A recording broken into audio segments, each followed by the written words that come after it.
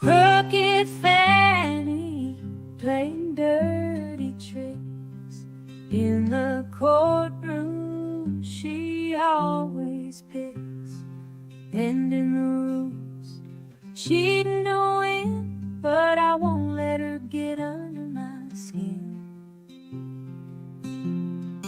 Down in Georgia, where the blues run deep, crooked justice, a secret they keep. But I see through her lies, I see the truth.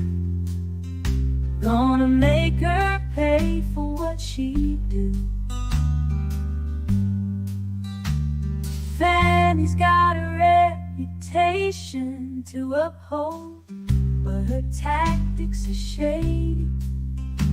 Story untold, she thinks she's clever, but I'm on to her game.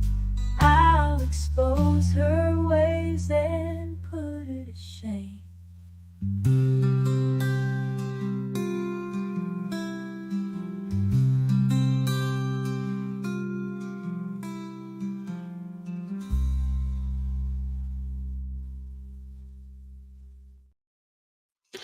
And when I said we should cozy up, I meant cozy up. Now, keep forgetting to close that door. Yeah. Welcome, folks. Welcome to Recap.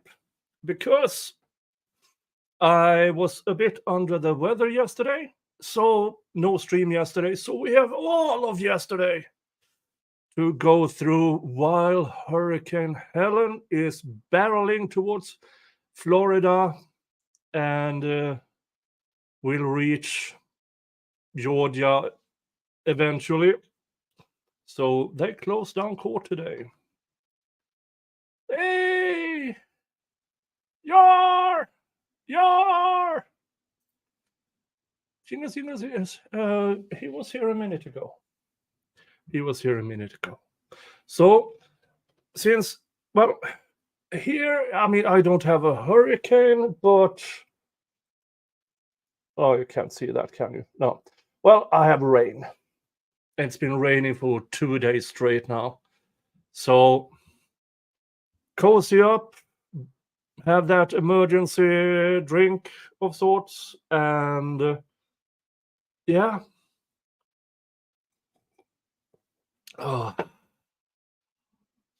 Some coffee and Bucky's. What the frick? Oh, hair everywhere. Let's get the hair free flowing. There you go. Hello. Oh. Hello, everybody. Good to have you here. I hope you are all safe and you have power. Well, if you haven't, you are not seeing this. But keep safe. Have bottles of water and yeah, just be safe, folks. Just be safe. And watching this Swedish guy, watching this crap tornado, Adrian Love. But, well, remember when Adrian Love had her direct examination of Mr. Zachary? She went on and on and on and on about absolute minute details that had barely any relevance. She got a bunch of 403 objections, which is, as Doug shouted at her, waste of time. And then it was Mr. Steele's turn. And let's see how long it took for Miss Love to start objecting. Tater salad is court in session today? No. That is why, because for you just joined here, hello. I am doing recap of yesterday because I was under the weather yesterday. So I can do the entire day today. So let's get on with it.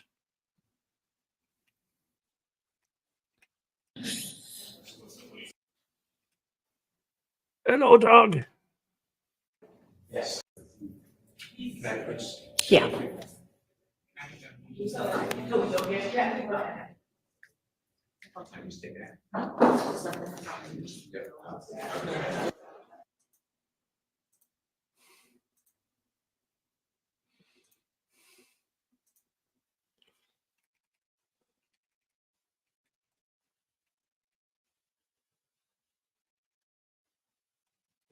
Skip ahead. There's Mr. Steele.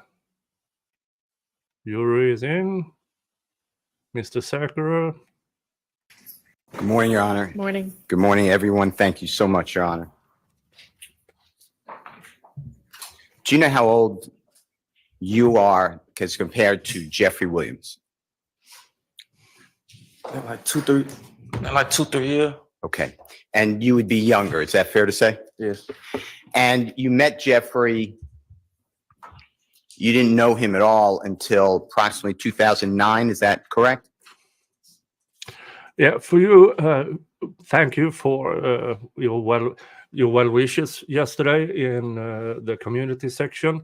Yes, I feel much better today. I took some painkillers and then I went to sleep, and I think I slept for 6 hours straight, which if you have been here before, you know that's a lot for me. Usually I sleep 2 times a day, 3.5 hours. So for me, sleeping 6 hours straight, yeah, I was probably coming down with something. But today, feeling much better, feeling much better. But thank you so much, everybody, for your well wishes. Probably, yeah. And you would be in 2009 about 17 years of age. Did I do that right? I'm not that wrong then. 16 years of age. What'd you say? I probably like 15. I mean, something like that. Okay. Do you remember a place here in Atlanta area called Jonesboro South? Yes. Did you grow up there? No. Do you remember it closing by any chance? Yeah. Did you ever know Jeffrey if he lived in Jonesboro South? Were you ever aware of him at that time? I went to school with his sister, but I ain't know him. Okay. So is it fair to say you met Jeffrey later when you were about 15? Does that sound right? Yes. Okay. And you met him through, do you remember who you met him through? Probably Trontavis or Boo One on. Okay. Okay. And when you were 15, Jeffrey would have been about 17, 18, fair to say? Yes. And from your observations, meaning your personal views, was Jeffrey interested in music at that time? Objection, Your Honor. Speculation. Overruled. Foundation.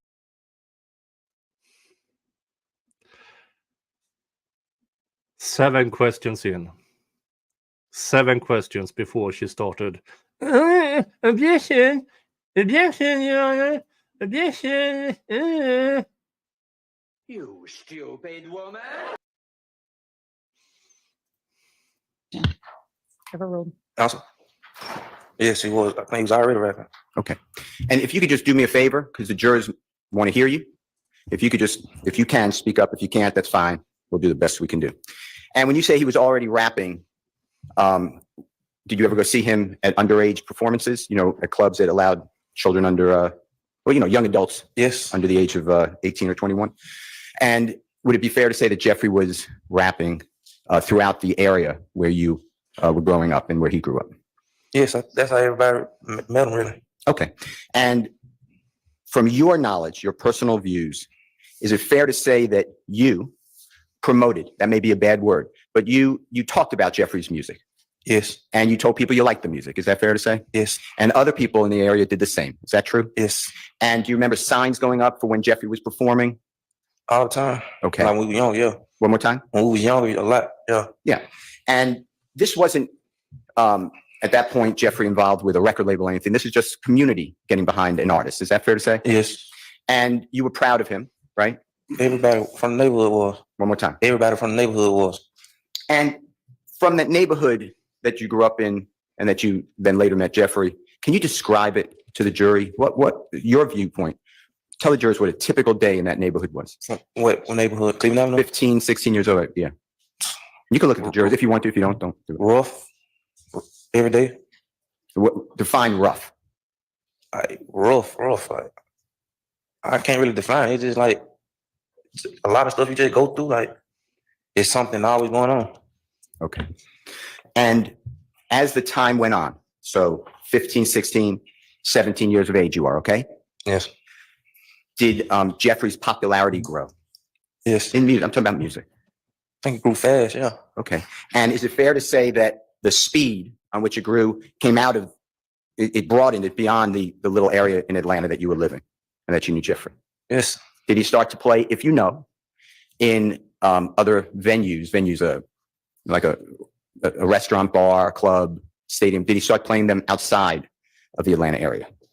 I think going like all the little towns and stuff like that. One more time. Like all the little towns and stuff like that. In Little cities and stuff.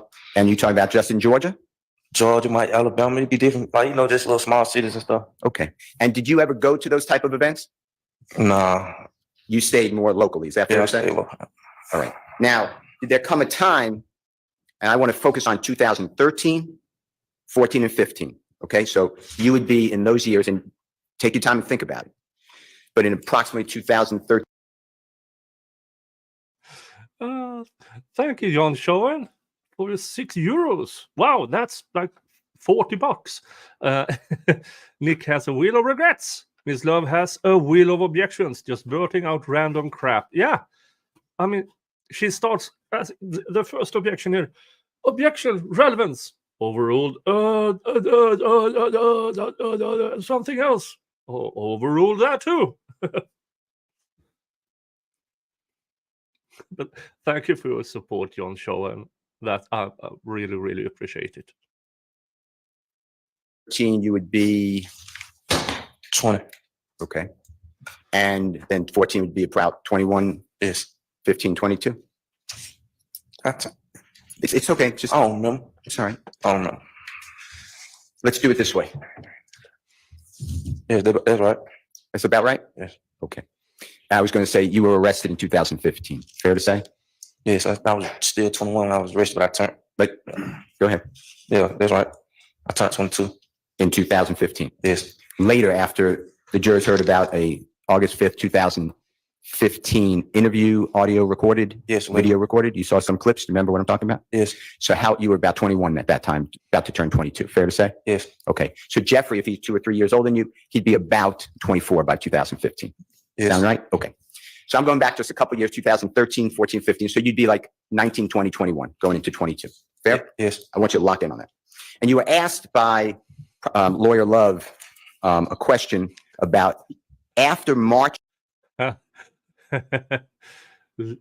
Not even the honorable prosecutor, not even prosecutor, just Lawyer Love. Yeah, no love lost.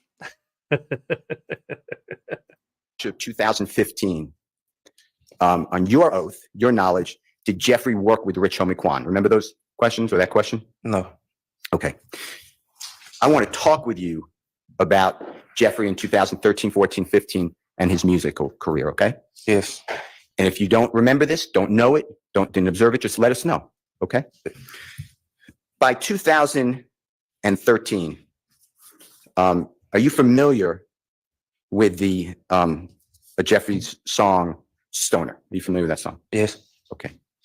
And do you remember whether it came out in 2013? Yeah, I think with 13. Okay. 13, 12, something like 13 went on. All right. And do you remember a song, same year, 2013, Danny Glover by Jeffrey? Yes. All right. And did that come out about the same time, 2013? Yeah, I think they came out like months apart or something like that. And tell the jury, they may not know these songs. Tell the jury, from your observation, how popular were those songs? How many views, and you don't have to give a number, but how did you hear on the radio? Tell the jurors That's all you heard? Objection, Your Honor, that's compound and it calls for speculation and there's not a foundation for his ability to say how popular it was. He can talk about his personal knowledge or feeling about it, but not everyone else. That's what the question I understood to be, personally. Tell the jurors. That's all you heard everywhere you turn? I can't hear it. That's all you heard everywhere you turn? Everywhere you turn, that's what you heard. Yes. Music-wise, you're saying? Yeah. Okay. And then going into the next year, 2014, I want you to lock in on that date, okay? You're approximately 20, about to turn 21, okay? Yes. Jeffrey would be about 3 years older than you. He'd be about 23, right? Yes. All right. And I know you said 2 or 3 years, so 22, 23. Do you remember a song personally? You know the band Rich Gang or the group Rich Gang or the? Yes. All right. Do you know a song called Lifestyle? Yes. Tell the jurors the popularity through your own observation of Lifestyle. That song took over the world. Like I couldn't hear you. that song took over the world. Like everybody loved the song.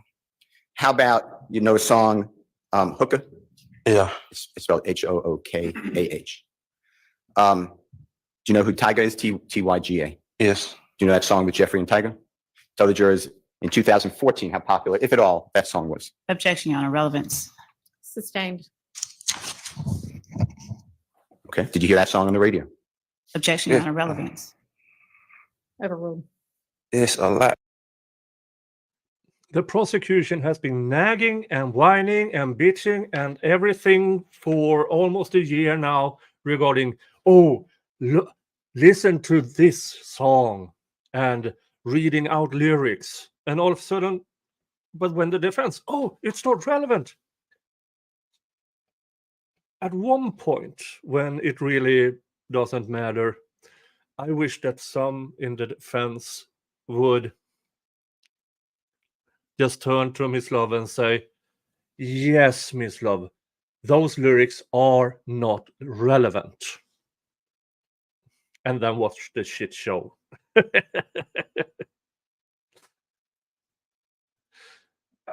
Okay. How about the same year, you know, an artist named Clifford Harris, phenomenal artist known as T.I.? Yes.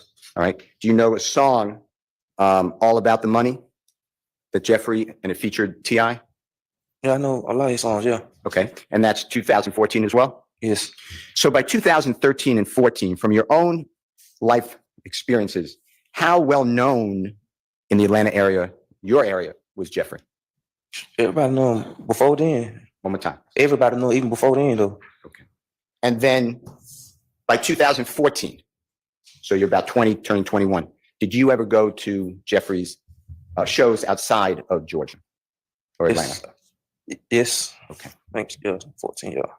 I couldn't hear the last thing you said. Yes. You said when I was down 14. Yes. Okay. Now 2015. Yes. You're 21, turning 22 later in the year. It's going to be the year you get arrested, right? Yes. Are you familiar with a song called Check, Check, Yes. by Jeffrey? And from your observation, was that a very popular song? Objection, relevance. Sustained. Yes. Okay. On back. That's okay. And it's not okay, Oh. but no one thinks you did that on purpose. I don't think. Move on. How about with that? It's spelled Withthat. You know that song by Jeffrey? Objection, relevance. Sustained. Best Friend, you know that song by Jeffrey? Objection, relevance. Sustained. I'm asking if he knows the song. I know. Hold on, what's this?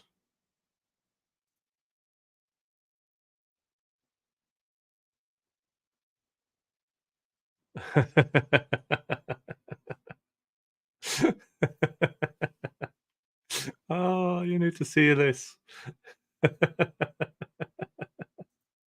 Thank you, Factual Life, for tagging me into this.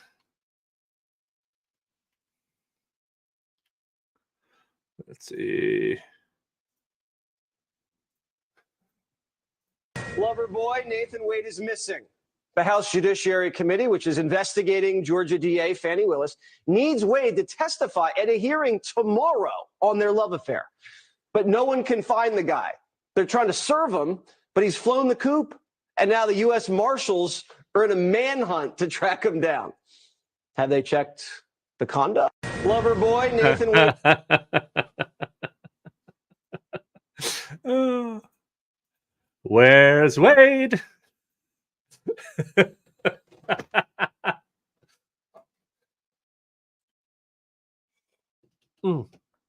Coretta Richardson Funny how they want the jury to believe Thug got money and fame from drugs, guns, and just crimes, yet no criminal record.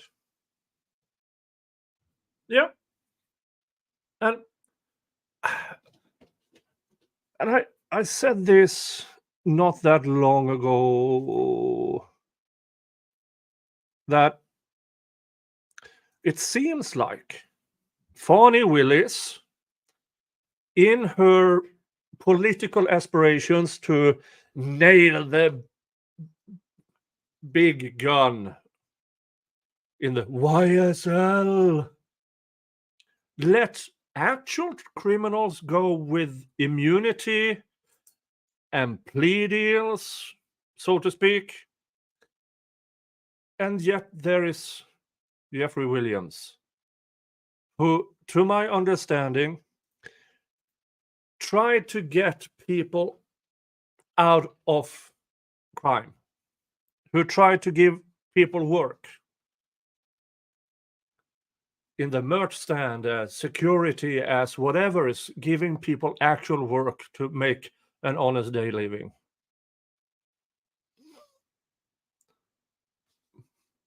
But we have something here over here over the pond in Sweden, a lot of charities that only they exist because of homelessness and because of drugs and stuff like that. But it seems like these wealthy people who are in the boards of these charities keep getting richer, and homeless people don't really get homes. Addicts really don't get that much help. It's almost as if it's just a tax scam. But here comes young Thug, Jeffrey Williams, does actual good in the community. And they can't have it. That is why they are spending $1 million a month prosecuting these 6 people. $1 million a month, roughly. What could though? I mean, $1 million. How many fire engines could you buy for $1 million a month? How many teachers could you employ for $1 million a month? How many actual cases in the docket in Fulton County could you take care of for $1 million a month? I had in this courtroom with misdemeanors or lesser felonies and stuff like that, they could take care of between 4 and 8 cases per day on average. So for 100 days, that is between 400 and 800 cases that where a victim could have gotten justice, a criminal could have been punished, or an innocent person could have had their day in court and then walk free. But they do this for $1 million a month.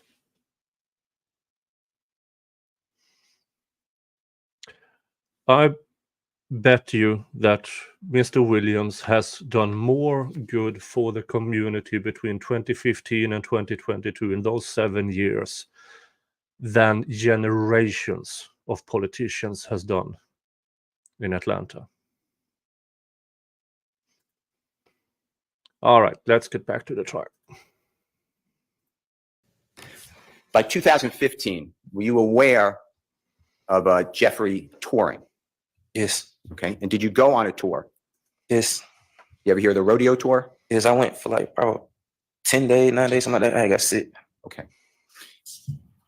And by 2013, 14, and 15, you met in approximately August 2014, you met Kenneth Copeland. Fair to say? Yes. And he and you became close friends. True? Not close, but yeah. Okay. And you met D'Amica and Garlington. right? I had already knew him. And you were close with him, right? Yes. And you were committing crimes with Demiki and Garlington, right? Yes. And Kenneth Copeland. Yeah. Okay. And while Jeffrey is, he's in the studio all the time if he's not touring. Is that true? Yes. Objection, Your Honor. Speculation, unless he has personal knowledge of Mr. Williams. Sustained. Have you seen Jeffrey in the studio?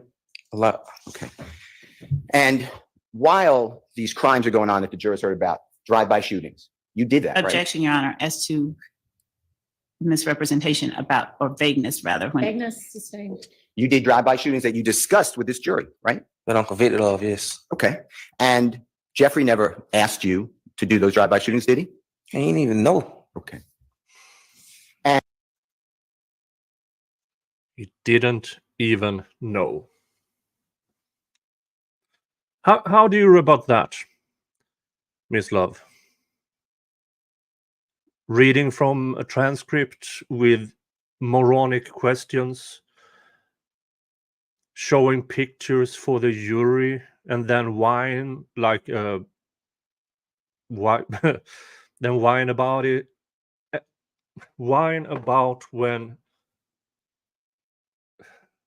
Mr. Short accidentally just points to his paper. You're so corrupt, Miss Love. To the core corrupt. But Miss Love probably believes that she's doing it for good, when she's actually probably, I don't know, when she sacrifices baby lambs to Satan in the morning, maybe she thinks, well, I do this so I can do good. Maybe it's that. And Jeffrey, you knew by 2013, 14, and 15, he is touring outside of Atlanta all the time. Is that true? objection vague. Sustained. Do you know if he's touring in 2013 outside Atlanta? Yes. Do you know if he's touring outside Atlanta in 2014? Yes. How about 15? Yes. I'm going to show you what's already marked. It's in evidence, Your Honor. It's Mr. Williams' numbers 220A. It goes up to 220XX. May I approach? May I just-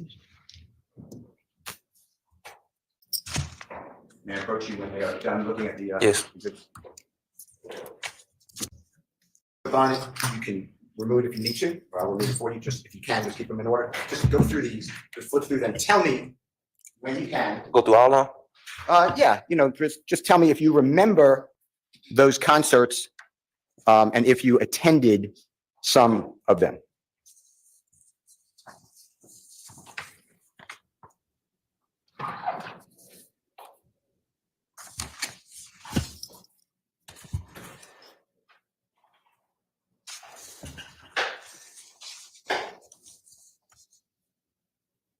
Well, let's go around. Judge, can I approach Ms. Brennan?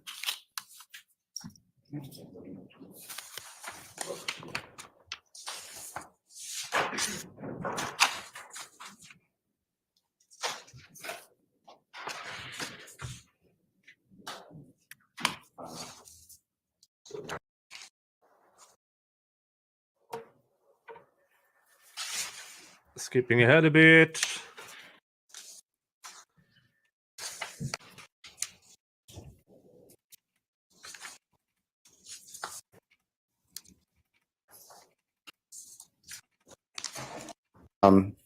Oh.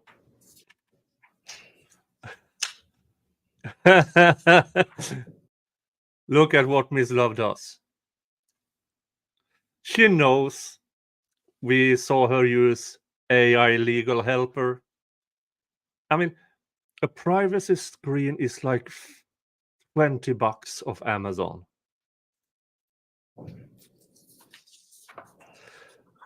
And then it's sideways. And this is the fun part. Now Mr. Steele sees. He just has to glance and he knows, okay, that's what's coming up. She's that stupid. She...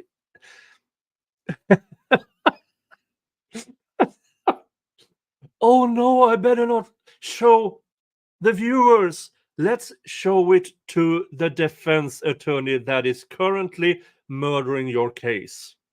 That's a great choice, Miss Love. Just like every other choice you make.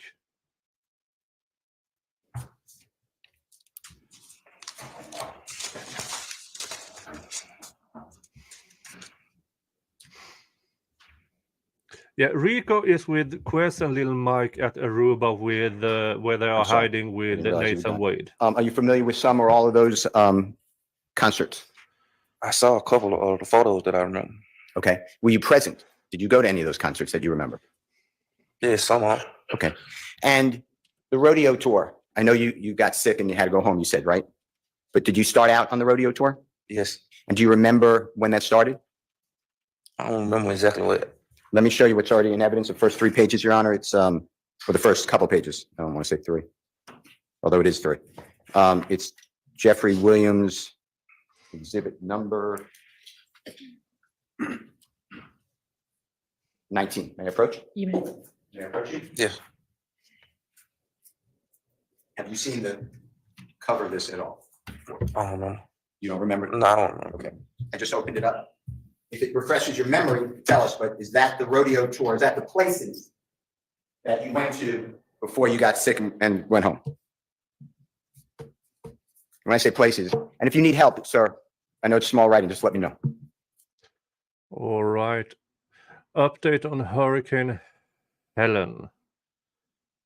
United Airlines has stopped flights to 4 Florida airports. And yeah, that's about it. The Tampa storm duration, they believe, is through Friday 1 a.m. Tallahassee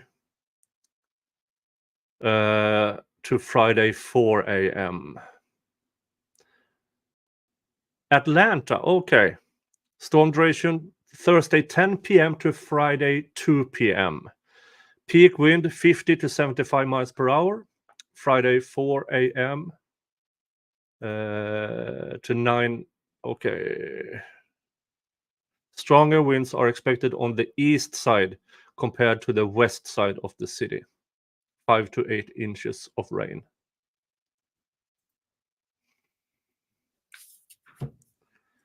So be safe, folks. Be safe. I remember what city I stopped at. What city did you stop at? Chicago. Had you ever been outside of the Atlanta area in those cities before the rodeo tour? Not nowhere. No area. I have a hard time believing they will be caught tomorrow as well. Which gives me the opportunity to catch up on Mr. Sprinkle's testimony, which I missed last week. Right? Not in those areas, no. Okay. Now, if you can see it, and it may not be clear, so I will come up with the court's permission. What date were you sent home? Or, did you have to go home for your illness?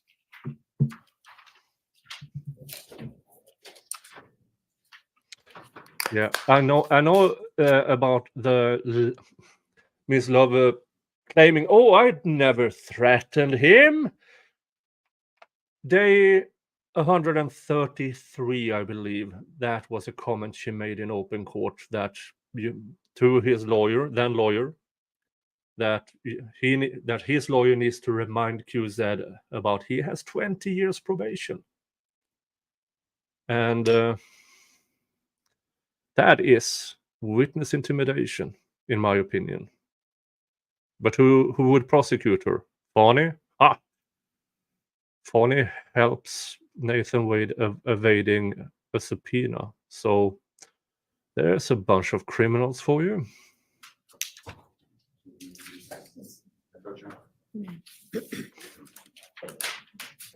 Eight, 1, 5. Oh no, I didn't know Chicago. That's why I remember the city. May I approach, John? You may. May I approach you, sir? May I come forward to you? Yes. Let me just look. Just point to me where it says Chicago. Right there? Does that say, if you could see it, March 8th, 2015? It was around the time. Okay. So, when you were sent home from that tour, by that time, March 8th, 2015, it is true, is it not, that Kenneth Copeland told you that he was committing crimes and shootings? Is that true? Objection, vague and hearsay. Overruled. Say it again. Sure. Is it Coretta Richardson became a member. Hey, thank you. And now you have access to all my members only content, members only emojis here on YouTube's. And also, if you go to the community section on the YouTube, you find the link to my Discord. That Discord is for you members mainly. So you get to know each other, talk about the different cases I cover, and just have some fun. Okay. But thank you so much, Coretta. That's very, very nice of you. true that by March of 2015, while Jeffrey's on the tour, Kenneth Copeland was not getting along with Shelkel, or you know who Shelkel is? I remember the name, yeah. Okay. They were not getting along. True? Objection would call for speculation. Sustained. If you know. Your Honor, that's for foundation. Do you know whether Kenneth Copeland told you that he was not getting along and was in a big fight with Shelkel? Before them days, he had already been told. That's what I'm asking, but I can't hear you, and tell the jurors. I say before them days, he had already told him. Okay. And when you say before them days, those days, Mr. Copeland was already in an argument, like that's my word, with Shelkel. True? Yes, A disagreement, right? yes, And it was violent. True? yeah. They would shoot at each other at times, right? Folks, this is Mr. Jingles. For you who don't know, we are all members of Mr. Jingles Viking Thugs. This is our supreme leader. And we are a non-criminal organization. We do not take responsibilities for each other's actions or words.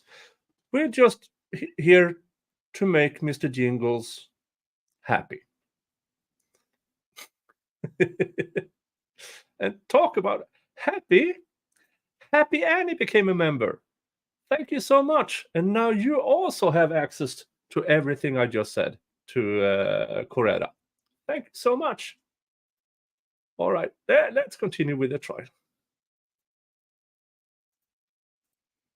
Yeah, Okay. And Kenneth Copeland told you that, right? yeah, Okay. Same with Donovan Thomas. Kenneth Copeland stole from Donovan Thomas. You're aware of that, right? yeah, yeah. He broke into his car, right? Yeah, I remember that. And he took his identification. Remember that? I think it was some jewelry or something like that. Okay. Mr. Copeland also took the peanut chain. Remember that? Yeah, I don't know what it was. I just remember something about some jewelry. It was jewelry. All right. And Donovan Thomas later found out that it was Kenneth Copeland who stole from him, right? Yeah, I think he ended up giving it back or something like that. I don't remember too much of that. That's fine. And you discussed that with Kenneth Copeland, right? I don't know if it was directly with him, but it was probably around him. Or Mr. Garlington, right? It was one of them, yeah. And all that then also includes Kenneth Copeland being beaten, embarrassed at Club Crucial on January 6, 2015. If you don't remember the date, just say I don't remember. I remember him getting fined. I don't remember the date. Okay. And Kenneth Copeland you saw him after the fight, right? Yeah. He had a knot on his head, right? Yeah. Black eye. Oh, yeah, I think his eye was swollen or something like that. Okay. And this happened at Club Crucial, and Kenneth Copeland was mad. He told you that, right? Yeah, yeah. Okay. And during that whole time, throughout the rodeo tour, you know, through your own observation, Jeffrey Williams was friendly with Donovan Thomas. True? Do the sorry, rodeo. Wait, go You ahead. know what, go ahead. Go ahead. Go ahead. I told, yeah, That's true, right? Tell the jurors. yeah, I've been told Shut that. up. Okay. And Jeffrey is doing his career, right? Yes. And Kenneth Copeland doesn't ask, to your knowledge, Jeffrey for permission to get into an argument or fight or shoot at anyone, does he? Wait, he a grown man. He ain't gonna ask the man. I mean, he You gotta- grown. You got to speak slower to the jurors. My bad. He grown. I mean, you know, he grown. He got it. Like, he don't control nobody. Okay. And you also told that to the police, right? Yes. You were asked, I started about Rich Homie Quan. You know who that is, right? The performer? Yeah. His name is Mr. Lamar. Do you know his real name by any chance? No, no, real name. Okay. And you were asked, and I think you said you don't remember, so don't worry about that. But after, I want to talk to you after, on and after March of 2015, is Jeffrey working with Rich Homie Quan, okay? In the music field. I want to focus on that, okay? That's what we're focusing on. You with me? Yeah. Okay. Did you know Jeffrey's contractual obligations at that time? And if you don't, just say, I don't know. Man, you gotta explain what you just said. Okay. Did you know whether Jeffrey was signed to an agreement with a record label that he had to do certain performances with certain people by March of 2015? Were you aware of that? I think he had a contract, yeah. Okay. And were you ever in any negotiations or meetings or review any contracts? No. All right. And did Jeffrey ever go to you and ask, is this a good opinion? No. And you follow Jeffrey's career to this day, right? What you mean? Okay. Like still listen to music? That was a bad, yeah. Yeah. Okay. And you did that your whole time since you met him, right? Yeah. And by 2015, were you, did you go to Europe with Jeffrey after the rodeo tour ended? No, I think I was locked up already. Okay. You knew he went though, right? Yes, I You heard about it. Okay. You knew he went twice in 2015 to play in Europe, right? And foundation, Objection, what? in terms of- speculation and foundation. Well, he's asking if he knew or not, so he can say yes or no. Overruled. I remember hearing about one of them in 15. Okay. Now, this is interesting. There is something in trials that is you can over object. You can simply object too much. For instance, the day before this, when all the 403 objections, at one point, because they could have done a lot more of those, but after 70 objections, 70% of them were sustained. You made your point. You don't have to do it anymore. Now, the more you get it sustained, the more you can object. Now, Ms. Love is objecting a lot. Most of them are overruled. That brings in that theory of over-objecting. At some point, the jury is going to look at you and wonder, can't you do this? And I would assume that Ms. Love, well, we already know she can't do her job, but it's different for the jury. And were you aware, if you were personally, that Jeffrey was written up in the New York Times, 2015? Objection, relevance. Sustained. Were you aware that Jeffrey was contracted with, if you don't know, just say it, Calvin Klein? Objection, relevance. Sustained. Do you were aware? This I remember in my haze yesterday. This is really relevant, but not for this witness. Mr. Williams' contracts with major companies, though many of these companies have an ethical clause in them, you can't actually do stupid things, then they will cancel the contracts. And so it is important. And I do believe that Mr. Steele knows it is important. And he also knows that this might be the wrong witness for it. But he is preparing the jury for when he is allowed to ask these questions. If it's towards somebody else of the prosecution's witnesses, or when he gets to his case in chief. He is planting the seed here. Because none of the major companies, like he said, Calvin Klein, none of them canceled him until he was arrested. None of them. And that's quite important because major companies don't want liability. They have better investigators than many police precincts have. So this is really important, but not with this witness. But I understand why he wants to plant the seed with this witness. Jeffrey was contracted with Puma, Objection relevance. Sustained. 2015. Your Honor, Yes. Were you aware that Jeffrey was written up in Vogue magazine? Your Okay, Honor, so that whole line of questioning, I think we're going to get the same objection and it's going to be the same ruling. By the time that you are, as you said, locked up, that means in jail, right? Yes. By that time in 2015, tell the jurors since that time your interactions with Jeffrey Williams. Since I've been in prison, Since 2015, you made bond one time, right? You got out and you were rearrested, right? I ain't saw him again. I can't hear you. I haven't seen him since. So since 2015, approximately, we're talking about April. Is that true? The first time you got locked up, then you May. made bond? May. Sorry. To this day, you had zero means no, communication with Jeffrey Williams. Is that true? I mean, I've been locked up the whole. I just got out, but last year before last. Okay, so the year before last to now, do you ever have communication with Jeffrey? No, While in custody, do you ever have communication with Jeffrey? no, Did he pay for your lawyer? no, Did he pay for any bond? no, He didn't contact you, right? no, and I ain't contact him. Because your relationship with Jeffrey wasn't this, he's the gang leader, right? No, it was never that. And you told that to the authorities, right? Yes. And when Kenneth Copeland is telling you about, and you know about crimes he's doing, that's not at the behest. That's a bad word. That's not to your knowledge because Jeffrey Williams asked him to, right? objection, that's speculation, and that would be just speculation. Sustained. To your knowledge, has Jeffrey Williams ever asked anyone to shoot up a home? No, To your knowledge and information, tell the jurors if you have any information, did Jeffrey Williams ever tell anyone to murder someone? I already told him he wasn't like that. He ain't get involved in stuff like that. To your knowledge, did Jeffrey Williams even know about the killing of Donovan Thomas until it was broadcast afterwards? Afterwards, he knew afterwards. I can't hear you. Afterwards, whatever, however you said.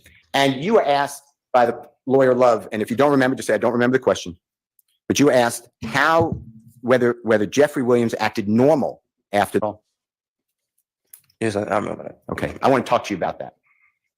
You saw Jeffrey Williams at his Sky House condo later in the evening of January 10th, 2015, going into the early morning hours, maybe better, January 11th, 2015, true? Like early morning, like, Okay, yeah, so it's the next day.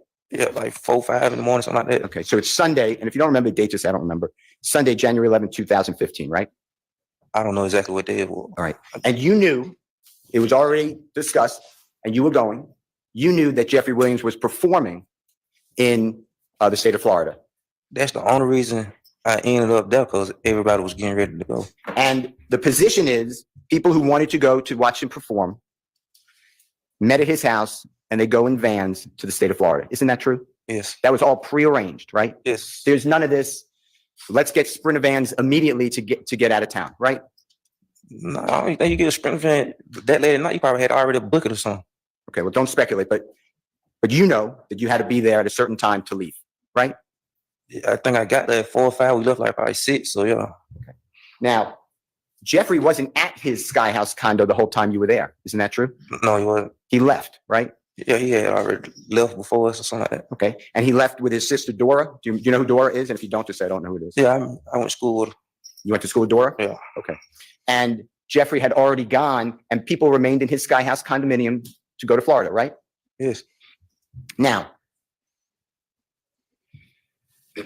did Jeffrey, when you said he acted normal, tell the jury whether you told the police this on August 5, 2015 and March 3rd, 2017, that Jeffrey was concerned and questioned, why would someone kill Nut? Do you remember that? I told him that. I can't hear you. Yes. That's true, right? Yes. Because Jeffrey was friends with Donovan Thomas, right? For my knowledge, yeah. No matter what you were doing, no matter what Demetrius Garlington was doing, no matter what Kenneth Copeland doing, Jeffrey still performed with Rich Homie Quan going into January 2015. You know that, right? Yeah. You saw Jeffrey and Rich Homie Quan together. If you were there, were you in Florida? Let me ask this first. Forget what I said. Were you in Florida going into New Year's of 2015? So it's December 28th, 29th, 30th, 31st of 2014, striking into New Year, January 1, 2015. Do you remember if you were in Florida? I don't remember exactly like All right. Okay. But you saw in Florida Jeffrey and Rich Homie Quan together, right? yeah, they had like couple shows back to back in Florida. And you went to them, right? I went like 1 or 2. All right. And this is after the, God forbid, the killing of Mr. Thomas, true? Yes. And from your observation, Rich Homie Quan and Jeffrey, although maybe sad, they were getting along, right? I mean, I told them everything was still like normal. Like, No matter what was going on with you or other people and drive-by shootings, that had nothing to do with Jeffrey from your vantage point. Is that true? no. Am I right? Yeah, you're right. How many other people do you personally know, have the notoriety, that's a bad word, are as well known as Jeffrey Williams? Objection, relevance. Sustained. How many people from your neighborhood besides Jeffrey are well-known musical artists like him? No. Now, I want to talk to you about a performer known as Dwayne Carter. He performs by Lil Wayne, okay? Yes. You know his music? Some of it. Do you like his music? Yeah. All right. From your observation, does Jeffrey like his music? Objection, speculation, foundation. Overruled. He love it. I can't hear you. He love it. Jeffrey loves Lil Wayne's music. Is that what you Yes. said? Okay. And you knew this back in 2009 when you met Jeffrey. Okay, storm update. Apalachicola, Florida. Peak wind 100 to 120 miles per hour between Thursday, 7 p.m. and 12 a.m. Rainfall 10 to 12 inches. Storm surge 10 to 15 feet of surge. Peaking at landfall Thursday between 8 p.m. 12 a.m. Apalachicola. Thank you, Daily Quick Bites. So that seems to be more, of the cities they mention here. That will be with the storm surge. Then you also have Steinhatchee, Florida, 90 to 110 miles per hour peak winds. Storm surge 15 to 20 feet of surge. Peaking around landfall Thursday, 8 p.m. to 12 a.m. Jesus Christ. Folks, be safe. Be safe. Let's get back to the trial. I will do the occasional update at CNN live weather something. Oh, this is going to be rough in Florida. 2008, whatever the year is. Yeah. Yeah. Is it, do you know what the word idolize? You know what that word means? Like look up to him. Yeah. Something like that. Yeah. Is that something how you would describe Jeffrey with Lil Wayne? Most definitely. All right. Now you were asked by the detectives on August 5, 2015, as well as by the DA's office and the detectives on March 3rd, 2017, about the shooting of the tour bus of Lil Wayne. You know what I'm talking about? Yes. All right. Do you have any information that Jeffrey Williams knew that tour bus would be shot before it was shot? No. Do you have any information that Jeffrey ordered, asked for? If I'm losing you with my word, just say I'm confusing you. I'm not trying to. The shooting of that bus. No. Okay. Do you have any information that Jeffrey was fond of, was happy that bus got shot? No. In fact, Jeffrey was the opposite, right? Speculation. Sustained. Do you know if Jeffrey was upset that happened? Objection, Your Honor. It would still be speculation. Sustained. I want to talk with you about, remember Lawyer Love asked you questions about Free Roscoe? Yes. You know what I'm talking about? Yes. Okay. And Roscoe, do you know his given name, Jimmy Winfrey? I don't know his real name. I can't hear you. I don't know his real name. All right. I'm going to call him Roscoe for now. You know who I'm talking about? Yes. And you told the jurors that you're aware that he pled guilty. Do you remember that? Yes. Now, do you remember speaking with law enforcement, specifically Detective Dennis, Detective Gaither, about the Lil Wayne tour bus shooting on August 5, 2015? Yeah, I remember. I can't hear you. Yes, I remember. Okay. And is it true that you told them that you didn't think that Roscoe did the shooting?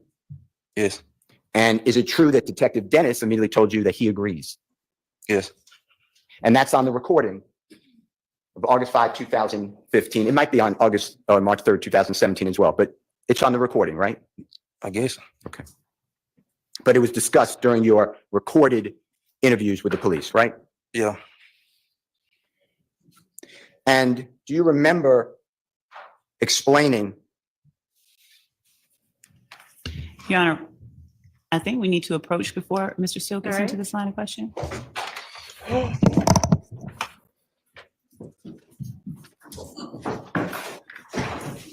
First sidebar of today. Sidebar counter. 267.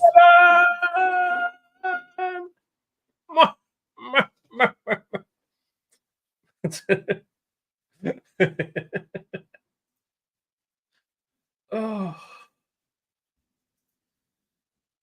Let's see.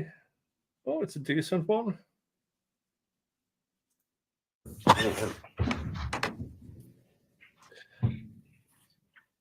The defense seems to be smiling. All right, Mr. Steele, come on back up.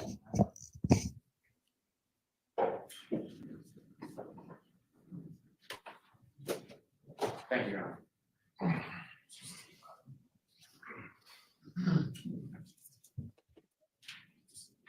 Now, are you aware the early morning hours of Sunday, January 11th, 2015? So to orient you, Donovan Thomas, God forbid, is shot the evening before, okay? Yes. So you go to Jeffrey's home at the Sky House, okay? That's what I'm locking in on. Yeah. All right. And at that time, were you aware that Jeffrey had several residences in Atlanta? Yeah. All right. He had other condominiums with an S. Is that true? Yeah. Do you know what a condominium is? And if you don't, high-rise apartments. Condo. Okay, condo. There you go. Okay. And when you were asked by Lawyer Love after the killing of Donovan Thomas was known that Jeffrey acted normal. Remember I asked you about that a little bit ago? Yeah. Okay. Did you ever see a social media post by Jeffrey about Donovan Thomas that morning? Yes. Okay. And did it give Jeffrey's heartfelt condolences? And Your Honor, Sustained. Let me show you with the court's permission, Mr. Williams, exhibit number 265. Okay? Your Honor, can Mr. Kokumo approach Mr. Zachary? Yes. The state has already, but would you do me a courtesy, just show it to the state again? Mr. Kokumo is going to come to you, Mr. Zachary. He's going to approach you, okay? Okay. He's going to show you something. Don't say what it is. Just tell us if you recognize it, if you know what it is, okay? Okay. Yeah, and then we'll take out. Can you show it?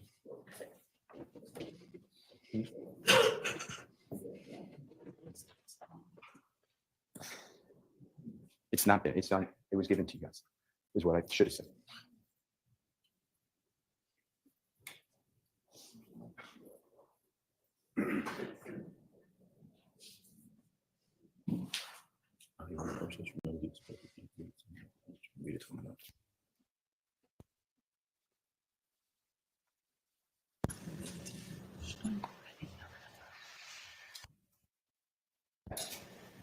I saw it before, but what do you mean recognize? I saw the picture before.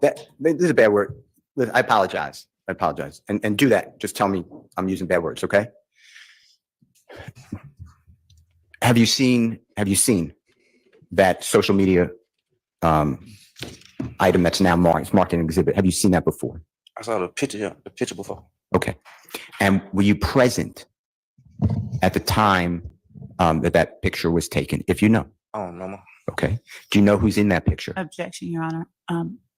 One, I would ask the exhibit number again and 265. thank you, and the relevance of who is in the picture. And I would ask that the witness, given his former statements, his previous testimony, not be allowed to talk about, not be allowed to Taking objections. display through his testimony what the exhibit is until it's admitted. I just asked you to know who's in the picture.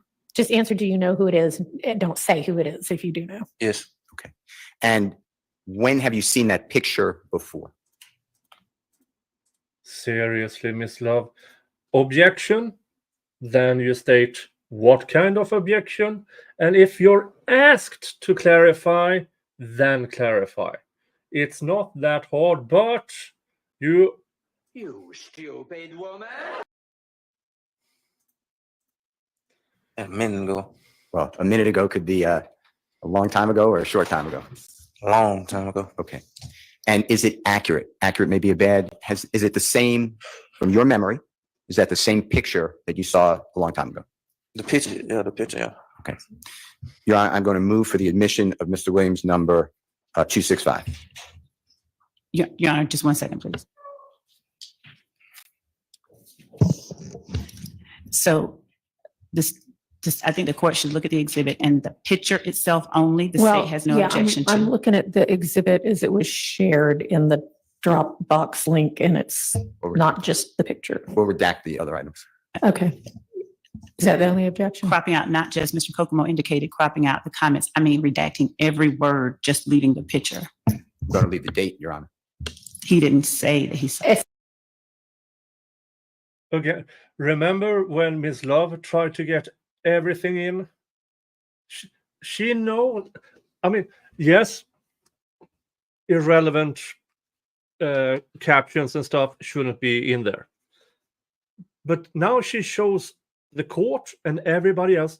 She knows you're not supposed to have those in unless they ask for it and it is allowed.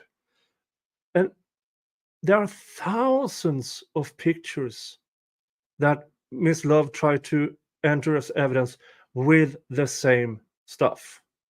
She does it knowing she is not supposed to because she hopes she can get away with it.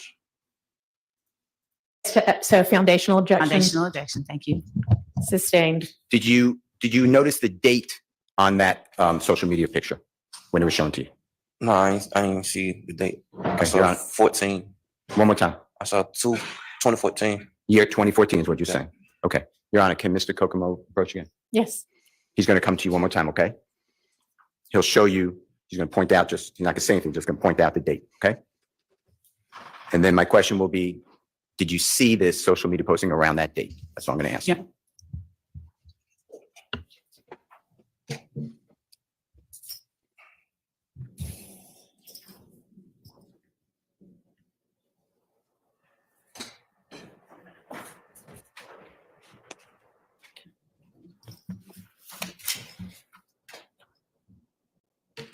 You had to tell me.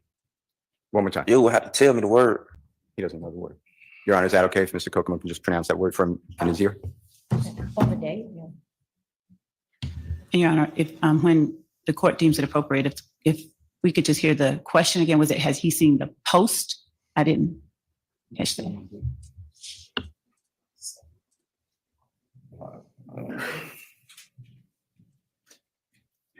Do you remember, and if you don't, just say I don't recall.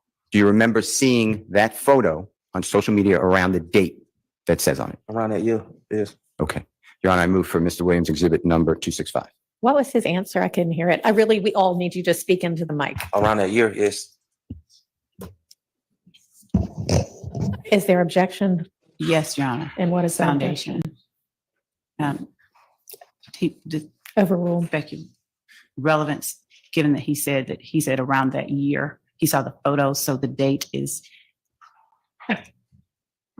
I mean, that's a very broad year. It's 12 months long. So I don't think there's enough foundation for the date to come in at this point. That's fine, Your Honor.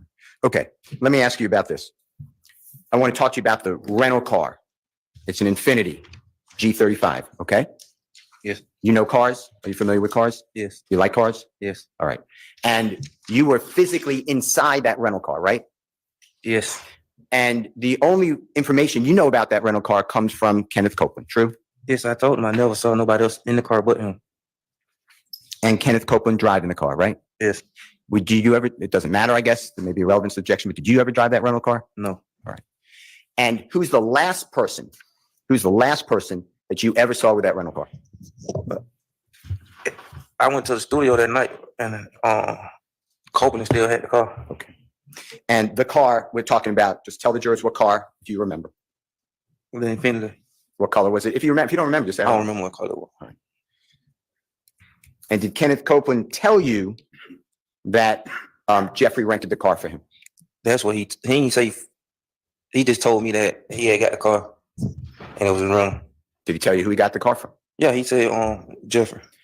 At that time in 2015, did you know anybody else in your group besides Jeffrey who could rent a car? No.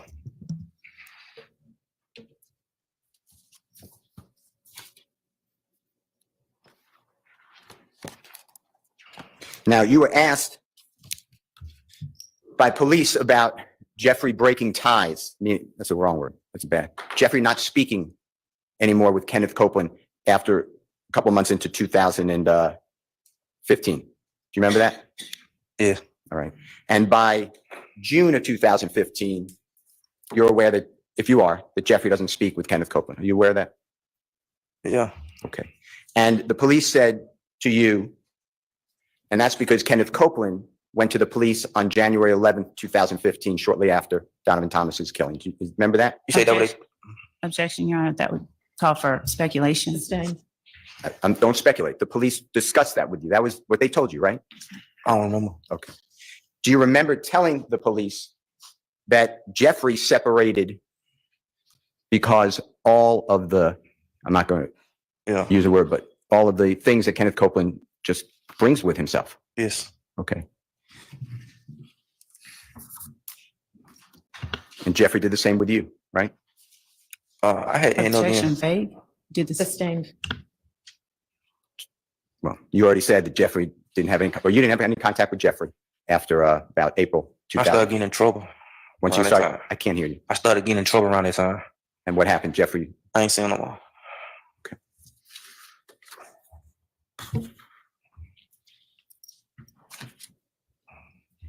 Do you have any information to share with this jury that Jeffrey was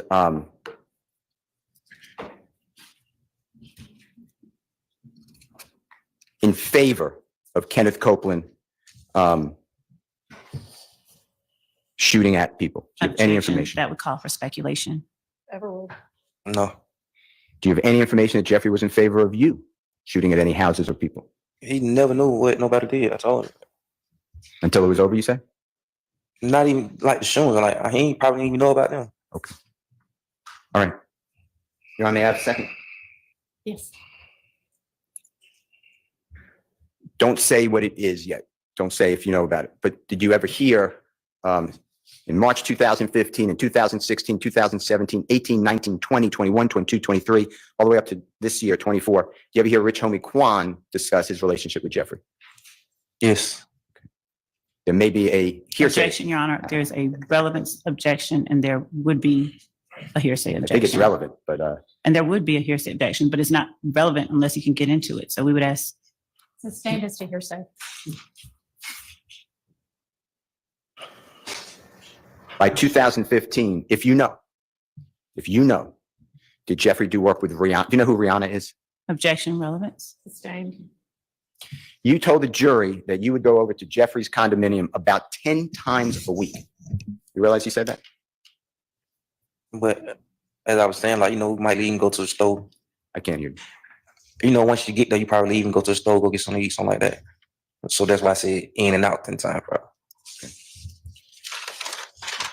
From Jeffrey's schedule, do you know that you were at his house? How many times you were at his house in 2015 until you were arrested? Do you really know? Not that in 2015, not that much. I can't hear you. In 2015, not that much. When were you talking when you said 10 times?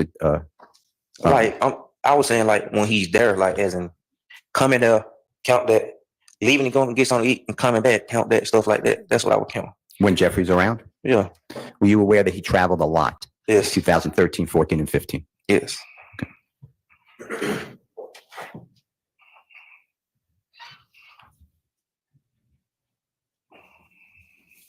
Do you know when Jeffrey moved out of the Cleveland Avenue area? And if you don't, just say, I don't know the year. I don't know that. All right. Now, you were asked about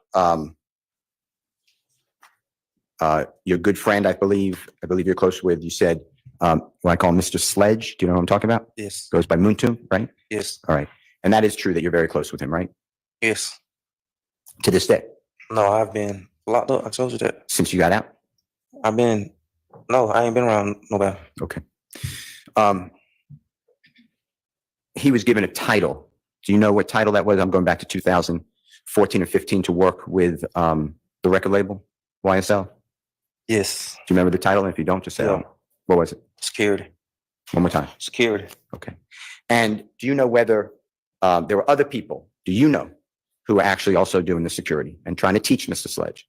Yeah, like bodyguards and stuff like that. One more time. Like bodyguards and stuff. That's what you mean? Yeah. I can't hear you. Like bodyguards. Okay. Yeah, bodyguard security. That's right. Yeah. And were you aware that there were other people training Mr. Sledge on how to look for bodyguards? Were you aware? And if you don't know, just say, I don't know. Wim says, well, yesterday my kid turned 22. I'm old. Oh, no, you're not. I mean, depending on when you had the kid, you could be 40. That's not old compared to me. And thank you for being a member for 14 months. That is almost an elephant's pregnancy long.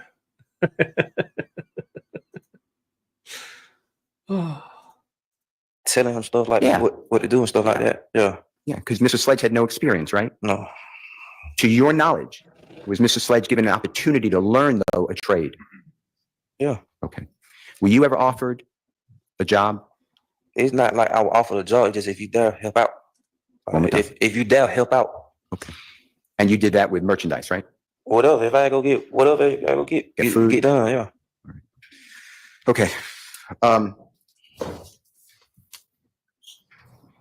Now, I'm not going to go into unless you want to, but you mentioned several times illnesses. Yes. You didn't feel well.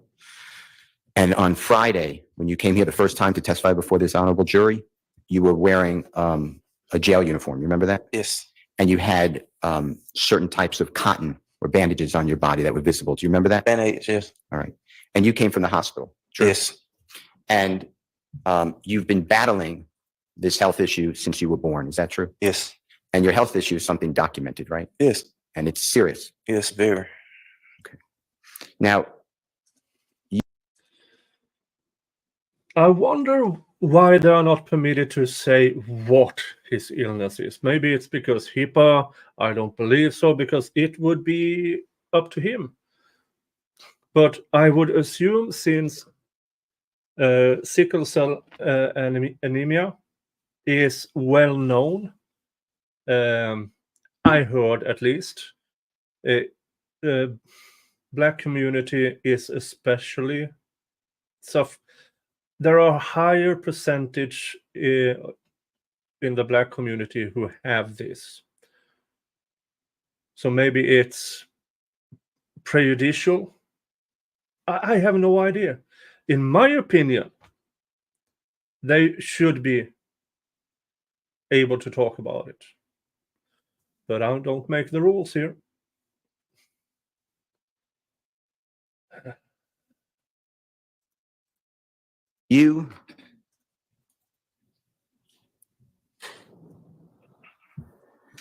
you had prior, you were called to this courthouse on around January 10th and 11th of 2023, a year before this year. Do you remember that? Yes. And you came from Augusta, Georgia area. Is that true? Carolina. Oh. Sustained. Do you remember Lawyer Love? Objection, Your Honor, relevance to this entire line of conversation about previous appearances by this witness. Goes to bias. I don't know what it's going to be. I could tell you. Your Honor, could we approach him? Yes. He is not improper. Let's take our morning break. Yeah. Miss Love really don't want this line of We don't still questioning in. need to approach or just put it on the record.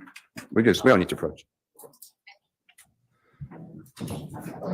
Get to a microphone, Miss Love. You chicken.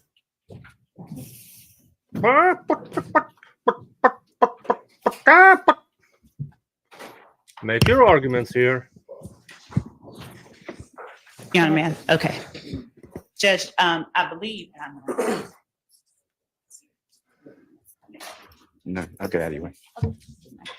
Your Honor, I believe that the line of questioning that Mr. Steele is going to get into is one that he has attempted to raise previously. With the court's predecessor, Mr. Steele announced on the record that he wanted to bring in Mr. Zachary's lawyer to prove that I had committed prosecutorial Oh. misconduct. Mr. Steele represented that. Oh, here, yeah. This is about Miss Love telling Mr. Zachary's now previous attorney about, hey, but wait a minute. If it said this to Glanville about, so that would make it twice she threatened Zachary through his lawyer.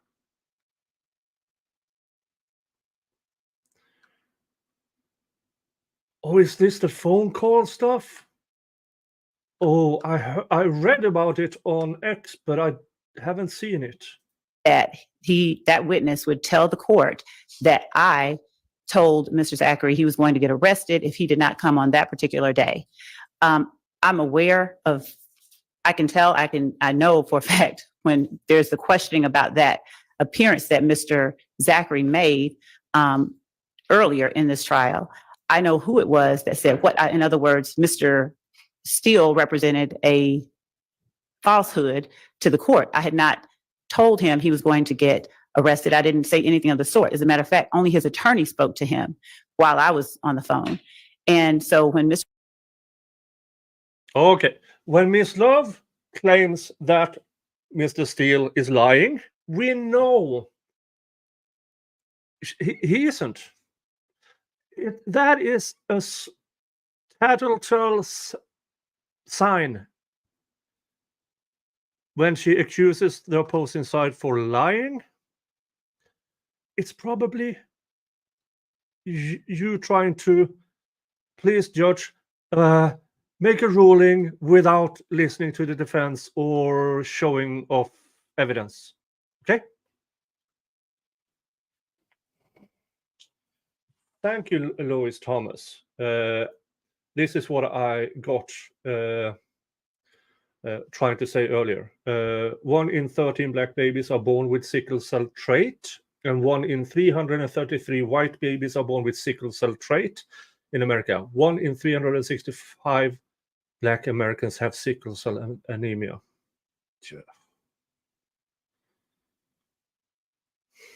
Yeah. I don't know enough about this illness, except I know what the little I've read about it, it can be extremely painful. It can, if untreated, it can kill you.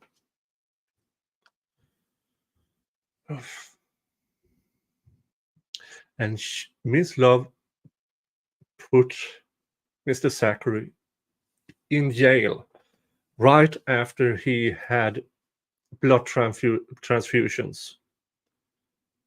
And after this is of the limited information I have.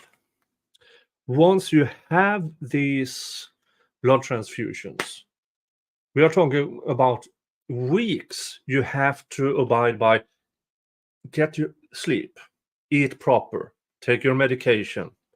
And she put him in Rice Street. That's just evil. Mr. Steele says to the court that it goes to bias. I would ask for a proffer from Mr. Steele about what he intends to ask this witness and the relevance of it. Mr. Steele?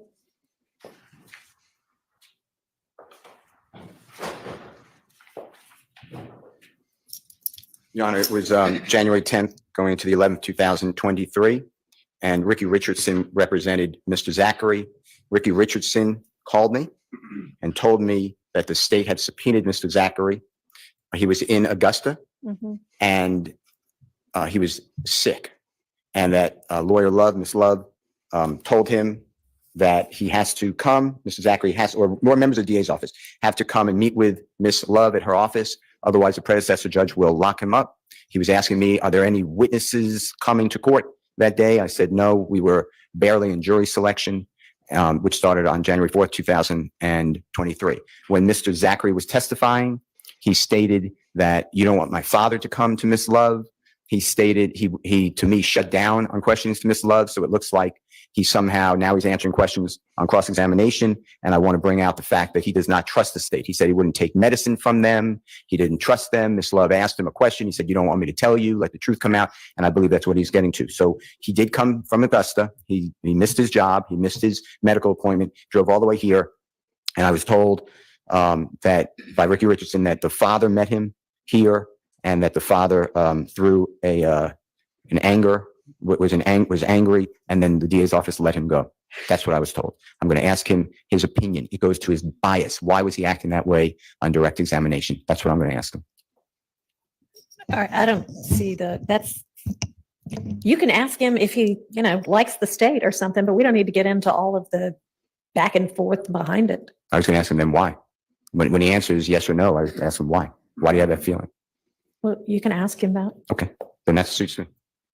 Thank you, Your Honor. So as long as there's not that specific line of questioning that was presented early and it's just how do you feel about the state and why, then I don't have any further objections. All right. I mean, I don't know what his answer is going to be, but, okay, we'll just see what he says. And Your Honor, I'd also just wanted to make the record clear with respect to anything that Mr. Steele is representing, Mr. Richardson said, I would ask that he not be allowed to backdoor that. If he wants to call Mr. Richardson as a witness, that's fine. But to get into Mr. Zachary's feelings about something Mr. Richardson said to him about something that I said or someone. What's that called? You have that excuse every time. It's present sense reaction or whatever it's called. Why doesn't that apply here? Is it because you don't want to? One from the state said. Well, are you representing that nobody from the state said anything like that? I'll tell you exactly what happened. We called Mr. Zachary. I called Mr. Richardson. I let him know that Mr. Zachary was under subpoena. And I asked him if he could reach out to Mr. Zachary because he had not appeared and we wanted to set up a date for when he would actually come in. Otherwise, we could put him on call or he would have to be here until it was time to testify if he's not going to appear. Mr. Richardson then called Mr. Zachary. I was on three-way because I never spoke to him. And I think that there was someone else. There was an investigator because we were on speakerphone.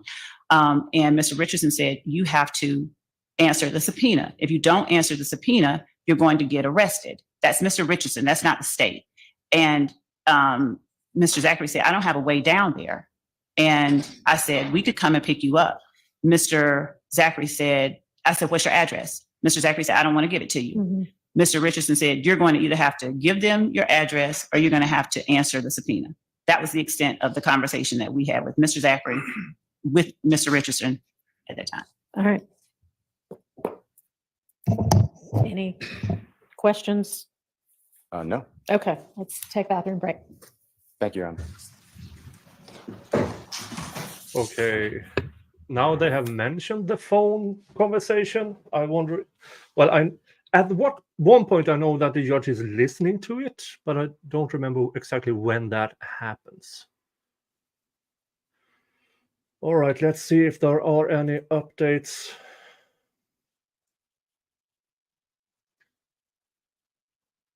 Okay, as of 2 minutes ago, Hurricane Helene is on the verge of Category 3 strength. And the winds are, I can show you instead here. As you can see, these galaxy arms are already touching in on land, but the actual danger spot has a few hours. maximum winds of 105 miles per hour with higher gusts, according to the National Hurricane Center. Winds are now just 6 miles per hour away from Category 3. Centered 255 miles southwest of Tampa, and is moving to the northeast at 14 miles per hour.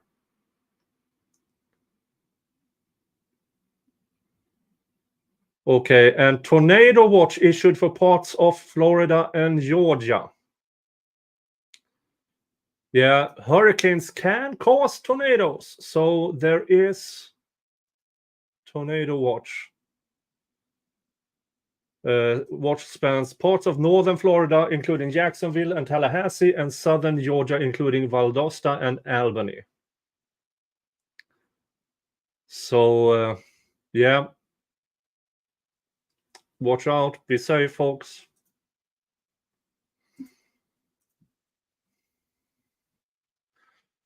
Let's skip this.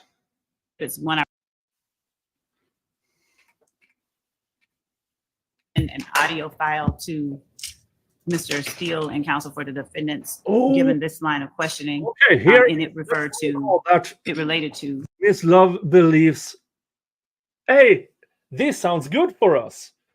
And what I've been told, no, it doesn't. This line of questioning. We didn't ever expect to use this. I just want to apprise the court that it's coming. It's about a 3-minute clip. It's one I referenced earlier with Mr. Zachary's father and Mr. Zachary arguing with an investigator for the state and threatening to reach out to certain lawyers regarding our attempts to secure him to come in and testify. So we're sending that now to everyone. It's not something, again, we expected to use or would have used. Talking to the mic, please, everybody. There's a file coming everybody's way that I'm sending now, based on the line of questioning that Mr. Steele is getting into. I'd like to hear the recording. I'm sorry.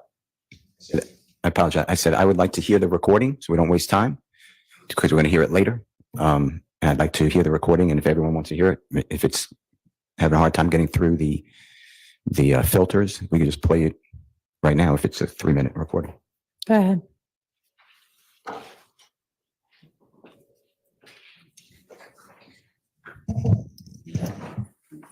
Yeah.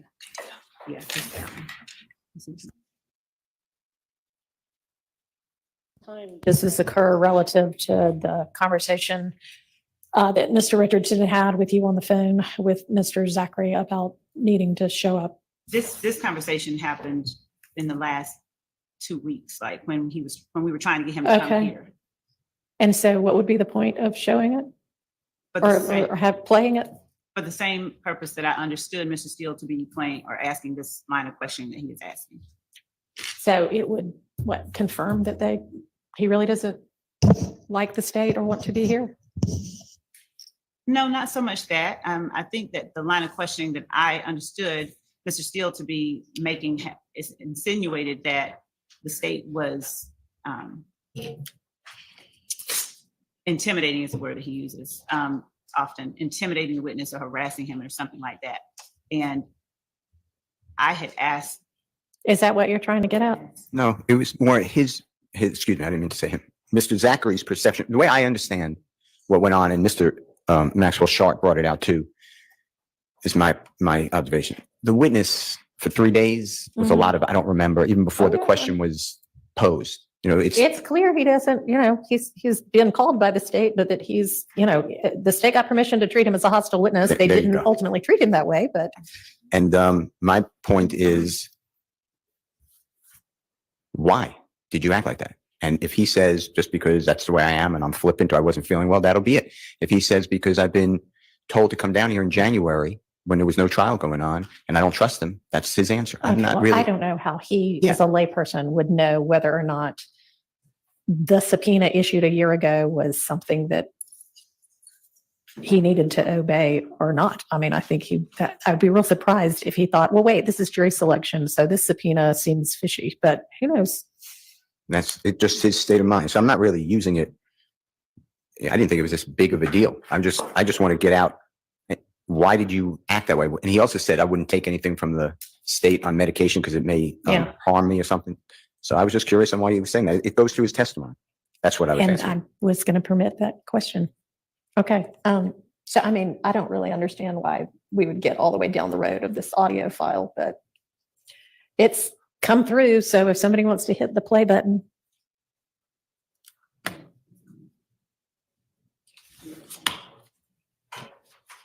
Is this Mr. Zachary saying anything, or is this just his father? All right. Hey, you got something looking for us for? You got a subpoena thing you looking for us? Who is this? I know you don't have a warrant because the subpoena expired, so you got a warrant or something you looking for us for? Who is this? You know what you're doing is illegal, right? Who is this? It's Mr. Zachary. I got Quindarius right here on the phone. Okay. I want to know what's your problem, sir. Listen to me, Mr. Zachary. Listen to me, Mr. Zachary. Now, listen. Your son asked the question. Call whoever you like, sir.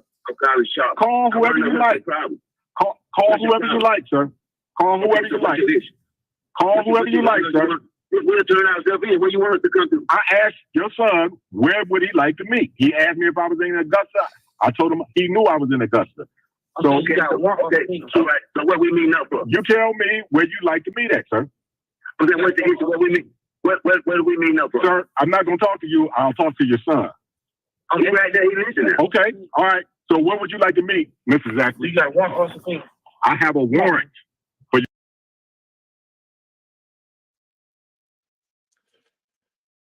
So Miss Love's investigator actually says he has a warrant, not subpoena, warrant. That's serious because that is her, this see you next Tuesday, her investigator is telling Mr. Zachary, you're going to be arrested. That is what a warrant is. Let's listen to that again. Sir, I'm not going to talk to you. I'll talk to your son. Oh, he's right there. He's listening. Okay. All right. So where would you like to meet, Mrs. Zachary? You got one also. I have a warrant for your arrest. What? Yeah, how you gonna have I have a warrant for your arrest, which is a lie. want somebody in the hospital? Sir. How you gonna have a warrant for somebody been in the hospital? Sir. Who can I see? Who is your supervisor? I am the supervisor. May I please? Oh, if asked to talk to the supervisor, you cannot say I am the supervisor. Who is this person? One of Miss Love's investigators who is lying, misrepresenting, making claims. Jesus You know who your Christ. supervisor is, sir. Sir, is your son willing to meet? Are your son? You know you can't deny. Are your son? You know you can't deny me. Mr. Zachary. Mr. Zachary. You know you can't deny. Mr. Zachary. Okay. So I just take it. So I get. Sir. Okay. So Mr. Zachary. Please let your son know I have a warrant for his arrest. I have a warrant for his arrest. Well, call have shit. You lying. That is an absolute falsehood. That's an absolute falsehood. Absolute falsehood. I'm not gonna send you anything. I'm not gonna send you anything, sir. I'm not gonna send you anything. I promise you one thing. We got attorneys and your ass in jail for this. What you doing? And you know it's illegal. Good. You know it's illegal. Good. You see this man in the hospital, you need to come to the hospital. And you gonna come to the hospital. I guarantee you. I get a private investigator and a lawyer on you today. Real good. I guarantee you. Real good. Who is your supervisor? Good. Can I please have your supervisor number? Sir. Can I please have your supervisor number? Sir. Yeah. I'm not gonna continue to have you talking to me. But I don't know who you think you're dealing with. You're breaking all kind of law. Listen. This probation officer already told us you breaking the law. Your son. Your son. You breaking the law. Your son. Is your son unwilling to meet? You breaking the law. Is your son unwilling to meet with me? Is your son unwilling to meet with me? Do you know? We'll turn ourselves in. We coming to the Fulton County Jail. We coming in court. We'll be in court Monday, or we'll come to the Fulton County Jail. Go to the Fulton County Jail. Do you want to go to? You ain't got to even go that far. Do you want to go to the Richmond County Jail? Do you want to go to the Richmond County Jail? And now he's threatening the dad with jail. There are a couple of outright lies here from the prosecution's investigator. First, he says he has a warrant, which is false. Then he says, I am the supervisor. No, you're not. When asked for a supervisor, that's the person who tells you what to do. Now, that person could be the head investigator or Ball's investigator, or even Miss Love or Miss Willis. But you are not your own supervisor.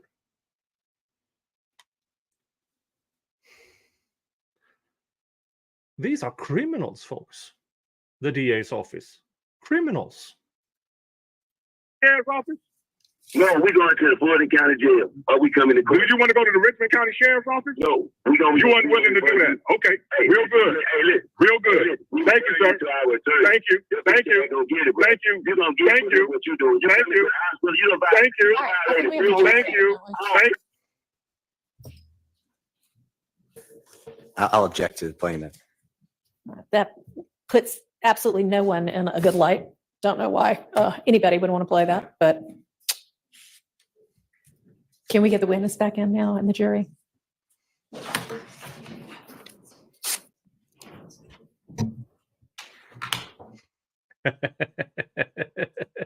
Louis Thomas.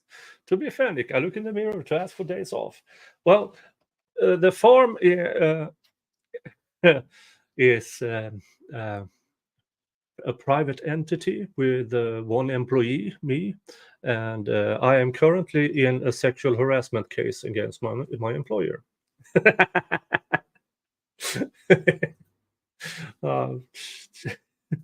Let's move on.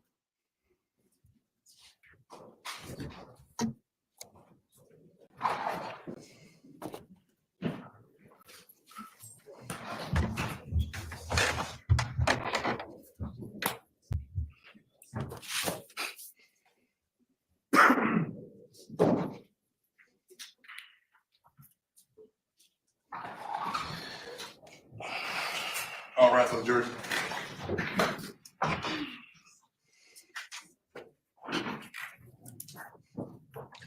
That fake warrant should have been in January of last year.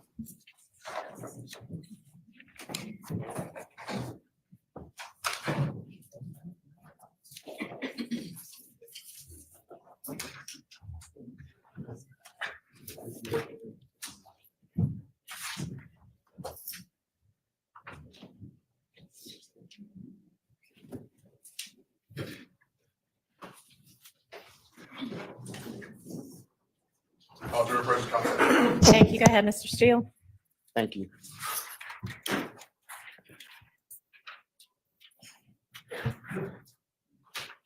When you testified last Friday, then Monday and Tuesday, when you were being questioned by Lawyer Love, that's what I'm focused on, okay? Miss Love, asking you questions? Yes. Some people may have observed that you said a lot I don't recall. Remember that? Yes. All right. Is there a reason that you were saying that when being asked questions by the prosecutor? Because a lot of it I don't remember. Like, probably. Okay. You were also asked by Lawyer Love whether she can get you any medication. You said you were not feeling well. Yes.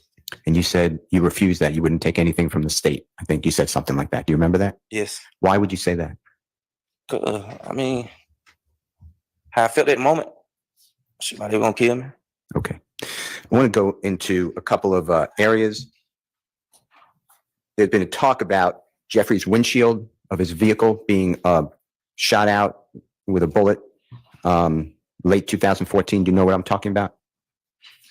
I remember hearing something about it. Yeah. Say it one more time. I remember hearing something about it. Okay.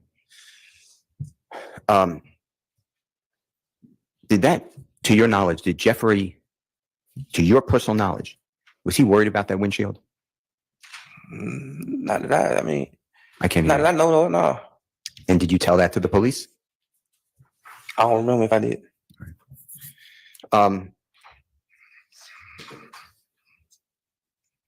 Do you remember you personally seeing, or even doing that when people were around Jeffrey or in his home, they would steal from him?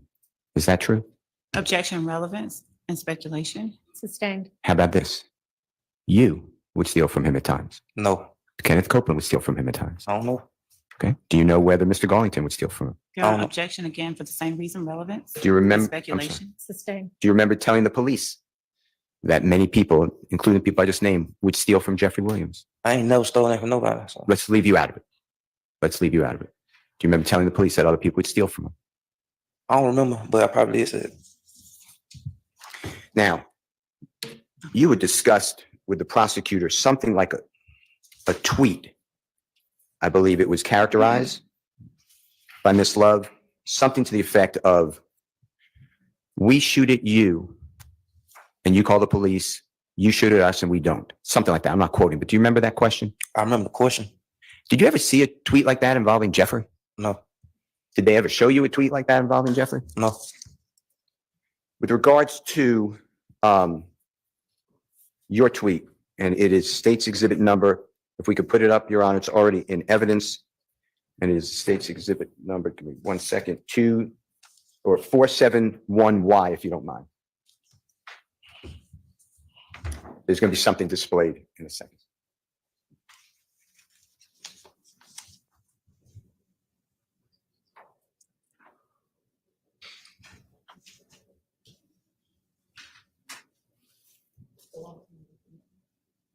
Yeah, someone to say something.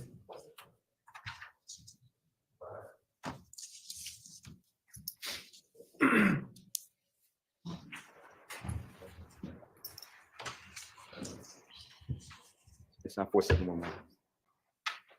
It's the one that's in.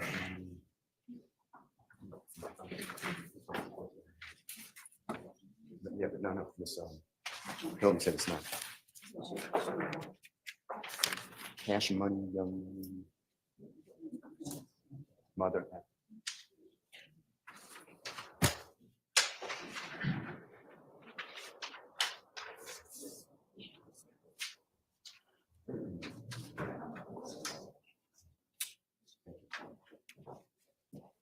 Yes.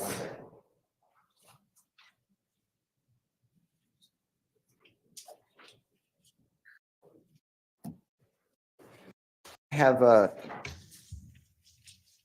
display, an exhibit that was introduced, Right. and I have it. It says just beginning cash money, Without, young money. Your Honor, the number he listed was 471. 472, right? 472Y. That's what Maybe you said. I said 471. Okay, I don't know. I thought I heard you say 472, but I don't know if that's I don't know. it or Your Honor. not. Anyway, there is a 471 also. That's an Instagram post. Both of those are in. Did you not find it? We can't. That's what we're Okay, looking well- for. Oh, that might be 47. Yeah, I He's- tendered one and it was admitted. oh, Your Honor, I apologize. It is 471Y. I was given the other part of it, so I apologize. If we could display 471Y. Okay. Thank you so much, and thank you so much. If you can look at this, I believe you were already asked about this. And I'm going to, you recognize this? It's already been in evidence? Yes. Okay.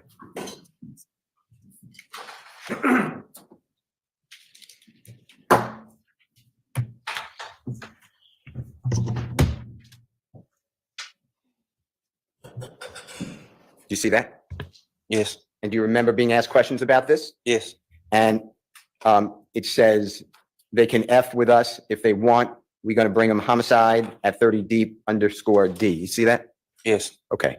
And you told the jury, I believe, that this was part of a song. Is that true? Lil Wayne.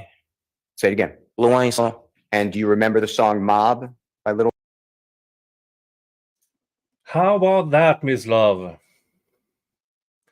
Now, I've been told this before, that a song, they brought up lyrics of saying, "Oh, look at this, look at this."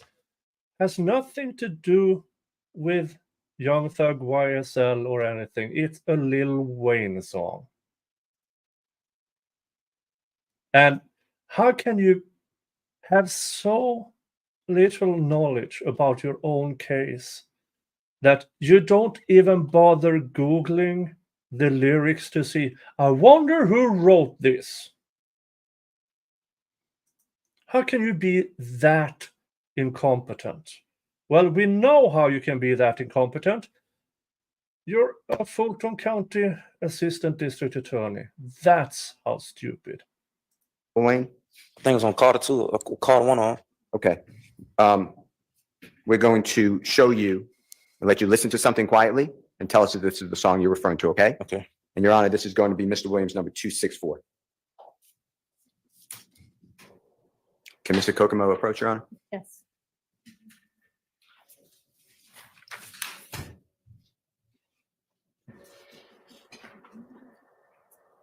Can Mr. Kokomo approach you? Yes.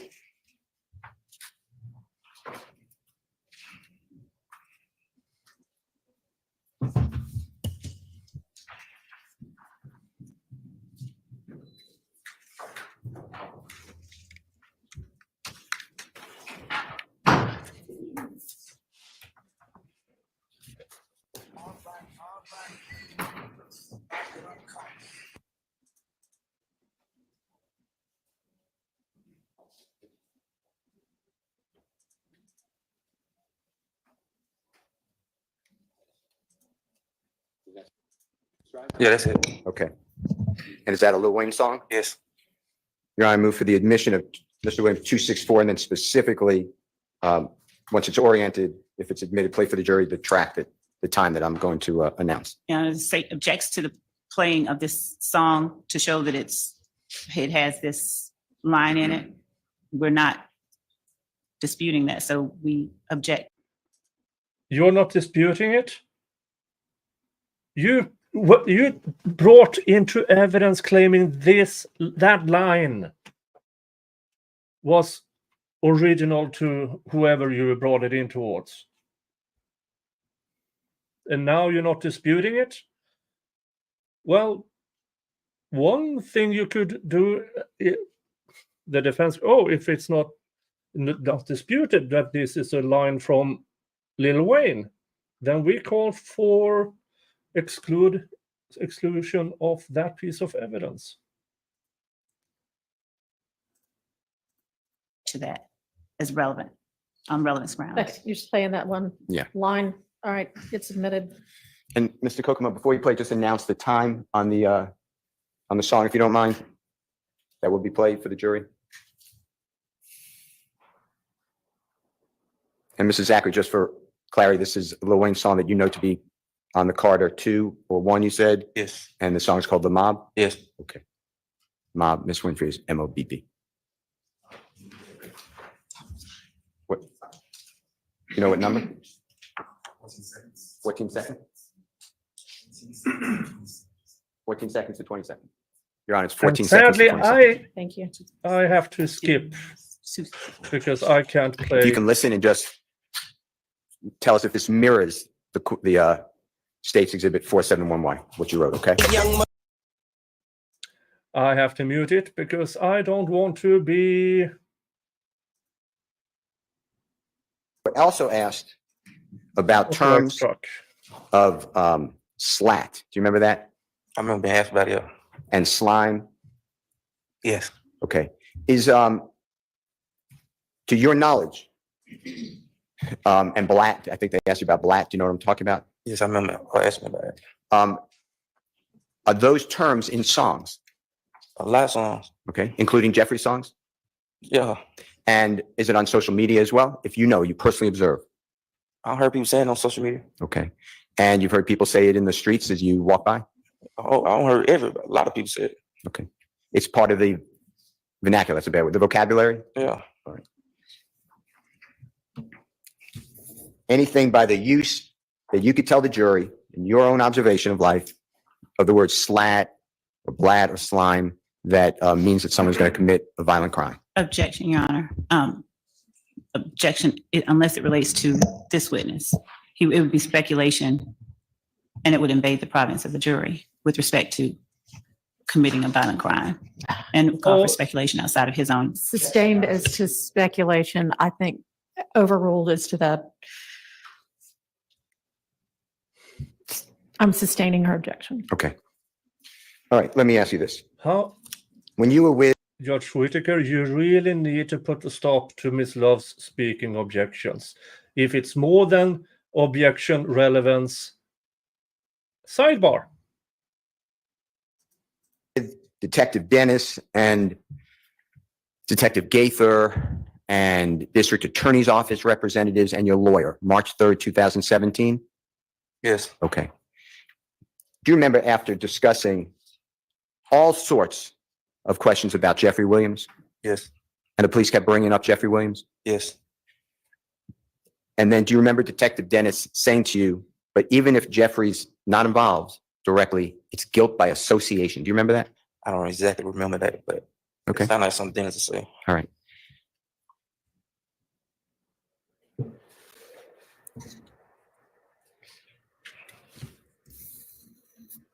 To your knowledge, to you, your personal, did Jeffrey ever promote any type of violence on behalf of a gang in any way? I didn't hear the last part of the question. May I ask him to repeat In the any last way? part? It's the last part, but I could The repeat the middle whole part. question. Yeah. Can you just repeat the question? Sure. From your personal life, from your knowledge, did Jeffrey Williams ever ask for any violence to occur as described in this entire questioning by the police, by the prosecutors and police here at trial? No. Vague, Your Honor. Objection, vagueness. Couldn't be more specific, I thought. Overruled. No, I think I told him that every time. Yeah. And you kind of went out. You said, I think I told them that. You're talking about who? Yes. The police. All right. And you're telling the jury. Yes. You mentioned that Nard brought a Draco weapon to Jeffrey's apartment on or around January 9th, 2015. Do you remember that testimony or that statement to the police? Yes. Anything, was Jeffrey there? Was the gun displayed in any violent manner? No. And you've been at Jeffrey's home without Jeffrey being there, right? Yes.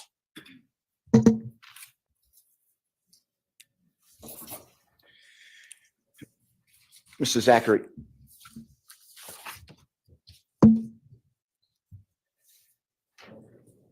You were close with Hurricane Helene update. Surge has splashed in Florida, where coastal communities or beachfront communities are now turning into Venice. So again, be careful, folks. Be careful. Be careful.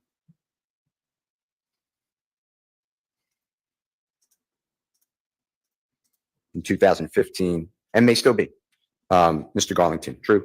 Yes. And Mr. Garlington, to your knowledge, was extremely close to Mr. Copeland. Is that true? Yes. And you, I know you said you weren't as close, but you were good with Mr. I just discovered something. This onesie has pockets. I didn't know this onesie had pockets. I could have stuff in there. Okay, just that was so beside the point. All right. Oh. Copeland, right? Yes. And the three of you would bond together, would be around each other a lot, true? Yes. And you mentioned over a lot of times that before you went into custody, you spoke with Mr. Garlington about what he thought or wanted you to say. Do you remember that? It ain't what he wanted to say, is what he was telling me what Woody wanted him to say. Okay.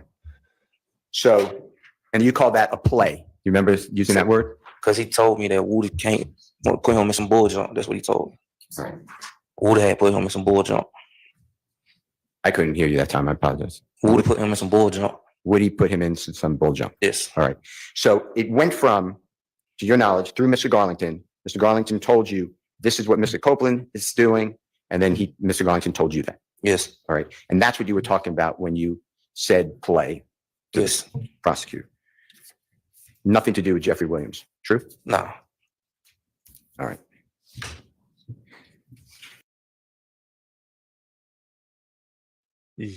Yes, Jim Cox. I am wearing my Bucky's onesie.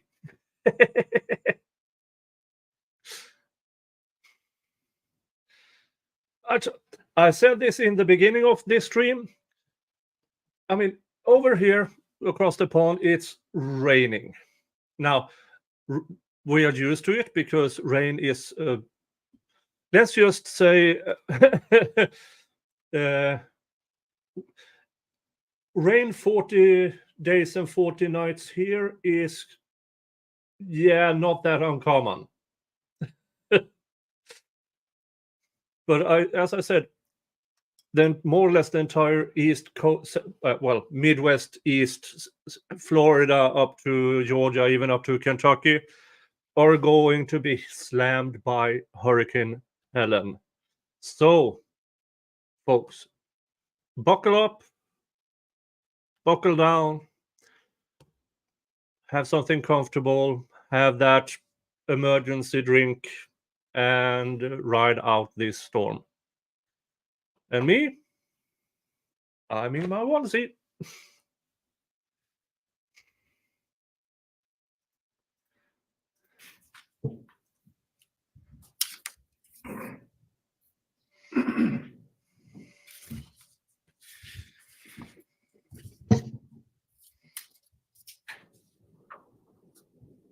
Your Honor, can I just have a moment? You may.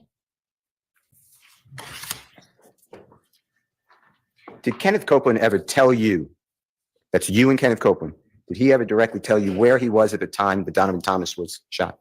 No.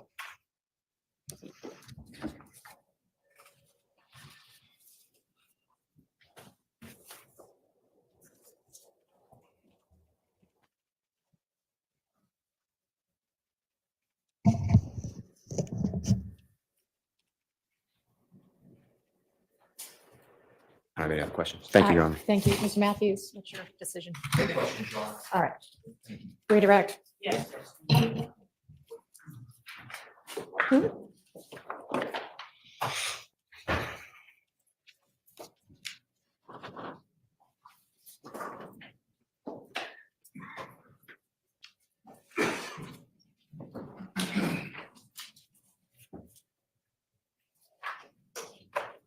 All right.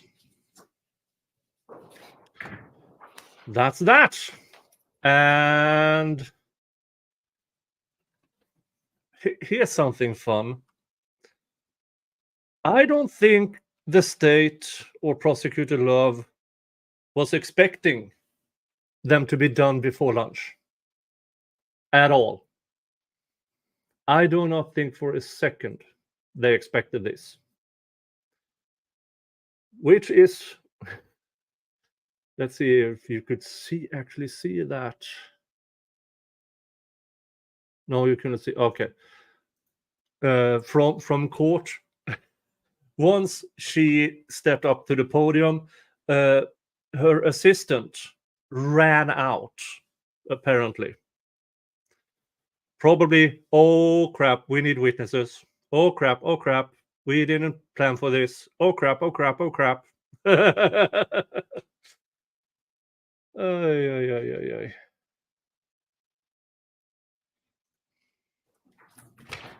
Good morning, Mr. Zachary. Okay. And now it is time for the crap tornado. Oh no! There, I forgot to add it.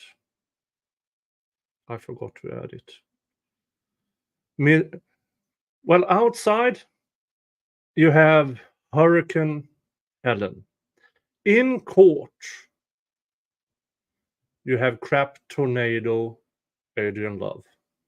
Adrian in the courthouse spewing fire. Every word she utters smells like a tire. Her arguments hit like a flat balloon. Manure tornado in the courtroom noon. Her voice a chainsaw cutting through the air. but the logic's missing, nothing's really there. Whirling out of circles, losing grip. Every point she makes is just a slip. Another tornado spreading wide. All her arguments turn to hide. Courtroom laughter when she's done. Prosecutor Adrian ain't one.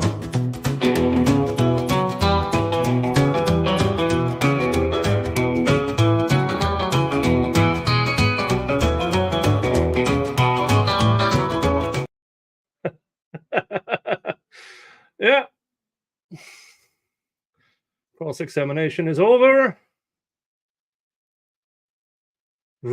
Supposed redirect, but it's just direct.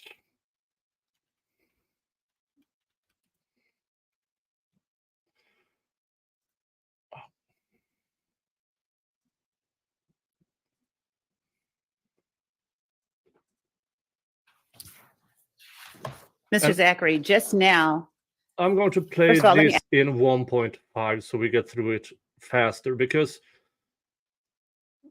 I'm supposed to play this faster or get through this faster as a recap rather than because we are 2 hours and 21 minutes in on the actual court stream, and we are 2 hours in, and they started 20 minutes late, so we actually haven't caught up time, and we will ask you, you testified earlier that you were cool with Thug, as you put it. Yes. And do you still consider yourself cool with Thug? See, as life goes on, people change, you change. I haven't seen him in like 10 years. Do you love him? What do you mean by that? Just that. I don't know nobody. Okay. Do you consider him a friend? I told you, cool, yeah, all right. Well, I ain't seen him over 10 years, probably. And you were asked on cross-examination by Mr. Sharp whether you saw Shannon in the courtroom, and you said you couldn't see anyone in the courtroom, essentially, right? Can I explain? Of course. Well, if y'all would have did y'all research with my health issues, it come with vision problems. Okay. And that's what you said when Mr. Sharp asked you to, right? Yes. I don't know if I said that, but I think I told him I can't see or something.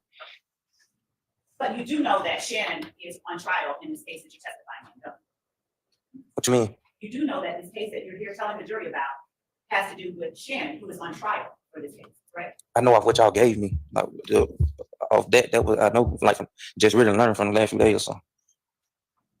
The question is, do you know that Shannon is on trial right now in this case that you're testifying? Yes, I know now, yes. And you know that Yak is on trial right now? I know now, yes. And you know that Thug is on trial right now, right?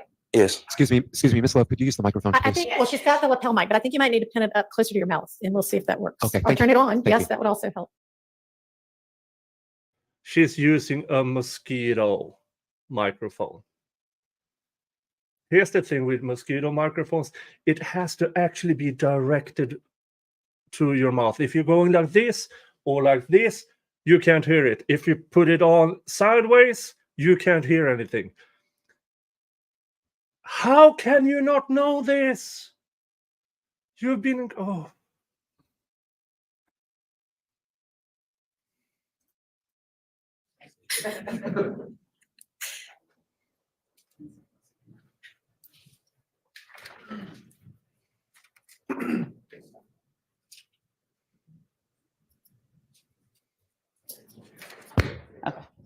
All right, and you do know that Thug is on trial. You did say yes, correct? Yes. All right.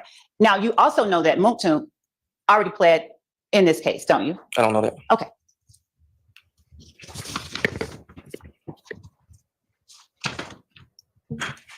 When you were asked on cross-examination by Mr. Steele just a moment ago about the play that you planned with Garlington, do you remember your answer? I didn't plan nothing. He told me what Woody was trying to get him to run. What Woody was trying to get him to run? To say. Okay. And do you know when it was that Mr. Garlington was expressing Woody was trying to get him to say that? Was he trying to get him to say that to the police? Yes, he said he was trying to get him to say it to the police. And was Garlington in jail, or was he on the street when he told you what Woody was trying to get him to say? See, I don't remember because we talked about something like that on the street and in jail. We was in a holding tank going before we went to court. We got locked up together. Okay. And you talked on cross-examination with Mr. Sharp about knowing something that Garlington had said about the April 28th shooting. And you talked with me on direct about some of the things you believed had been said about the April 28th shooting. Do you remember that? Yes. All right. And you said that Garlington had made Moontunk a shooter. Did I hear you right? I don't think I said he made him a shooter. Okay. What was it about what Garlington said about Moontunk that caused you to say something about other people? Just about him putting him on the scene. Okay. Now, isn't it true that Garlington simply said Moontunk was driving? I don't know. Did you believe that Garlington had said Moontunk was doing something else? I don't know what he said he was doing. I just know you put him on the scene. How did you know that he put him on the scene? Because he told us. Who told you? Garlington. And when you were telling the jury about having heard something in your preliminary hearing, what is it that you heard that affected what you told the police? The detective was talking about all the shootings and stuff. Which detectives were talking about all the shootings? I don't know what detectives, whatever detective was on that case. But was it your preliminary hearing that you were listening to the detective talk about or someone else's? It was mine. Okay. And was it yours for the April 28th shooting? No. What was it yours for? Gun and gang charge. Was that the May? Maybe. Yes. Okay. Now, do you remember all of the shootings that they talked about at that preliminary hearing? I don't remember all. I just remember like my lawyer telling me stuff like when they go to the side, he'll say something. They'll say something, he'll tell me stuff like that. And you mentioned your lawyer. Who was your lawyer at the time? Was Ricky Richardson still? Yes. And Ricky Richardson was your lawyer in both of the cases that the defense admitted, Defense Exhibit 49 and Defense Exhibit 50, right? Yes. All right. And how long has Mr. Richardson been your lawyer? All my life. All right. Now, since when? We've been knowing him all our life. You've been knowing him all your life? Yes. Okay. When did he start representing you in cases in court? When I first started catching cases, I had caught so many cases back then. I don't know. Were they when you were 15 or younger? No. Or? Probably 18 and up, something like that. 18 and up? Yeah. All right. Is this before or after you got to know defendant Jeffrey Williams? After. Okay. And were these cases involving guns every time or something different each time? Before them two cases? No, when Mr. Richardson first started representing you. Guns. Okay. Now, during that time, were you openly carrying guns? You said on direct that you always had a gun. Were you openly carrying guns? What you mean by that? When you caught these gun cases that Mr. Richardson represented you on, did you try to hide them when you carried them with you, or did you ever openly carry them? When I got caught with them? When you walked around with them, wherever it was you walked around? I don't remember. I just know I always had, Say I that. don't remember. I just know I always got caught with guns. Okay.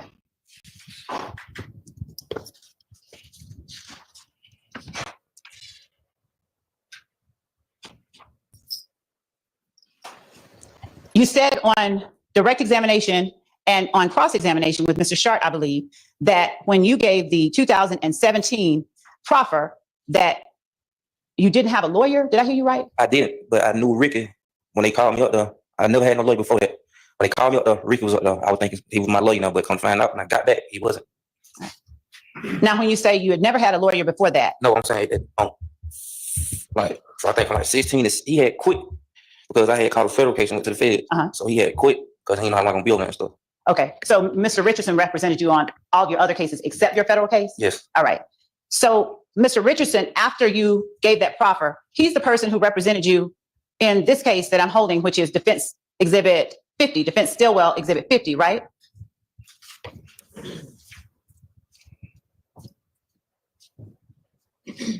No. He wasn't? No. Who represented I think you? for a minute he was. Okay. Yeah. And who was it that represented you on this case? I don't remember. I didn't know Ricky had, when I played out, it wasn't Ricky no more. All right.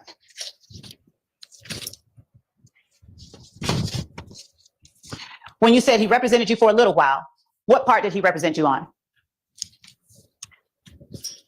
See, when I first got locked up, we had paid him, but he was like, it's too much going on with the case. Everybody want to blame at me or something like that, he was saying. Okay. And my dad just... Got someone else? Yeah.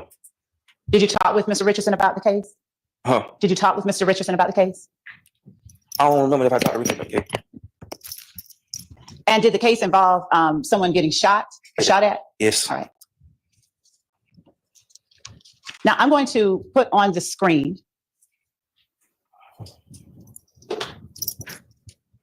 for Defense Stillwell Exhibit 49, the first paragraph, or the first count in that indictment that has been admitted.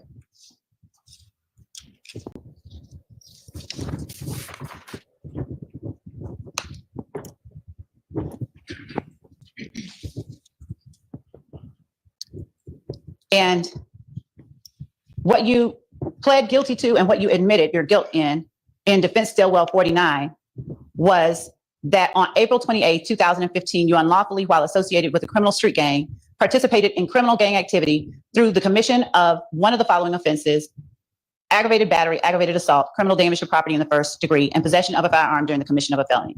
Is that, well, Yeah, I'm going to show it to you while we're getting our display set I had up. to read some. I need to read it to you? You gotta make fun of me. No, I'm not. No, I'm not. Do it. You don't want to look at it? Yeah, you like. What's the question? The question was, isn't it true that you admitted that you committed the acts on April 28, 2015 of aggravated battery, aggravated assault, criminal damage to property in the first degree, and possession of a firearm during the commission of a felony while associated with a criminal street gang, and that you participated in criminal street gang activity through the commission of those acts? Yes. All right. And you said on cross-examination with Mr. Sharp that you refused to accept a plea with the state. Is that right, or did I hear that wrong? No, you're right. Okay. Now, did that mean that you entered into what is called a non-negotiated plea, like you didn't have any agreement when you went up and made this admission?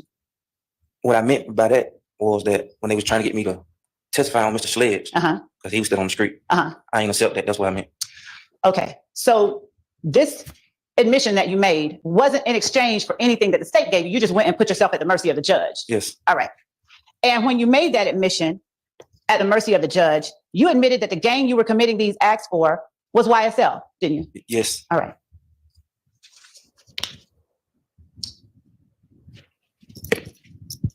I'm going to ask you the same question.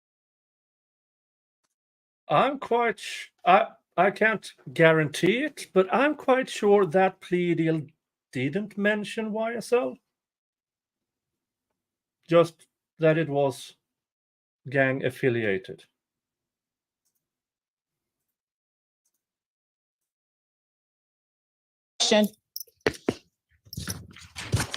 About Defense Stillwell exhibit number 50. As we put that paragraph that you admitted to, or that you pled guilty to, on the screen. Now, in this case, Defense Stillwell exhibit 50, do you remember, if you can look at it and tell me who represented you in this particular case? You have to tell me. Who represented you? Ricky at first, and then I said locked up so long that I don't remember. I just know at the end I ain't had Ricky. Okay. All right. So did Ricky talk to you about this particular case? I ain't talked to the family or something like that. Okay. He probably talked on the phone about it. I don't know. All right. All right. And did he talk to you about what you were charged with? I can hear you. Just, as an officer, it invades the province, I think. Your Honor, and I think that by, on cross-examination, by saying certain things regarding what he knew and what was explained to him and what he understood, that the door was opened for the state to inquire generally whether or not he spoke with his attorney about what he was charged with. It goes to what he said his understanding of the indictment was. You can go ahead. I didn't do that. I don't know. I don't know. Your if Honor, that was done. I object to the commentary. He's allowed to make objections. So did you speak with your attorney about what you were charged with, what the state was alleging? Yes. All right. And so you knew then that you were admitting by pleading guilty that by shooting at the person in this indictment with Kelvin Treadwell, you were committing an act on behalf of YSL. No, it never in indictment. You read the whole indictment, description, whatever. It never said nothing about YSL. He got YSL because of me. He was being around me. Okay. So on the screen behind you, if you would, do you not, or does it not say, on the 5th day of September 2018, unlawfully while associated with a criminal street gang, YSL, you participated.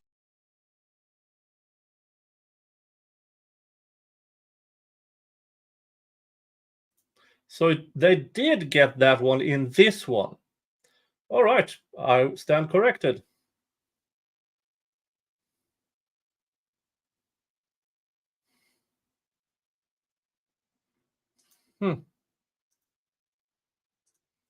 In criminal gang activity through the commission of one or more of the following offenses: aggravated assault, possession of a firearm during the commission of a felony, and possession of a firearm by a convicted felon. Don't you say it? Ms. Levy said he can't read, so. Mr. Zachary, do you remember when Mr. Steele showed you a book? Let me see what book it is.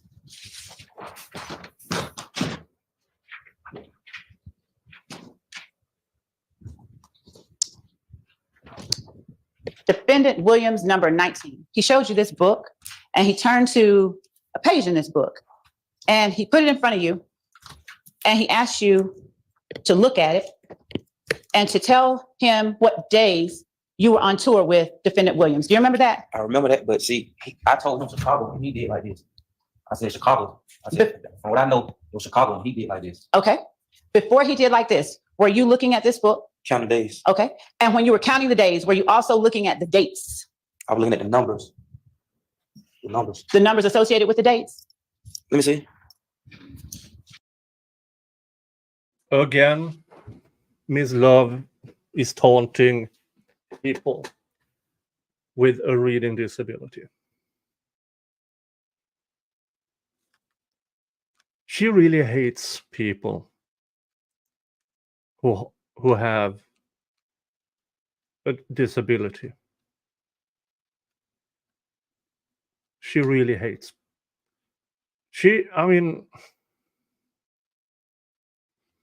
I'm very happy she is not white, German, and lived in the 1940s. Yes.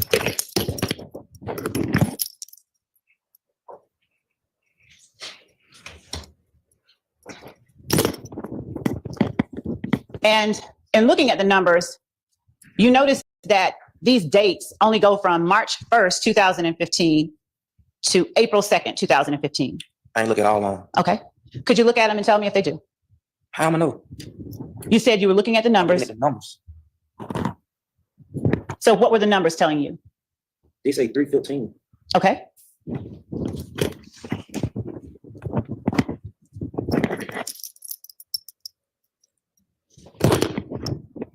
Do you recall testifying earlier in this trial that you had read something in the newspaper? No, I don't remember that. You don't remember that? Okay. When Mr. Steele asked you whether or not, or why it is that you said you did not want any medication when I asked you, you said to Mr. Steele because you felt like the state was going to kill you? Yes. Prior to coming to testify, you said you were not going to testify. Is that wrong or right? I don't remember me ever saying that. If I did, I probably did. Did you ever tell anyone that if you testified, you would get killed because they are gang members? No. You did not? No. Okay.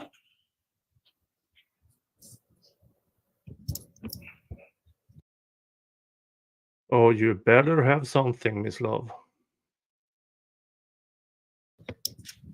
You testified with Mr. Steele and Mr. Sharp that you were going through Xanax and other drug withdrawals when you gave the August 2015 interview. Do I remember that correctly? Yes. All right. Would you please remind me of the other drugs that you said you were withdrawing from? Oxycodone. Does the withdrawal, is that the first time that you have ever suffered withdrawals from Roxy, oxycodone, and Xanax? I would like to know if he knows how withdrawal normally affects him personally. Just in jail. Okay. And no. Was that the first time in August of 2015 that you went through withdrawal? No. Okay. Do you even know how many times you had gone through those withdrawals? May 2015. Okay. And when you went through those withdrawals, would you tell the jury how it affected your ability to communicate? A lot. How? Like stomach, head. Okay. I'm up with stomach. I've been telling you, I'm done with pain right now. Okay. And the head hurt like. See, I keep grabbing my head. Okay. Throwing up, but I ain't threw up because I ain't ate. I probably ate in like 3 weeks. Okay. Well, were you offered the ability to eat? Yes. Okay. I just ain't got no. And I when ain't you, take my medicine. and has anyone from the state tried to get you your medicine over the last 3 or 4 days? You have, yes. And did you believe that anybody from the state was going to kill you when we were trying to get you your medicine? What you mean? Like at first when you asked me, did I want some medicine? Yes. First time. Okay. So what changed between then and the time that the state tried to get you your medicine? Because I ended up going back to the hospital. Okay. And was it the state that took you? Yes. Did we take you more than once? Yes. Did you believe that anyone You took him because you had to. That is not the state doing something nice, because you know what you also did? You put him in Rice Street. Remember? The prison personnel, the jail staff, they had to take him to hospital. That is not out of your kindness of heart, because you don't have kindness or a heart, Miss Love.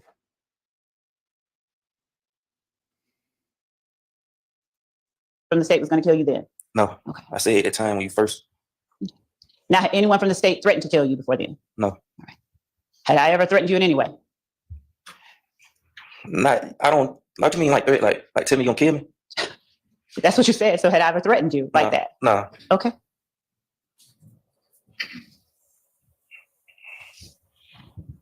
So Xanax and the other drug withdrawal that you had did not have any effect on your ability to hear questions being asked of you, did they? What you mean? When I just asked you the effect of the withdrawal on you, you said that it caused you to have stomach pains and headaches. What questions? There was no question. You haven't asked me no question. I mean, I don't understand, man. Okay. Xanax, oxycodone, and OxyContin. What were the three? Xanax and oxycodone. Xanax and oxycodone withdrawal has no effect on your ability to understand when questions are being asked of you. Yes. They do? Did they have an effect on your ability to understand questions that you were asked during your August 5th, 2015 interview with Detective Gaither and Dennis and later Thorpe? How can you be so immensely, inhumanly stupid that you represent to a jury that opioids are not affecting your mind?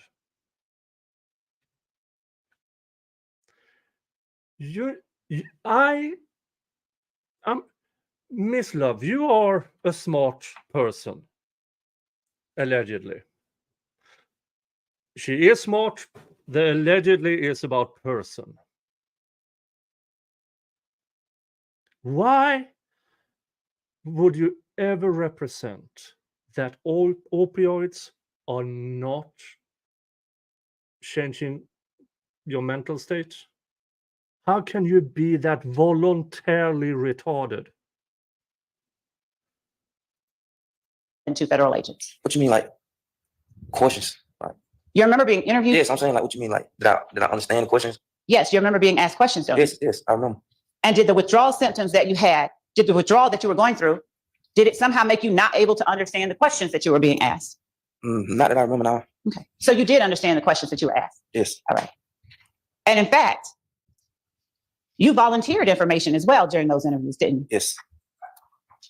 And that interview in August of 2015, that interview lasted over 3 hours, didn't it? Yeah, I don't think it was in the whole time, but yes. Thank you. And you talked with detectives Gaither and Dennis for well over an hour. Yes.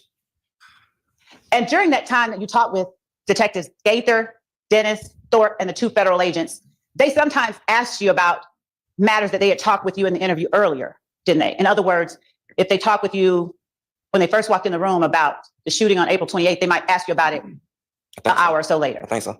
And they didn't always get their facts right when they asked you about it the second time, did they? No, I don't think so. And there were times, more than one time, that you actually had to correct them because they had it wrong about what you had said. Isn't that right? Probably. For instance, at one point, Detective Dennis asked you, talked to you later on in the interview about Nard telling you something at Thug's condo, and you said, no, Nard didn't talk about it that night. It wasn't until later on.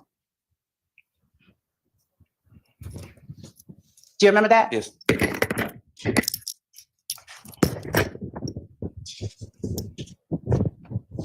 And at one point, Detective Dennis started to ask you, when was and didn't finish the question, but you finished it for him and said, you're talking about the video, aren't you? Do you remember that? Yes. And Detective Dennis asked you what video, and you said to Detective Dennis, the video about Trivia. Remember? Yes. All right.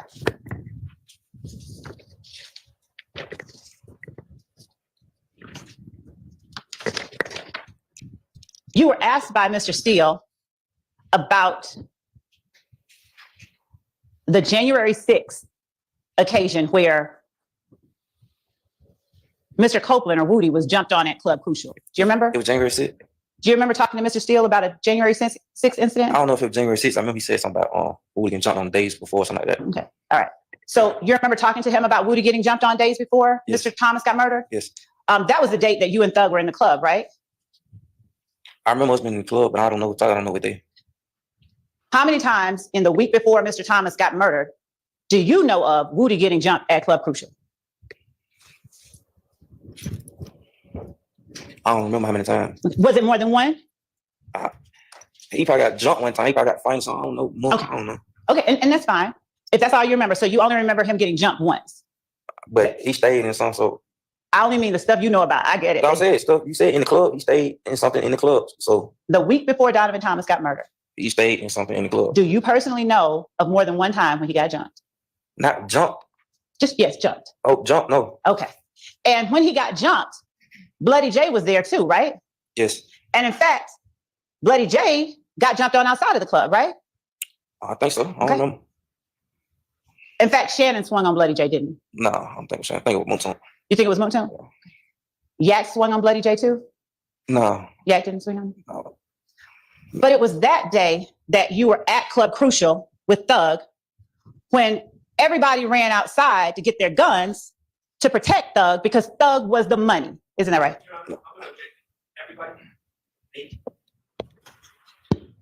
Previously, it's what the witness said. So, is that right?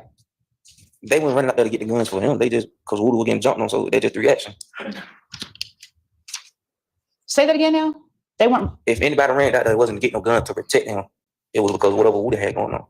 But didn't you tell the police in the August 5th, 2015 interview that was when everybody jumped out, ran out to do, and then you were asked, what do you know? What do you mean? And you said they went to. Trying to make all these police interviews as, he was speaking the truth back then, when there are, if what he said was truthful, then how come Woody walked from the ending of Donovan Thomas? I mean, you know how bad those evidence are. You know these guys lied to the cops all the time. She's trying to make gold out of shit. And this is what I mean with a shit tornado. Adrian in the courthouse spewing fire. Every word she utters smells like a tire. Her arguments hit like a flat balloon. Manure tornado in the courtroom noon. Her voice a chainsaw. Get the guns because Thug was the money. They were going to protect Thug. I mean, it wasn't just because of money, just like I told you. If you want me to tell the truth, I'm telling you, it ain't. Because didn't nobody walk back to the door and get him. Huh? Didn't nobody walk back to the door and then or back in the club to get him. Okay. He walked on his own. Okay. And I understand that, but that is what you told the police, right? Yes. Okay. Now, when you told them Thug was the money, you meant Thug was the one that sort of gave money to you, all right? You know, money like that, you better ask for some gas money or something. He ain't just giving you no money. Okay. So what did you mean when you said they went out to get the guns to protect Thug because Thug was the money? I meant as in, he ain't have security with him that night. Did you mention anything about not having security with him that night? No, but I know in my head. Well, then why'd you say they got guns to protect Thug because Thug was the money? Objection asked and answered. I asked why. Because why would you let him get into something if you know he ain't doing that? One more time. What was Because why that? would you let him get into something if you know he ain't on that? And what was it that he would have been getting into? What do you mean? Like after fighting, like back then, like 9 times out of 10, if I was a shooting claim behind it and bullets hit anybody. And so it was important to make sure that Thug didn't get hit was one, right? It wasn't important to make sure he didn't get hit. It's like make sure you get to your cold case. Like it's too much going on out here. Okay. And when you were talking with Shannon's lawyer on cross, you were asked by Shannon's lawyer if you would have done anything to get out of jail during that August 5th, 2015 interview. Do you remember being asked that? Yes. And you told Shannon's lawyer that you went in there trying to give the police information on anybody. No, better yet, you said to tell lies on people to get yourself out of jail. You told Shannon's lawyer that, right? I think it, I don't know. And you said you would have told a lie on anybody the police wanted you to talk about just to get yourself out of jail. Remember that? Yes. All right. And you told Shannon's lawyer that you knew the police wanted to know about Shannon, so you told a lie on Shannon. Is that right? Yes. Okay. Now, you said on direct, and I believe on cross, that you also knew the police wanted to know about Thug, right? Yes. All right. Yes, if police are explicitly telling you, give us information about this person, sure, let me have a few seconds and I will lie.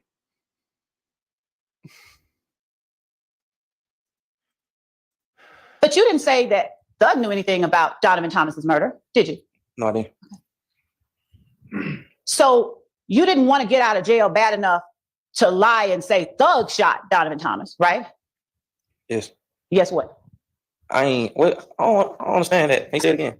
You never told the police that Thug shot Donovan Thomas, right? Yes. I never told them that. Right. But you believed that they wanted to know something bad about Thug, right? Yes. Right. Knowing that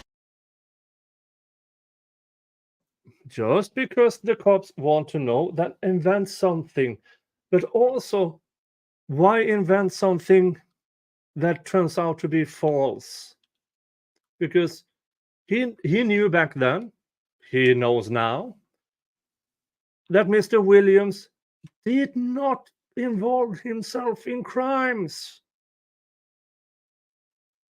First of all, he would get into trouble with the money. Then he would get into trouble with the cops, who easily could have disproven that lie.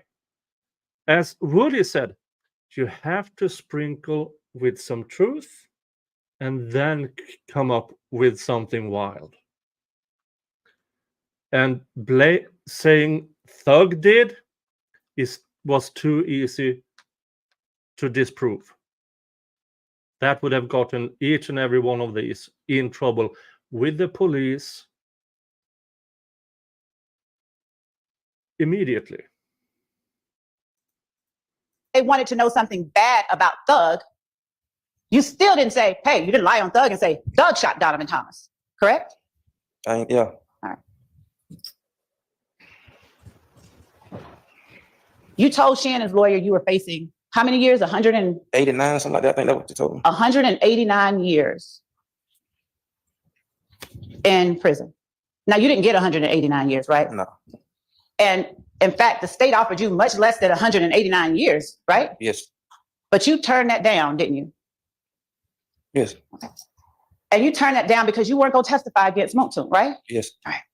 So for you, is it fair to say you'd rather spend 189 years in prison than to testify against any one of your friends? As I had got older, yes. Okay.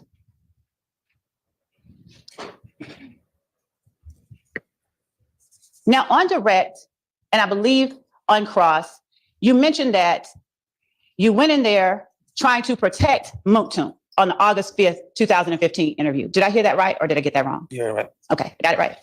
All right. And on cross-examination with Thug's lawyer, you said that Rudy was the one that had the problem with Kale.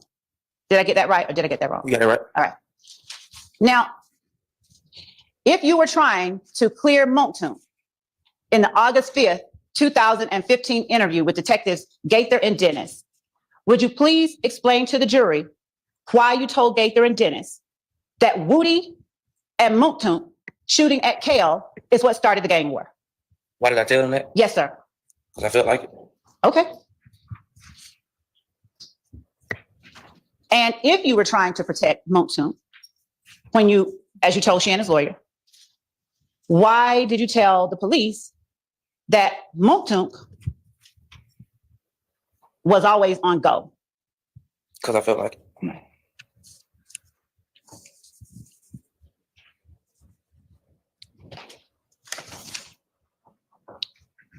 Now, you were asked by Thug's lawyer about seeing Thug perform with Rich Homie Quan.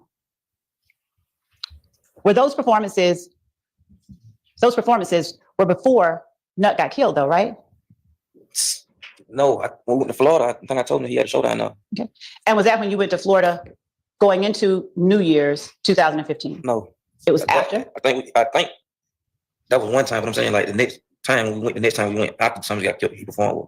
And when you say you think it was after he got killed that they I performed? know it was after he got killed that he performed with him again. All right. And when you say he performed with him, sometimes I know when people are performing, different acts come up. Describe what you mean when you say he performed with him. Did they sing the song on stage together? They had songs together.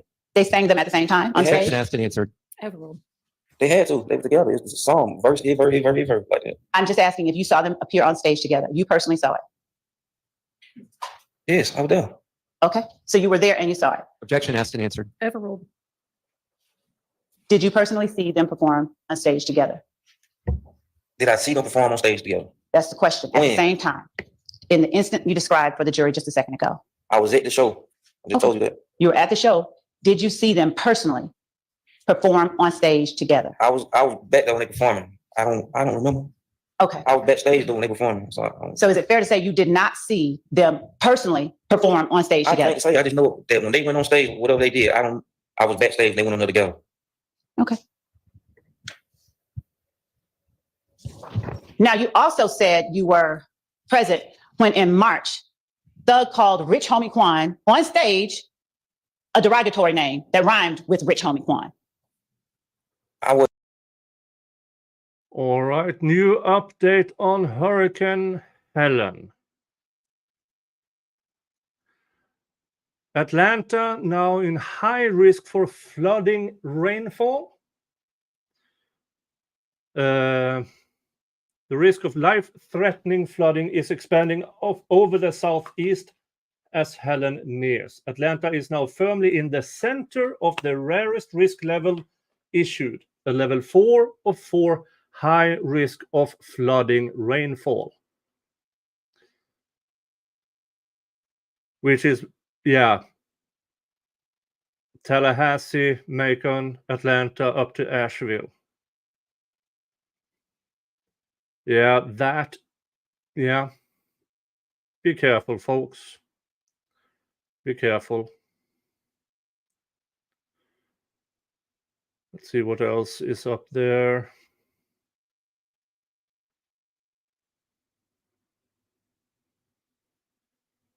Helene floods parts of Fort Myers Beach with more to come. Okay, that is the storm surge. Asheville area nearing 1 in a 1,000-year rain event. Yeah, be careful, folks. Be careful. Get to shelter if you need to.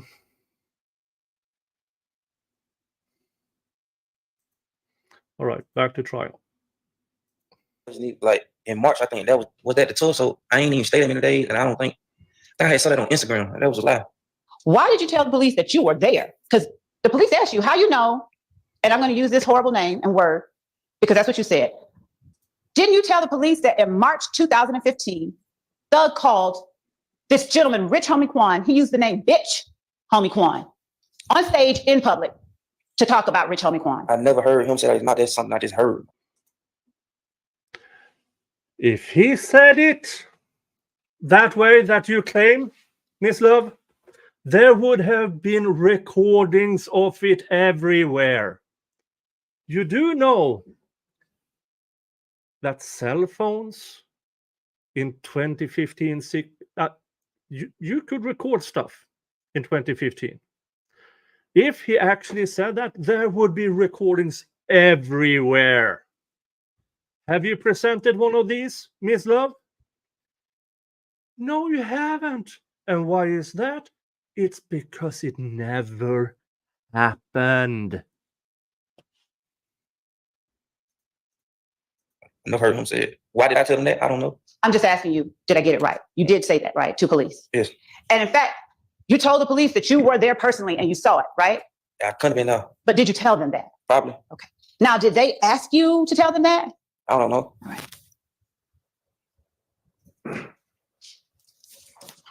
Did they show you, or did you see surveillance footage from the night of Donovan Thomas's murder before the August 15th, 2015, interview that you had with police? That's all I knew. Okay. Where else? I don't remember. I know news. Just the news? Yeah. Okay. So you have no recollection of anybody showing you anything other than what you saw in the news. Fair? I'll let you think about it if you need to. I don't know. Okay. Now tell the jury what you saw on the news. I don't remember. I just saw a car right past you. Okay, thank you. A car riding past you. Do you know that area, 330 McDaniel Street? And by no, I mean, have you seen it in the daytime? No, I mean, yeah, I don't roll past before, but I don't know, like, the neighborhood. Would you call that neighborhood if gang territory? That's really like, I don't know. It's really like Mechanicsville, really. Did you know the barbershop and the Texaco to be places that if gang hung out? I don't know. Like, no. No? Did you tell the police that? It probably just something I made up. I went to that barbershop before I got a haircut. I'm sorry? I used to go to that barbershop and get a haircut. Okay. So you would have had a way to know if gang people hung out at the barbershop then, right? Yes. All right. And you would have had a way to know whether they I mean, hung- no. I don't No? know. No. Okay. I don't know what's my name yet. Or what they is. Did you know, you knew that Nut was if gang, didn't you? Did I know he was ill gang? Yeah. Oh, I mean, I knew he was some. Hold on here, Miss Love. Didn't you try to paint Nut as a model citizen? Didn't you bring up his dad to talk about how good he was? And now all of a sudden, he was if gang? You don't really remember what you yourself brought to the jury, do you, Miss Love? You're just making crap up as you go along now. Because you have no case. It's rumors, gossip, and level 3 hearsay. That's all you have.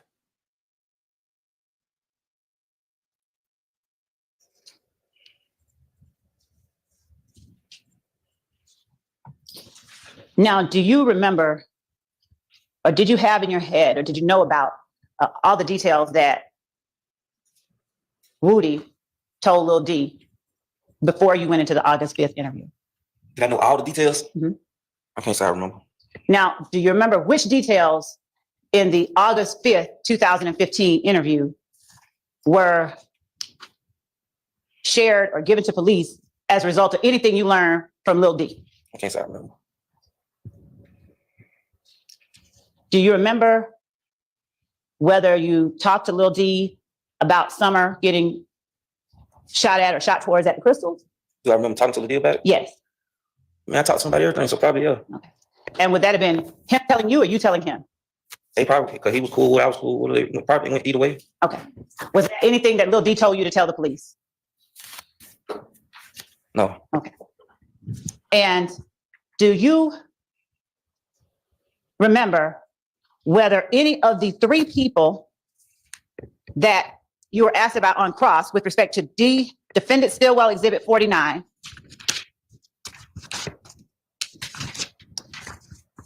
Demekion Garlington, or you called him Lil D as well? D Montunk, or you, did either one of you have dreadlocks on April 28, 2015? No. Okay. Have you worn your hair in dreadlocks anywhere in 2015? There is video. Okay, I didn't know that. Then why isn't it in evidence? This would have been a perfect opportunity to show it. Huh. Thank you for the information, Factual Lie.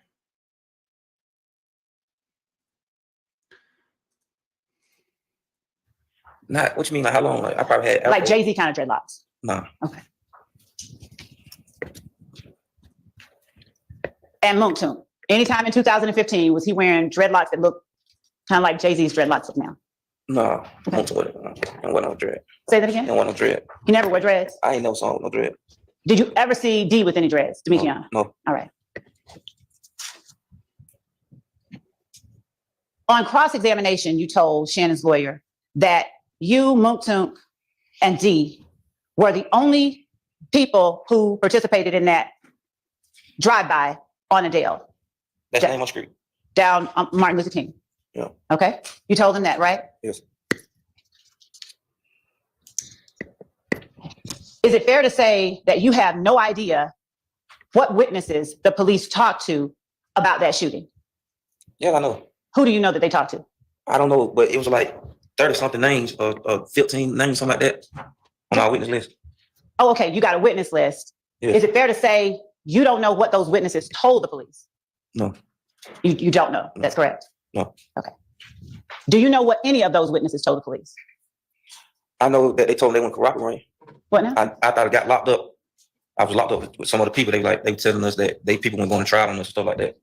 Okay, what I'm asking you is, do you know what any of the witnesses told police the night that the shooting happened? No. Okay. Well, if they all said the same thing about this shooting, then you would have a slam dunk case. Instead, you're for 189 years probation on federal. So apparently, your witnesses were as shit as your witnesses are today. Who knew? You told Shannon's lawyer that there was only one car, but you told the police in August 2015 that there were two, correct? What I told them the truth. I'm sorry. What I told them, I told them a lie.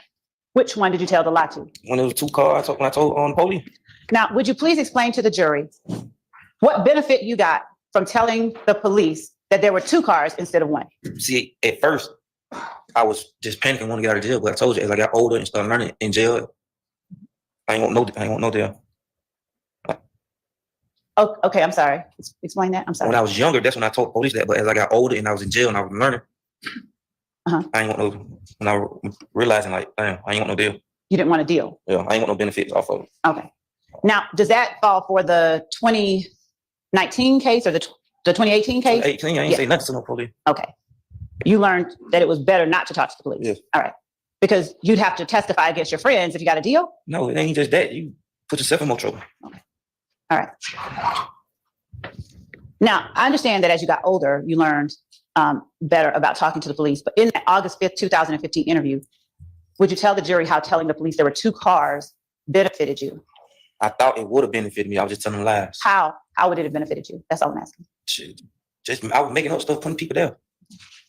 So they can take some of the blame off me. Okay. You were asked by Shannon's lawyer about the number of shell casings on scene. Is it fair to say you have no idea how many shell casings were found on scene? And I told him that. Okay. And is it fair to say you have no idea, no personal knowledge, what types of shell casings were found on scene? Yes, I know. I know, Miss Love. I got caught. You know exactly what shell casings? Sustained. Go ahead. I got caught with the gun. Okay. My question to you is, do you know exactly the caliber and number of shell casings found on scene at that site? Not all of them. Okay. I know what I got caught with. Okay. And what about the apartments? I think Perry Homes. Is it fair to say you have no idea how many shell casings were found on scene? I don't know how many. Is it fair to say you don't even know all the different types of shell casings that were found on scene? No, I just know what I got caught with. Okay. So you don't know the types. You just know the gun you got over caught and with. over again. All right. And any conclusion you drew about your gun matching shell casings on any scene came from what you heard in your preliminary hearing. Is that right? It came from me knowing what I did. Mm-hmm. And about April 28th. Mm-hmm. And then about what they discussed with my lawyer in preliminary hearing. Yeah. Okay. So is that a yes or no? Yes. Okay.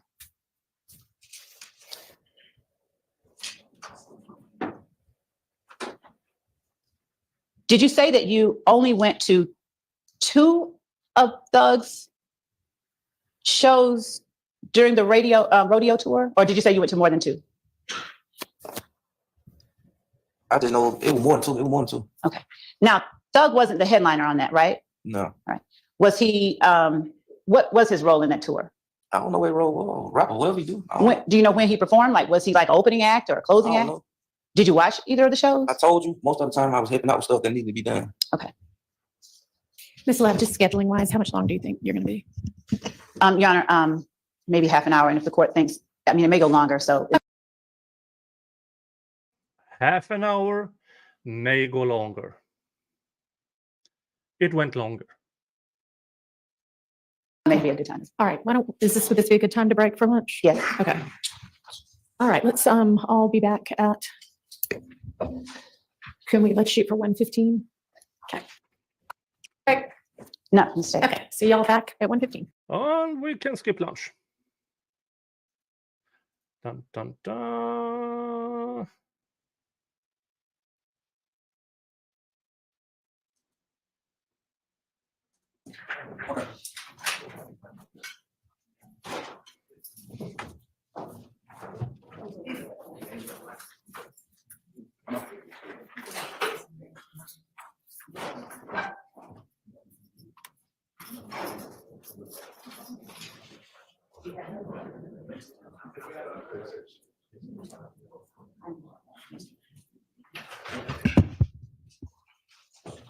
Your Honor, when there was one thing that I wanted to address that I did not.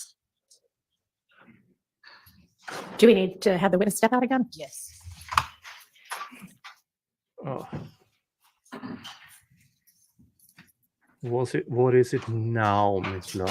What is it now? Yes. My initial intent was not to play this portion of the video of the interview with Mr. Zachary, but there is a portion of it on the August 5th, 2015 interview, starting at 3:20:33, going through.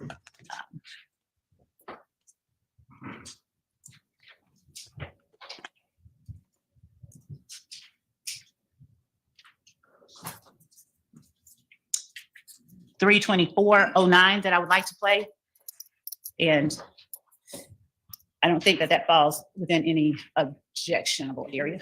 Yeah.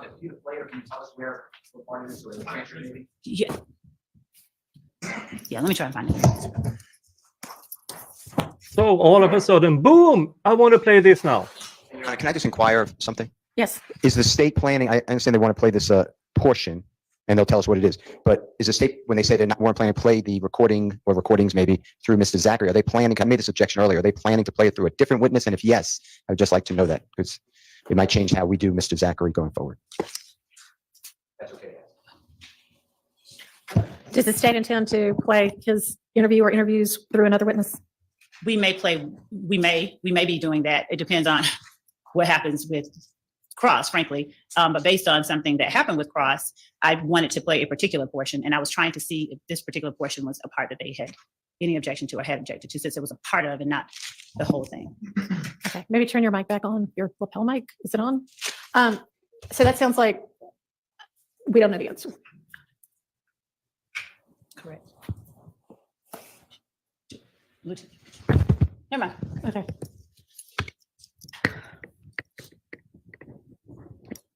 I have no idea what's going on. Okay. So I'm looking for the portion in the interview. It's after Detective Thorpe comes in, 3:24:09 on the evidence reviewer. That's okay. 121, if that's okay, and that's that, Thank you. Yeah, there we go. Okay, so thank you, Your Honor, if I may thank Mr. Steele. Okay, so it's starting on page 127.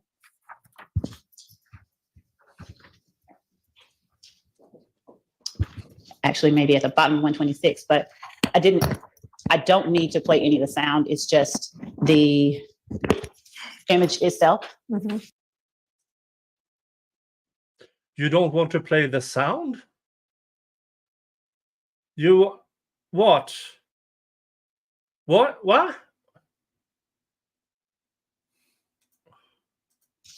At the timestamps that I named. So it's him identifying a picture as due up. yes, and it goes from him identifying due-op to the last picture that he identifies. And again, that starts at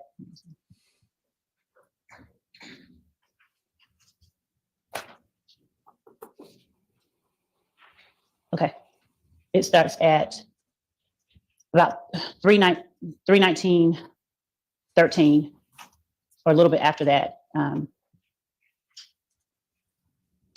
Actually, it's 319:37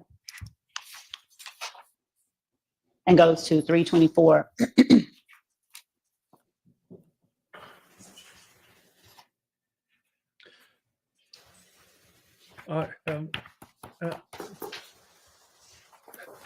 Yeah, So I about have. 324.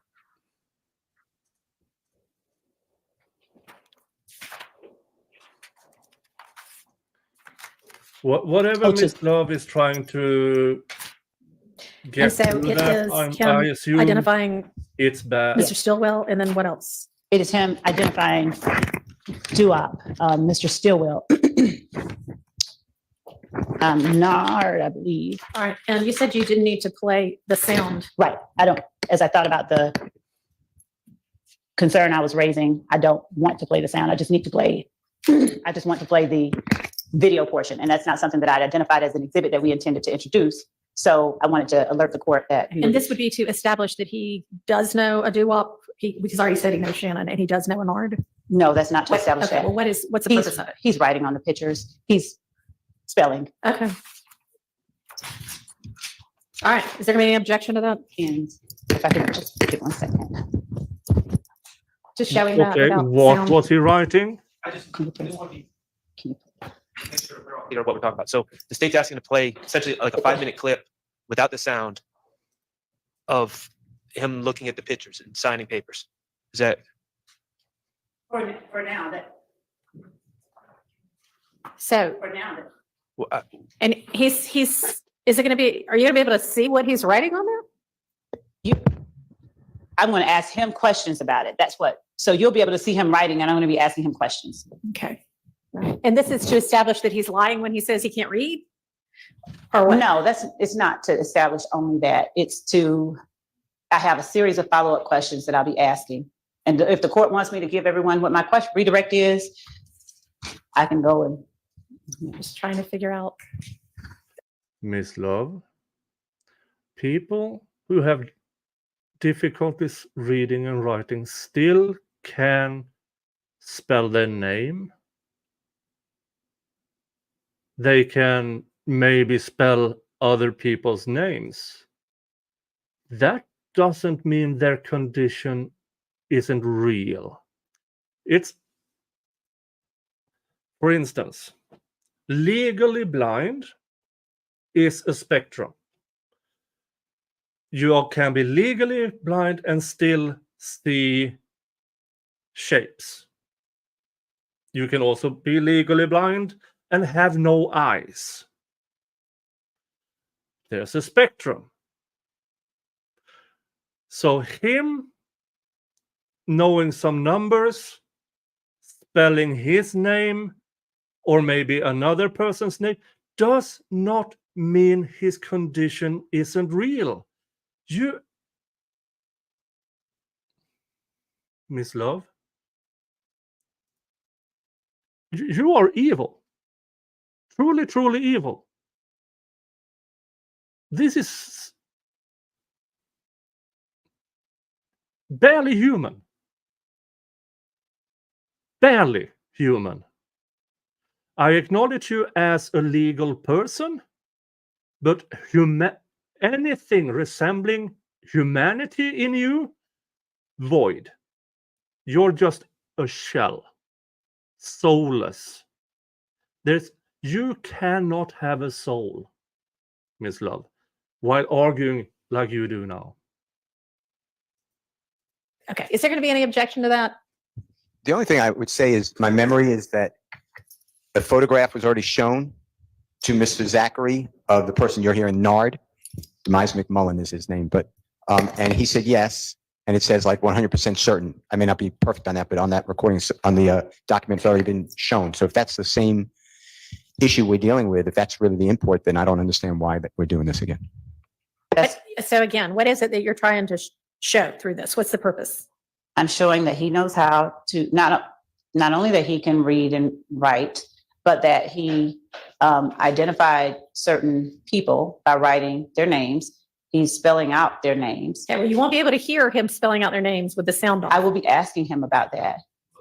I mean, and I understand with the sound off, I don't understand. My concern is The reason you don't want sound on is probably because something is said that you don't want the jury to hear. You soulless Satan whore. that I'm tendering a piece of evidence Mhm. that is relevant to what was dealt with on. Oh, really? Joey First Fan says she admits when confronted by the judge that the detective was telling him how to write it. That's why she doesn't want the sound. That is prosecutorial misconduct. She is misrepresenting to the judge. Oh, you say. I mean, when I say that she sacrifices baby lambs to Satan, it's figuratively speaking. I'm honestly not sure if she actually does it literally.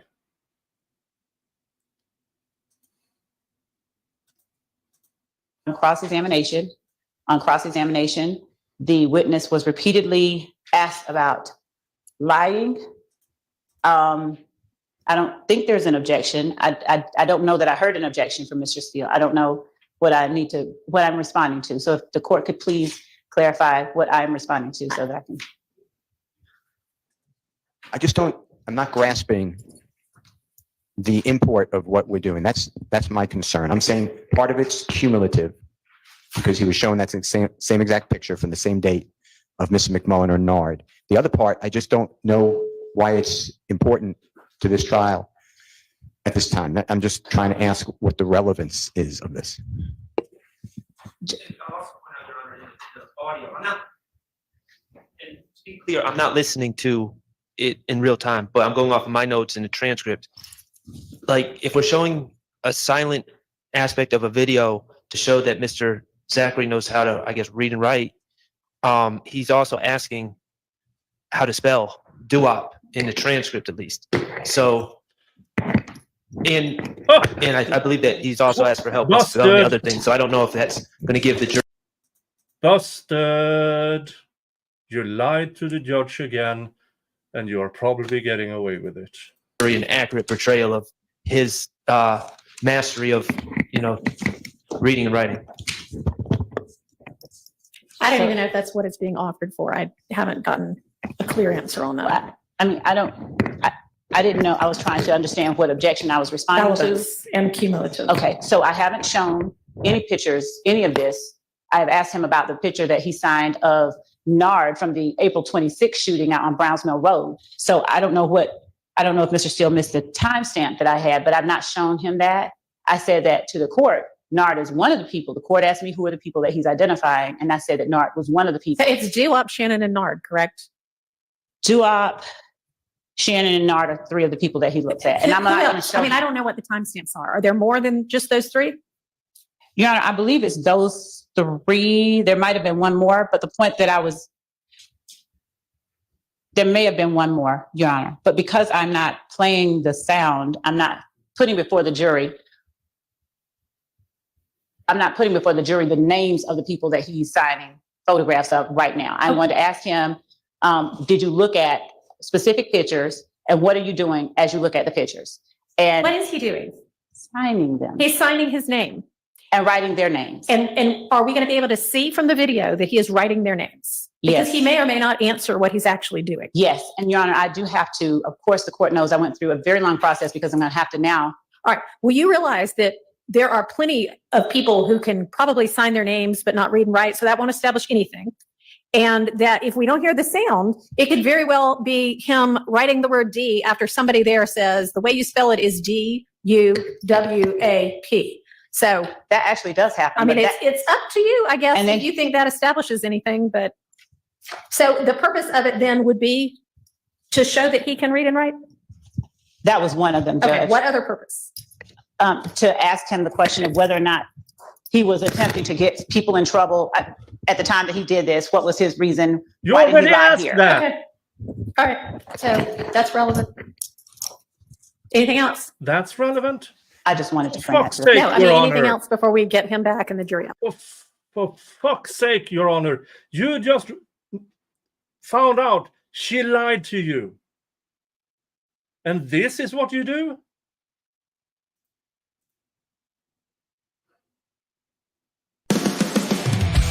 Gavel cracks, breaking backs, twist the facts, yeah. Rotten core, buried deep, justice cheap, hell. Crooked smile, sneaking trial, deception, vile man. Power trip, crooked grip, lose your grip now. Symbol of grief, all from the steed. No more lies, mask, disguise, greed, ain't no creed. Yea, the judge. From the bench today, no more lies, corrupt decay. You ain't the judge, watch it. Yeah, I mean, you are being lied to in your face, Judge Whittaker, and you do nothing? Get the fuck off the stand. And she was on the short list as at the Georgia Supreme Court. Oh.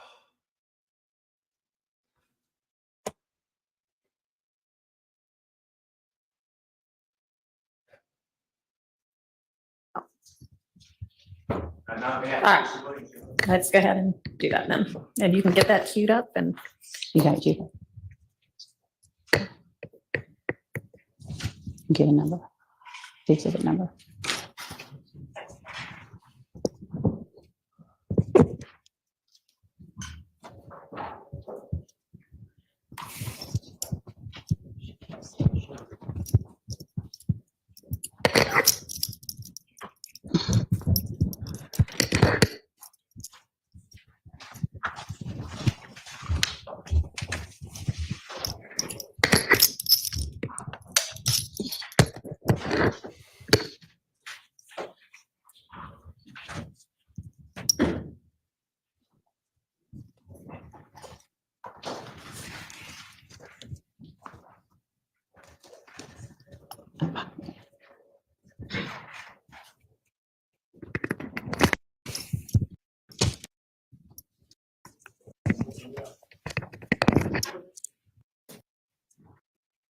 All being asked on cross-examination about a gun that you bought that you let Woody hold. Yeah, I remember. Okay. Mr. Zachary, Yes, I remember. thank you. Isn't it true that when you were talking about that gun, you were talking about a gun you let Woody hold because you owed one of Woody's friends some money? I don't remember. Sustained. Did you sell Woody a gun for $1,000? Is that what you remember talking to Mr. Shard about? Subject of cross-examination either, Your Honor. Your Honor, Overruled. I never sold him no gun. We went and bought it. say that again. We went and bought it. I never sold him nothing. Was that after Woody's girlfriend and child had been shot at? I don't remember. Do you remember testifying that Woody told you that a detective told him that he could have a gun? I ain't say the I ain't say gang or something. I don't know. Gang unit. Thank you. And do you know whether that conversation was had after Woody's girlfriend and baby was shot at? I think so. I don't know. Okay. And that was after January of 2015, right? Woody's girlfriend got shot at a lot of times. All right. This particular time that When I you bought got, the gun, yes, sir. his house was getting shot up. Was that after Nut got killed? I think like a week later. I don't know. It's somewhere early January, like Early January? Okay. like middle. I don't know. All right. And you were asked by Thug's lawyer whether at some point Thug stopped coming around Woody. Did I get that right? I don't remember. Do you remember telling the police about needing to pay back money and you couldn't do it until you caught up with Thug and got some, but that Thug had stopped coming around, Woody? Me, I said that. I need some money from him. I didn't say that. You never said you needed to get some money from Thug? Not that I remember. Okay. And do I have it correct that when you went into that interview, you had every intention or you did not in any way want to hurt Thug because he's from Cleveland Avenue? Not because he can click on new, because I don't know. I just wanted to talking. All right. But do you remember testifying earlier that you didn't say anything or want to say anything to get Thug in trouble because you didn't want to get people from Cleveland Avenue in trouble? I said that. Did you? Do you remember that? No, my head hurts so bad. Okay. I'll try to be quick. When you testified on cross-examination with Shannon's lawyer about lies that you told in the August 2015 interview, and when you told Thug's lawyer that the information that you spoke about came from what Copeland wanted Garlington to say, can you tell us whether or not you were trying to tell police what you understood Copeland to have already told the police? I don't remember some of it. Some of it I remember from my preliminary hearing. Some of it I remember from my preliminary hearing. Okay. When you talked about Woody stealing Nuts' chain, was that from Copeland or from your preliminary hearing? I already knew about that. Okay. And when you talked about Woody confronting Kel at the skating rink, was that from Copeland or your preliminary I hearing? already knew about it. Say that again. I don't remember. I probably already knew about it. Okay. And do you remember Thug's lawyer asking you whether the If Gang rivalry with YSL began because of Woody? I don't remember. I told you my head hurt so bad. Okay. All right, so you have the ability and had the ability over lunch to have your pain medication I'm with you allergic and to to take it. Tylenol. I'm allergic to a lot of medicine. Y'all would got all these records like And we talked about you being able to get your prescription medication. I ain't complaining. I'm still up here. All right. Do you remember telling the police that the rivalry between If Gang and YSL began roughly a month before Nuts' death? I don't remember. Do you remember when Thug's lawyer asked you about the post? They shoot at us, we don't tell.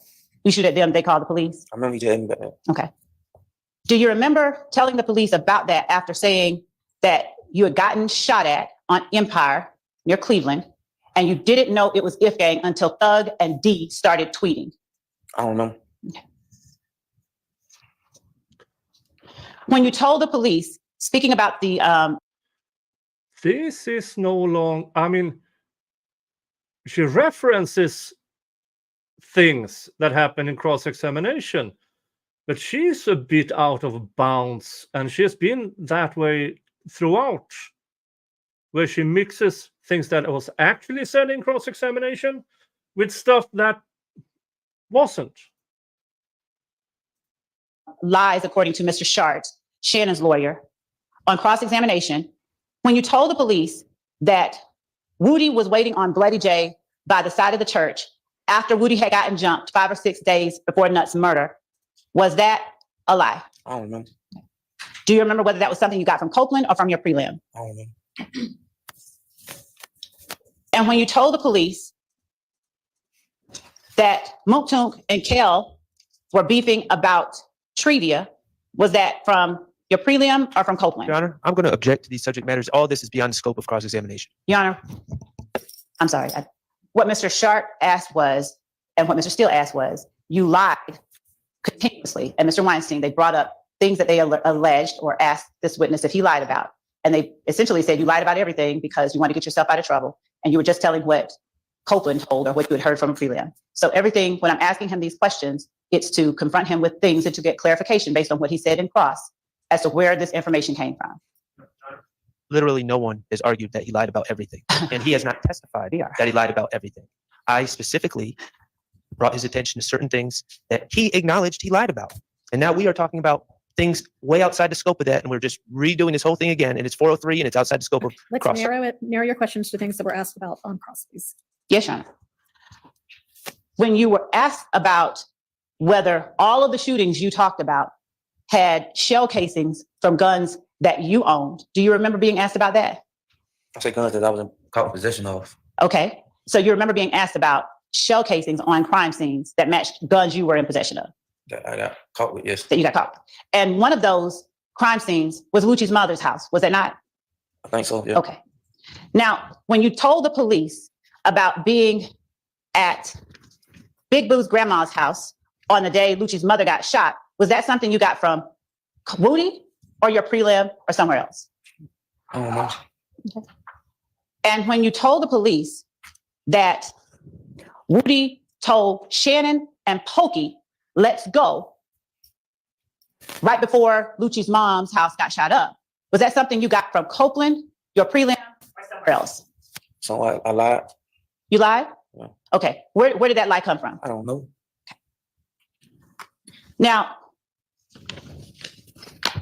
when you told the police that after Shannon, Woody, and Pokey got back, someone made a call to Boo and said that they put $1,000 on the head of whoever shot up Lucci's mother's house. Where did that come from? Woody, a prelim, or something you remembered happening? I don't remember. Okay. And when you told the police that Woody looked scared, where did that information come from? Copeland, prelim, or somewhere I else? don't remember though. And did you tell the police that after they got back, Shannon, Woody, and Pokey, did you tell the police whether you heard them say anything? Your Honor, can we approach? Yes.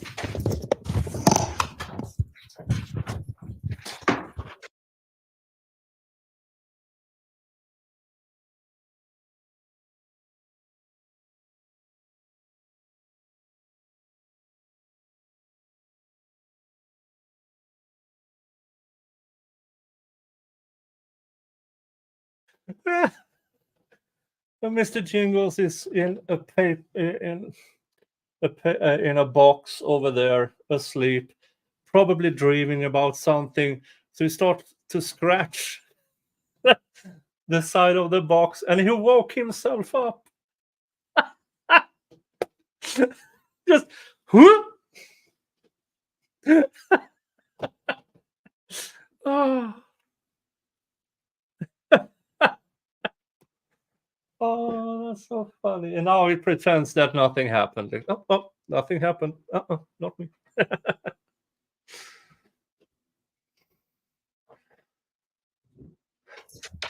And we have the second sidebar of today, which brings us to sidebar counter 268.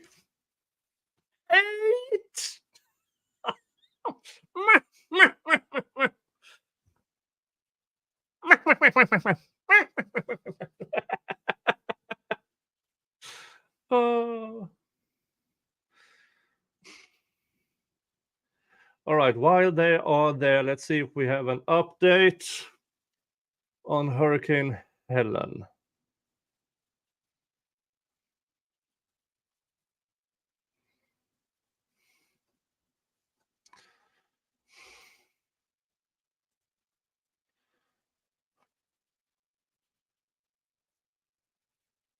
Let's see here. Okay, Blue Ridge Parkway closed in North Carolina.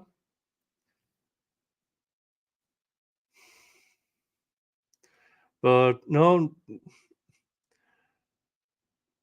not any real updates so far. Everybody's waiting for landfall, I assume.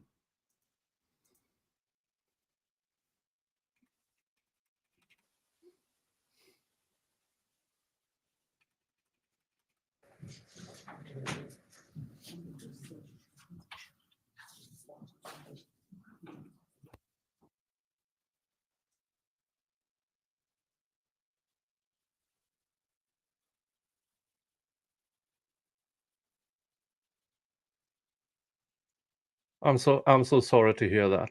Losing a pet that you had for so long, it hurts. It does.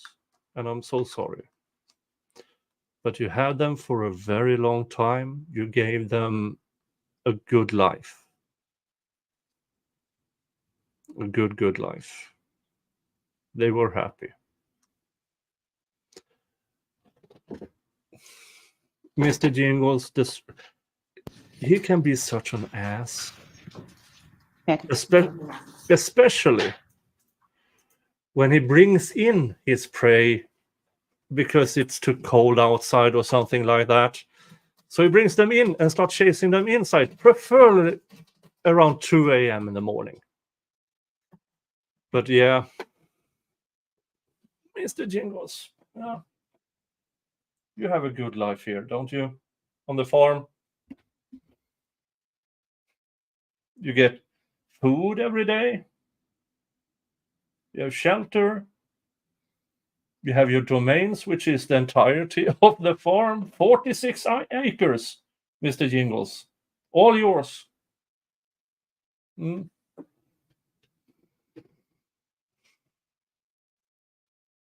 All right.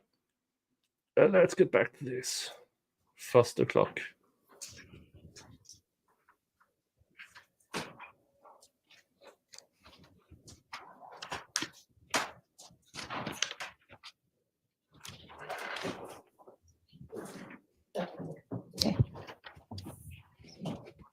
When you were asked on cross-examination, specifically, Thug's lawyer asked you about the tour dates and what tours or what shows you went to when Defendant Williams performed. Do you remember that?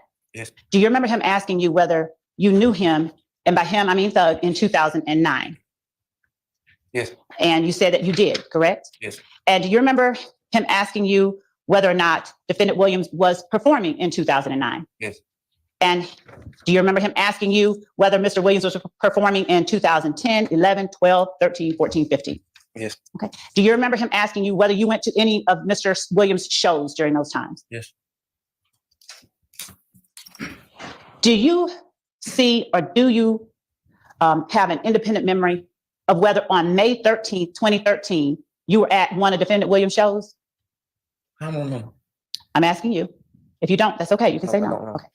And do you know whether he was performing at either one of those shows that Mr. Steele asked you about on September 9th, 2013? Do I know? Correct.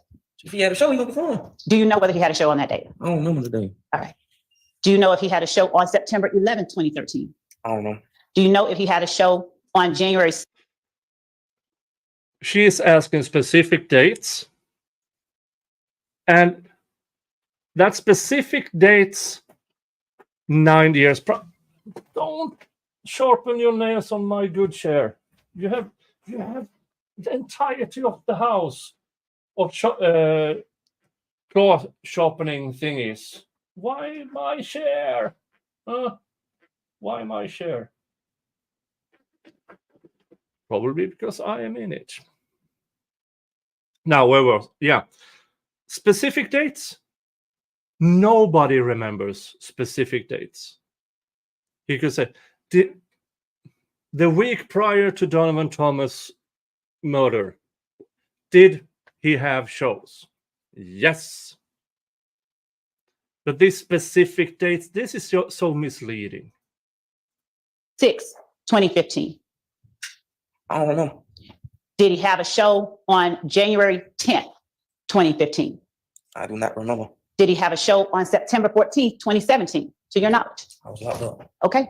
You remember Mr. Steele asking you whether you were still a fan of Defendant Williams' music? Yes, I still listen to the music, yes. Okay. So did you follow whether or not he had any shows on these dates? I was locked up. Okay, so you didn't. I'm away from the world. All right.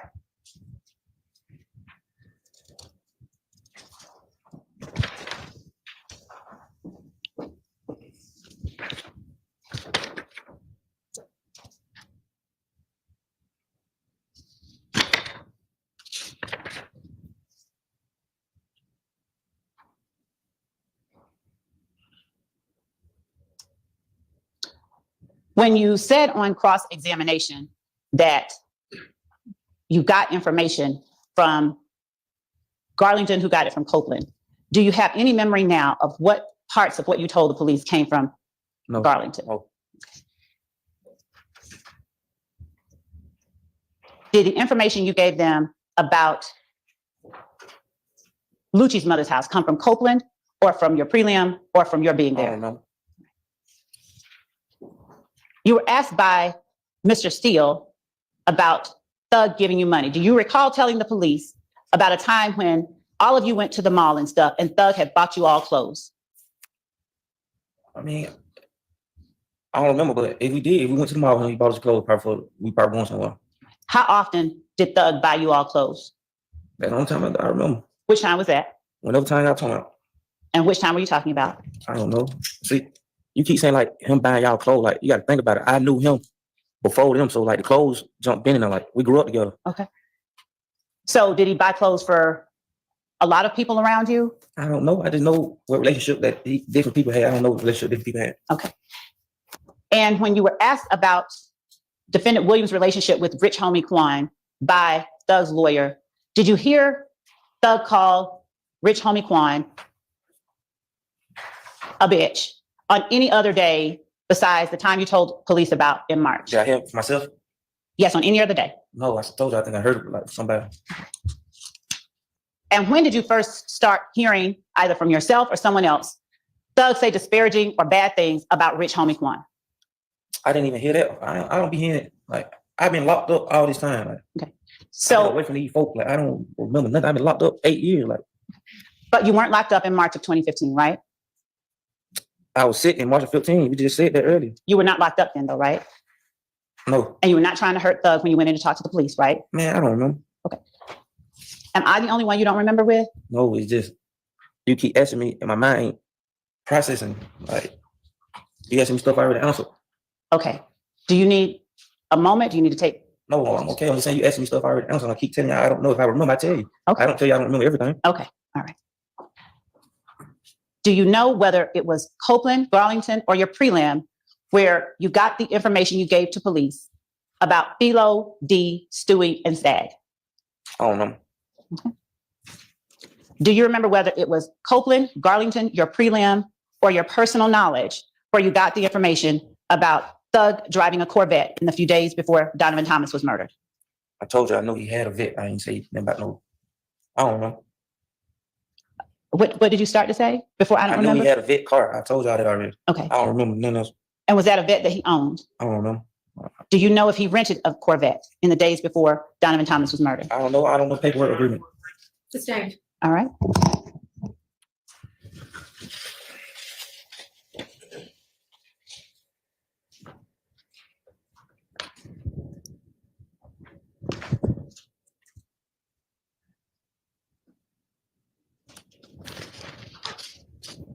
Please say you're done, Miss Love, with the entire trial, preferably. But I guess When you talked about oh no, she speaks. going to Florida in a Sprinter van that had already been reserved with Mr. Steele on Cross, did you get the information from Copeland, Garlington, or your prelim that you went in that Sprinter van with Shannon, D, Woody, and Yak? So you asked me, how did I know who I went with? I'm asking you whether when you told the police that, if that was something you got from somebody else or something that was true. That was something that's true. Okay. And when you told the police that the beef between YSL and If Gang started when Woody and Mooktoon shot Kale, was that something that was true? Something you got from Copeland, Garlington, or your prelim? I don't remember parts I lied about. And when you told the police that Shannon, Yak, Nard, and Duop were going to be Bushi on the night that Donovan Thomas was murdered, was that something that you got from Copeland, Garlington, your prelim, or Shannon? I don't know. Do you have any idea where you would have had access to that information other than Shannon? No. What? Other than Shannon? Shannon ain't tell me that. What you talking about? Okay. So I told you Shannon tell me that. did you get it from Copeland? I don't remember. I know for a fact Shannon tell me that, and I told y'all that. Okay. Why don't you remember whether you got it from Copeland, but know for a fact it didn't come from Shannon? I know for. I believe Miss Love. I mean, I don't think she's actually yelling. It's just that the emptiness where her soul would have been makes resonance. So when she speaks, it's like out of a speaker because of the hole where her soul should have been. I told you that I didn't get it from Shannon. Did you get it from Yak? I know for a fact. I told you. I asked. I didn't get it from him. Did you get it from Copeland, Garlington, your prelim, or somewhere else? That on the way to meet Bushi, they fucked up and saw nut. Who'd you get that from? I don't know. I ain't probably get it from nobody. I don't know. You think that was something you made up? Probably, Objection, Your Honor. This is all beyond cross. Judge, thank you. Now, when you told the police that after they fucked up and saw, Thank you, Stephen T. Satchel, for gifting a membership. And you gave it to Becky Taverner. Yay! Congratulations, Becky. You now have access to all my members-only content. You have access to members-only emojis, and you have access to my Discord. The link to the Discord for members only is on the community section on my channel. Thank you so much, Stephen. That brings us to 3 new members today. Hey, it's a Thursday. It is Thursday, right? Yeah, it's Thursday. Thank you so much. Nut, they rolled back around and started shooting at Nut. Did you get that from Copeland, Garlington, the prelim, or somewhere else? I don't know. When you told the police that it was outside a barbershop that they saw Nut, was that from Copeland, Garlington, the prelim, or somewhere else? I don't know. Did you ever see Nut on the surveillance footage that you saw on TV? I don't know. Okay. And when you told the police that the barbershop and Texaco are places where if gang members hang out, is that something you got from Copeland, Garlington, your prelim, or somewhere else? I don't know.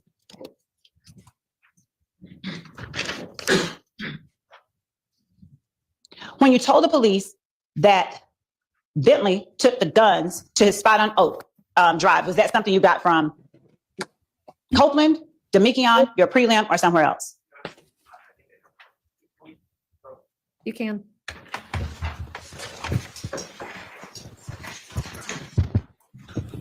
Thank you. All right. Wait. Mr. Jingles found something to play with. Was it a sidebar? Demikion, your prelim, or somewhere else? You can. All right. That was a sidebar. Which brings us to sidebar counter 269.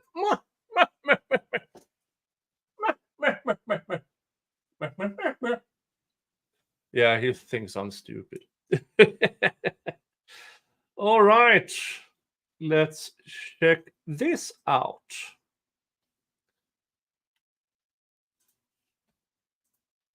Space station orbits above Hurricane Helene. Let's watch this.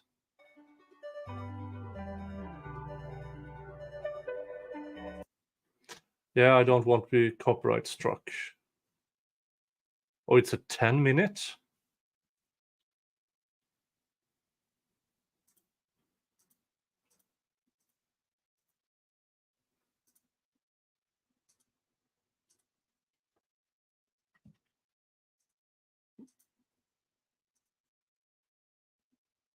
Is that a hurricane? I don't know. Oh, not that interesting.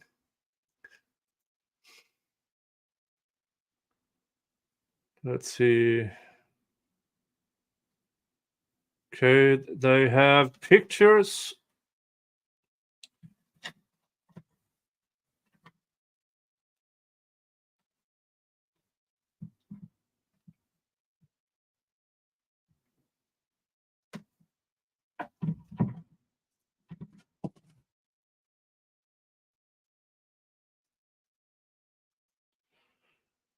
I have no idea what Mr. Jingles just did. Okay, but pictures from the hurricane. And yeah, there's water. Tallahassee, people are getting safe. St. Pete Beach in Florida, yeah. Wavy. And his eye spotted on weather radar. Yeah, well, you would assume so. You would assume so. More photos here.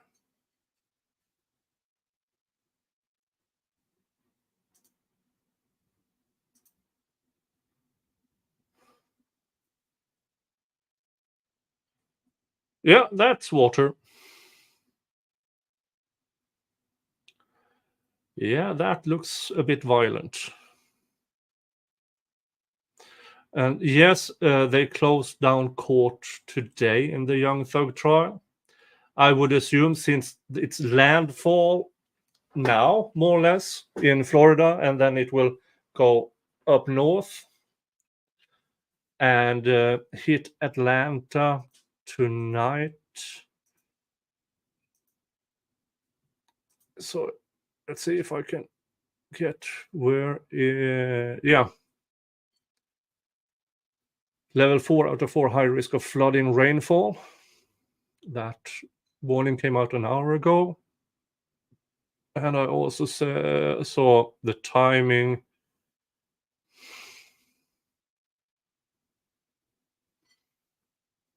On where it, yeah, tornado watch, by the way, in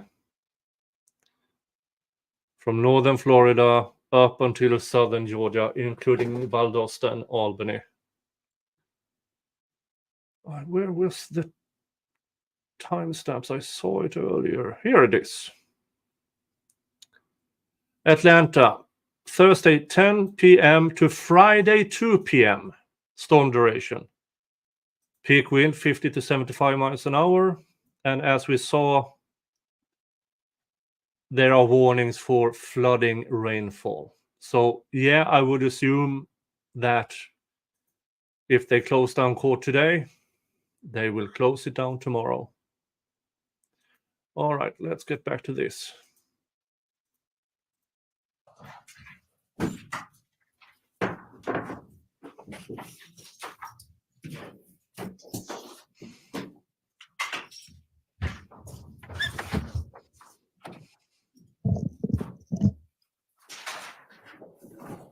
Hi, Iris. Good to have you here.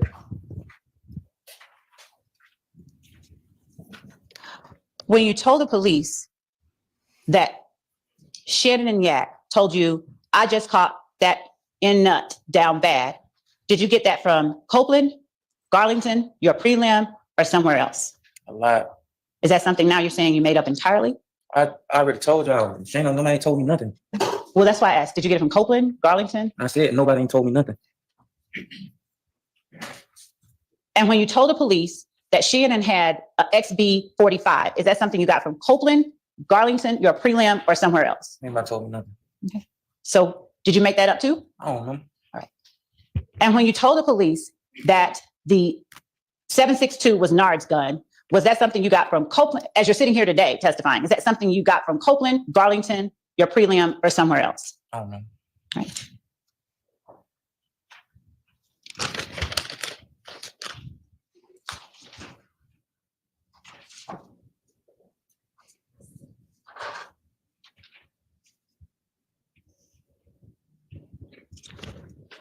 When you told the police that Nard talked about the murder.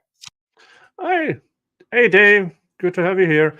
And as Dave says, thumbs up. Have you hit the like button yet on this stream? If you haven't, this is a good time to do that. Because somehow in, the algorithm, YouTube sees how many interactions there are, how many thumbs up or down there are, in order to promote this to more people. And I like more people. Okay, thank you, Dave. Thank you for being here. After Miami, is that something you got from Copeland, Garlington, your prelim, or somewhere else? Something I lied about. Okay. When you told the police that after seeing Woody staying on the couch acting worried, Nard said that nigga Woody gonna fold, he gonna tell on us about that nut situation, is that something you got from Copeland, Garlington, your prelim, or somewhere else? Why not? Okay.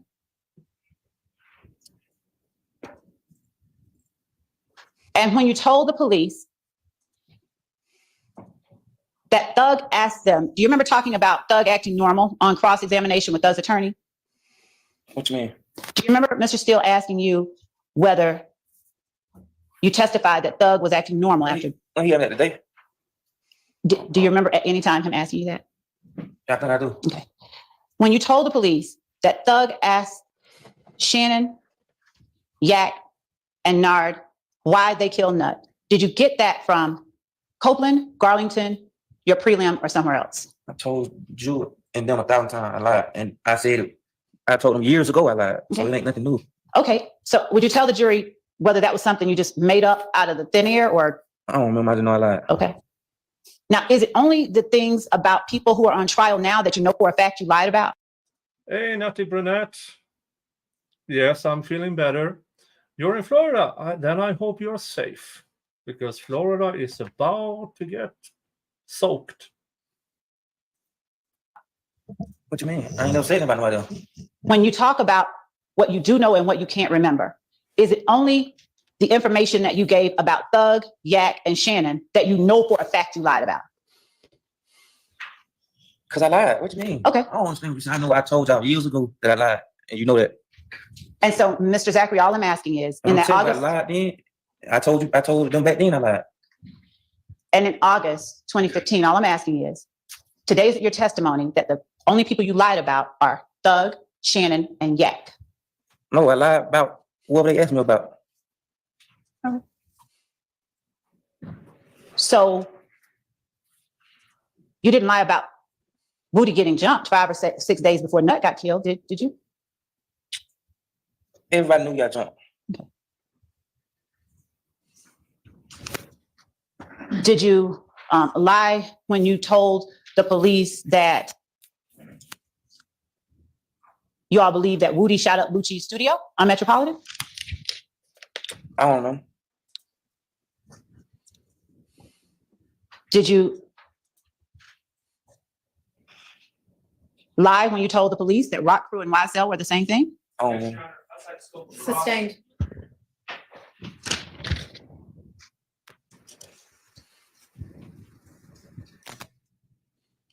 Judge, it's tough. Do you remember, Mr. Steele? Judge, at one point you just have to limit the prosecution. Now you can't limit how they present the case, but you can if you have the power to. You can say you now have 24 weeks to conclude your case in chief. She can't do that. I don't know why she won't.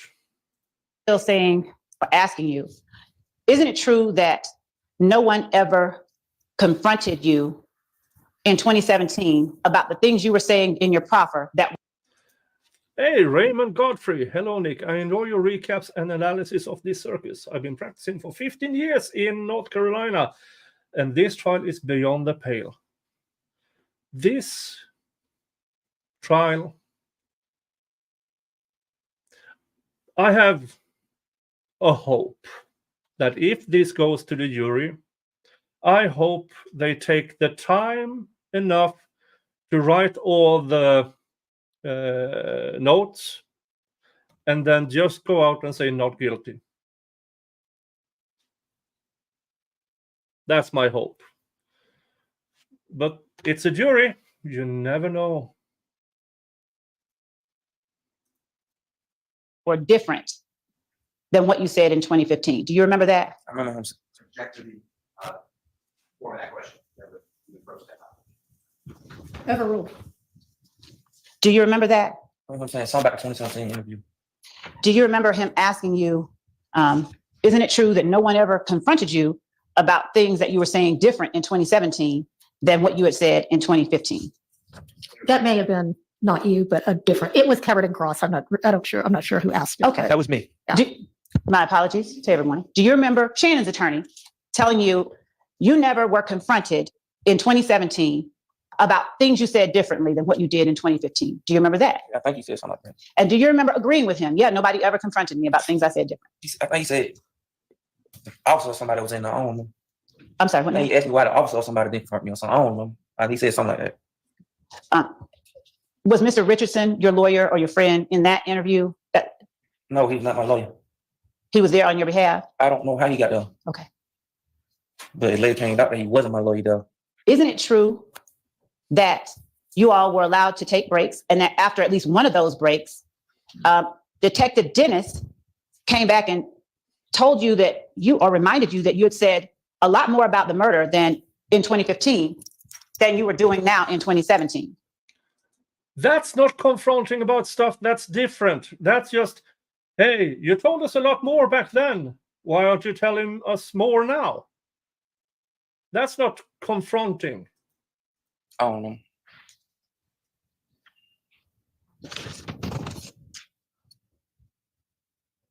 Isn't it true that after that point, Detective Dennis asked you about what you had told him in 2015 about Duop and Nard? I don't know. Isn't it true that at that point you said you had heard that they were involved, that is, Duop and Nard were involved? You had heard that from Copeland, and then you said, I meant Shannon. Isn't that true? I don't know. Isn't it true that after you told them that Shannon came to the apartment after the murder and told you about the murder, they pressed you on exactly what Shannon said to you?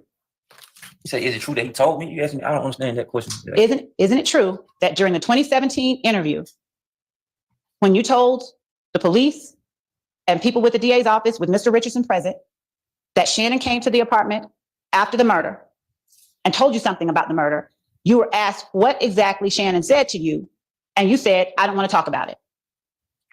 It was a lie. Okay. I don't know. I still don't understand the question. You were pressed on what exactly Shannon told you in the 2017 interview. I don't understand what you're saying. Okay. Isn't it true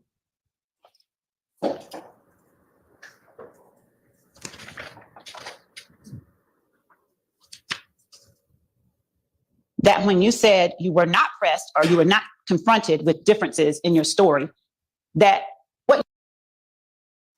Not confronted and not pressed are two really, really different things. Miss Love here is trying to persuade the jury, you don't listen to what I mean, not what I say, kind of thing. Because the questions from the defense was, were you not confronted with the differences in 2015 and 2017? Ms. Love is now trying to convey that, well, weren't you pressed about this and that? Totally different things. Completely different things. You said about not being confronted wasn't exactly accurate. In other words, when you said something different, the police did ask you, wait a minute, what about this? You said it I differently. don't remember. You had to show me for me to know. I don't know. Okay. But I don't think they confirmed me. Yeah, Miss Love, why don't you show the differences? You have both interviews. Why don't you just play that portion and then play that portion? Could it be because it would prove you wrong? Ricky had asked y'all 2 years ago, did y'all have a video we can see? Y'all told him no. Y'all told me when no interview, just transcripts. Okay.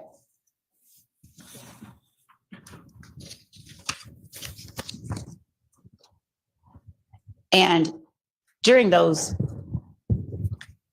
2017 interview, when you were looking at pictures of Shannon and Duop and Nard, isn't it true that you signed your name and wrote Shannon's and Nard's and Duop's on their pictures? I don't remember, probably did.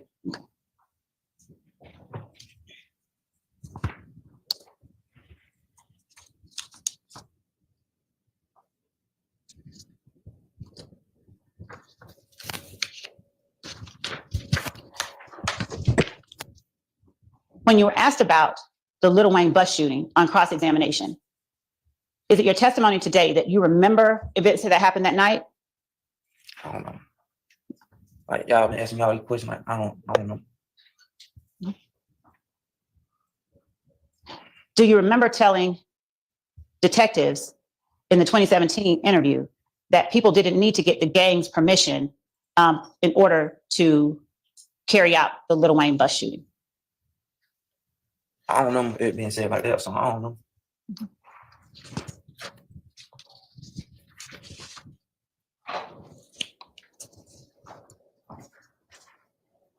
Do you remember being asked on cross-examination about the Infinity that you were in, that you rode inside with Copeland? I remember y'all saying something about it. I remember somebody said something about it. Do you remember, I believe it was Mr. Steele, if it was not, correct me if your memory is different.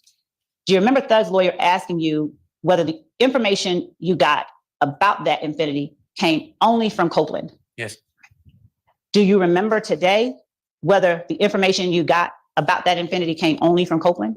Yes, I told us Woody. So I know somebody else in the car, but Woody, he told me about the car.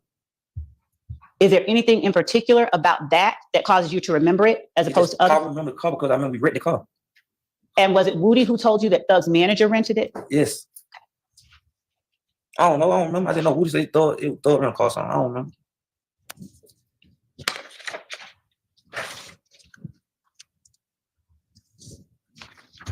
I told him I know something in that car though. I told him I know something nobody in the car but Woody. You told the jury earlier that after a certain point that Thug stopped associating with Woody. You said something like that on cross. Do you remember that? I said he stopped coming around all the negativity. Like it was so much going on. I think I said that. Do you remember specifically talking about Woody and Thug not hanging around Woody? Yes, but I said he had a lot going on.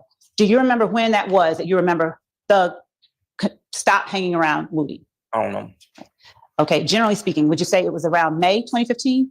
And Woody was already locked up, man. I don't know. So does that mean it probably happened before that or after that? I don't know. I just know I think Woody had got locked up summertime, so I don't know. Do you know whether Woody actually talked to Thug about getting his bond paid in June 2015? June, I was locked up, so I don't know. Okay, you were asked about Thug and Woody's relationship. I'm just asking you if you know anything about. June, I was locked up. So Okay, so that's a no? I was locked up, I mean. When you're locked up, does that keep you from getting information about other people that are locked up? Yes. So were you locked up federally? No. Were you locked up in Fulton County? Yes. So if you were locked up in Fulton County and Woody is locked up in Fulton County, do you all have the ability to talk to each other or do you not have access? I was on a different floor. Okay. Does being on a different floor keep you from having access to other people or talking to other people in the jail? Yes. Okay. How do you not know this, Miss Love? Or is it that you do know, but you don't care? Fulton County has a difference in how do you say this? People are put in certain areas. Let's just say that, and those are almost always closed off, even between floors.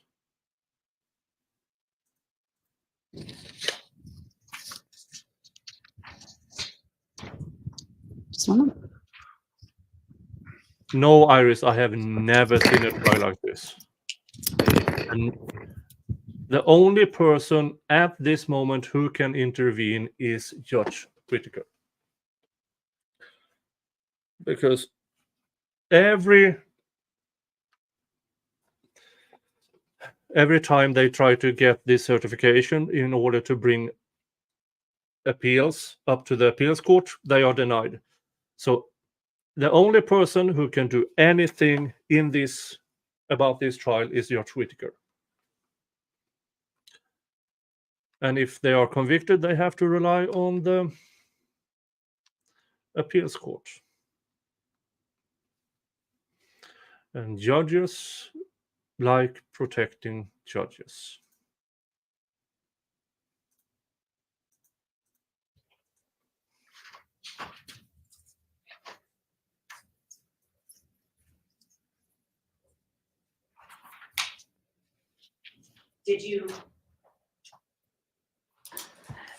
Do you not remember getting, speaking with Sledge from inside the jail or Moontown? Why? Me and Mooks, I don't think if I talk to him and he was on the street, I don't think I talk to him. I don't. What time you talking about? While you were in the jail and he was in the jail. Probably went to court. Yeah. And what about Garlington? You remember getting communication from Garlington while you all were both in jail? He and Garlington and Sledge was on the case together. We go to court together. Okay. Are they the only people that you talked to while you were in the jail that were in the jail with you? I don't know. Probably people in my dorm. I don't know. All right. What did you say? People in the dorm, probably. Okay.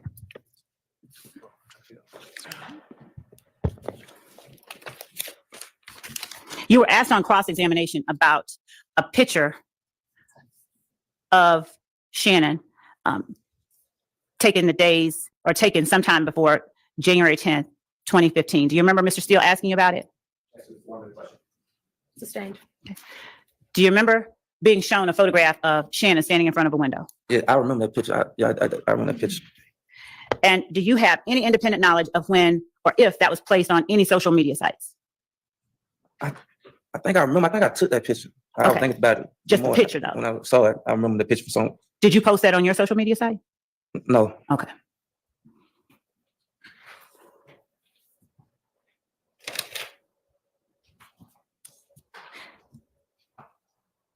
Now, when you were asked on cross-examination about Antonio Sledge being drunk and Garlington being high and you being high on April 28th, 2015, were you telling the jury everything that you remembered about that night when you spoke with Shannon's attorney on cross-examination?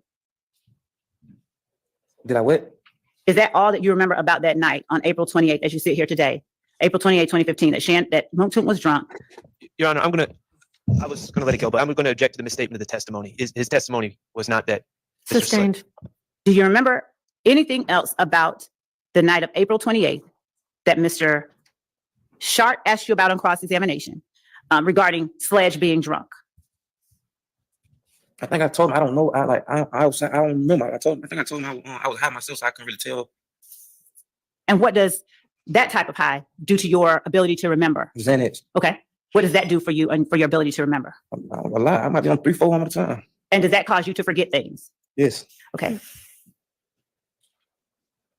So if you remembered that it So, Miss Love, if you accept that as truth, why did you question how I'm rolling back to this Miss Love's theory that opioids do not change your mental state, and now all of a sudden she kind of accepts that opioids does change mental states. What? Just because, Ms. Love, you need to have a standard. You can't choose between having no standards and double standards. You have to have one standard. was only you, Sledge, and Garlington, at what point did the high wear off to allow you to remember that? Because I remember who I got in court with. Okay. Do you know what Trontavia Stevens was doing during that time? No. Okay.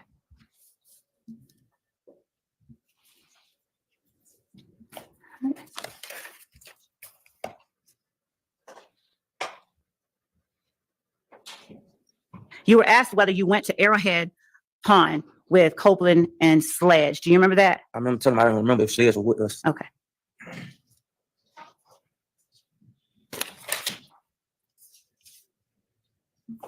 Do you remember testifying on cross-examination that you wanted to convince Gaither and Dennis that you were telling the truth so that you could get out of jail?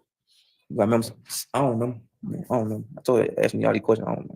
Do you remember when you were shown a clip of Gaither coming into the room saying, y'all been calling me Yeah. and now I'm here? You remember that? Okay. Now, do you remember being asked whether you wanted to meet with Gaither so that you could get out of jail? I remember me saying I ain't called them. I'm saying that. Do you remember saying you wanted to clear Sledge of the shooting? I thought that was what I was doing, but I was told you I was young. Right.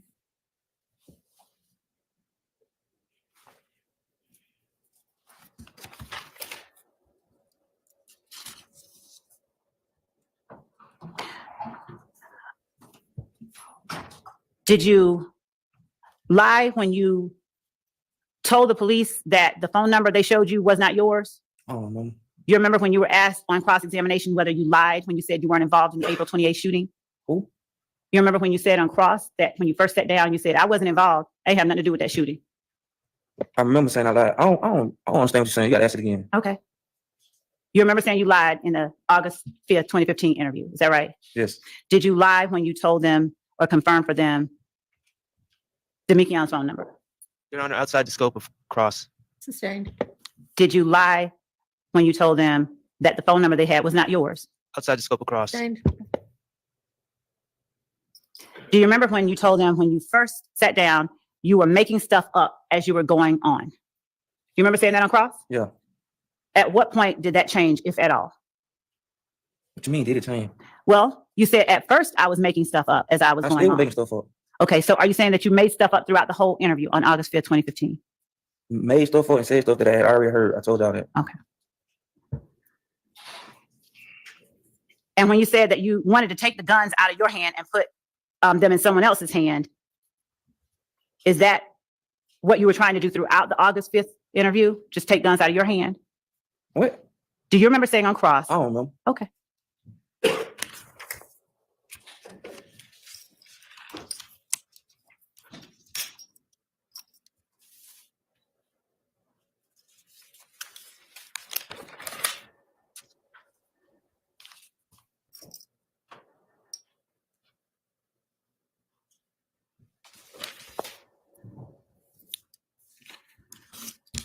By the time that you got to the 2017 interview,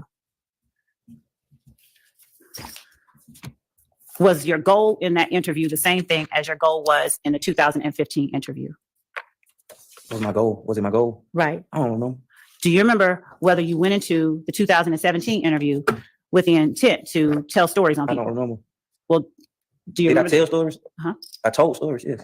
Lies. All right. And was there any reason that you told for these particular lies that you claim you told? For what reason were you telling lies in 2017? Because I had already told the lies before.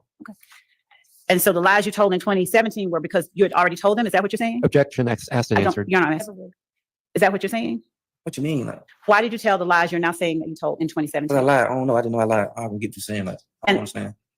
And the lies in 2015 that you told, did you tell them for any reason other than what you've already given to the jury? What you mean? The things that you said in the August 2015 interview that were not true. The reasons that you told them, even though they were not true. Are those reasons, have you told all of those reasons for telling those lies as you I put don't them remember, man. to the I don't jury? remember. Okay. I don't remember. Just one second.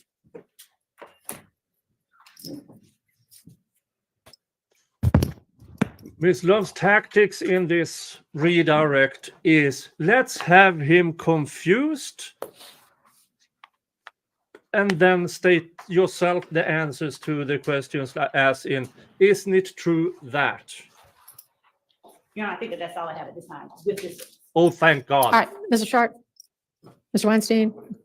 Yeah, I have to talk, Sean. All right. Oh. Mr. Harvey has corrected me that I have reasons. Thank you, Mr. Harvey. I didn't hear what you said before. Yeah, Doug had to be reminded by Mr. Harvey that, oh, you do have some questions.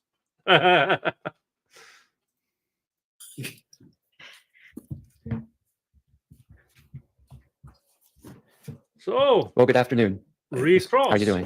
Yeah. Your head hurt? You're gonna be able to answer my questions? If I know him, yeah. Can you lean forward just a little bit? Yeah, if you know them, that's all I'm asking, okay? So on redirect, Ms. Love asked you a lot of questions about the sources of your lies, okay? The lies you told back in 2015 and 2017. So let's get into that a little bit, okay? Okay.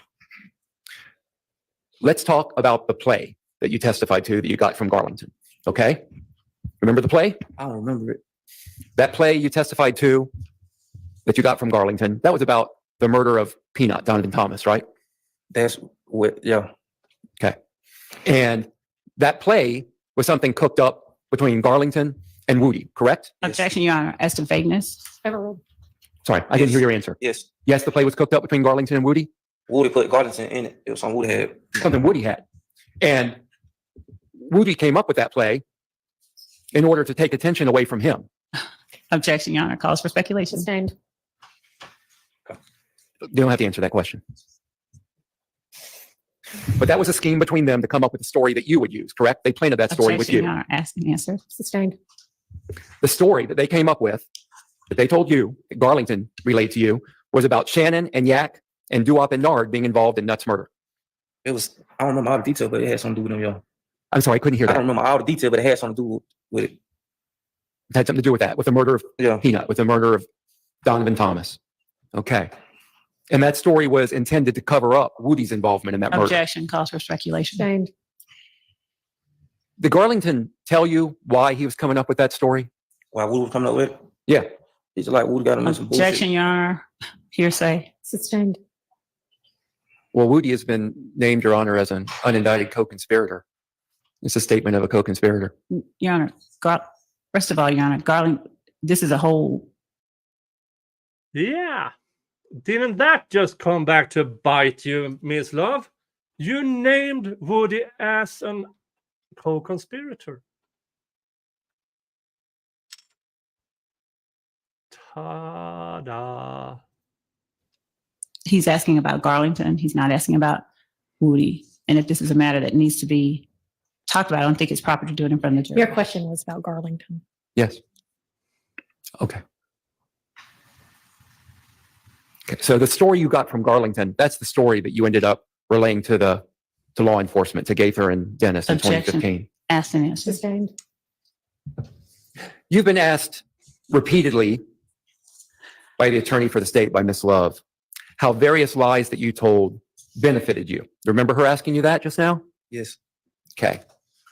Well, you're sitting over here right now instead of over there. Is that correct? Yes. Do you think that that's a benefit to Your you? Honor, objection. Do you view that as a benefit? Hang on. Okay, hang I'm on. asking him if he I views that know, as and a there's an benefit. objection on the floor, which I haven't been able to hear yet. So wait and let me hear My it. and apologies, rule Your on Honor. it.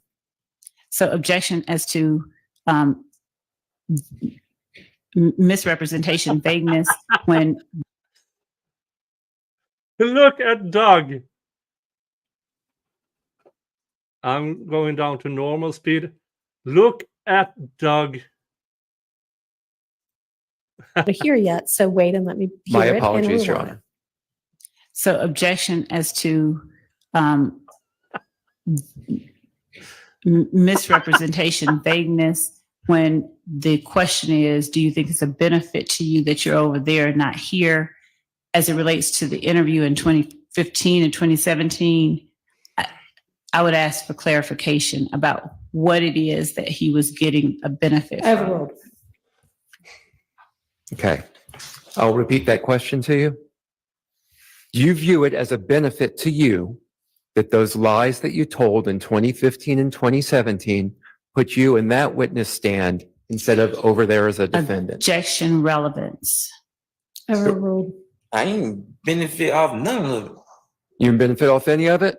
You'd rather be over there? Objection, no Your Honor, difference. improper. Sustained. Are you a defendant in this case? Objection, relevance. It's directly relevant to his motivation. Are you a defendant in this case? No. Okay, thank you. Yeah. Mr. Steele. I'm going to clip All right. his reaction to Miss Love mumbling.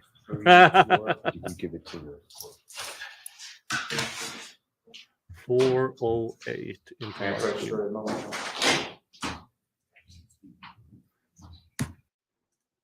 Did I get a chance to meet YSL when visiting the US?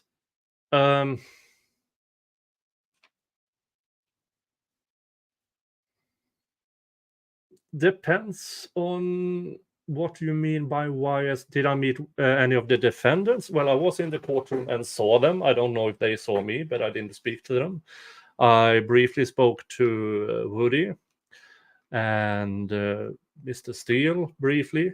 We exchanged pleasantries. I have Mr. Harvey's business card.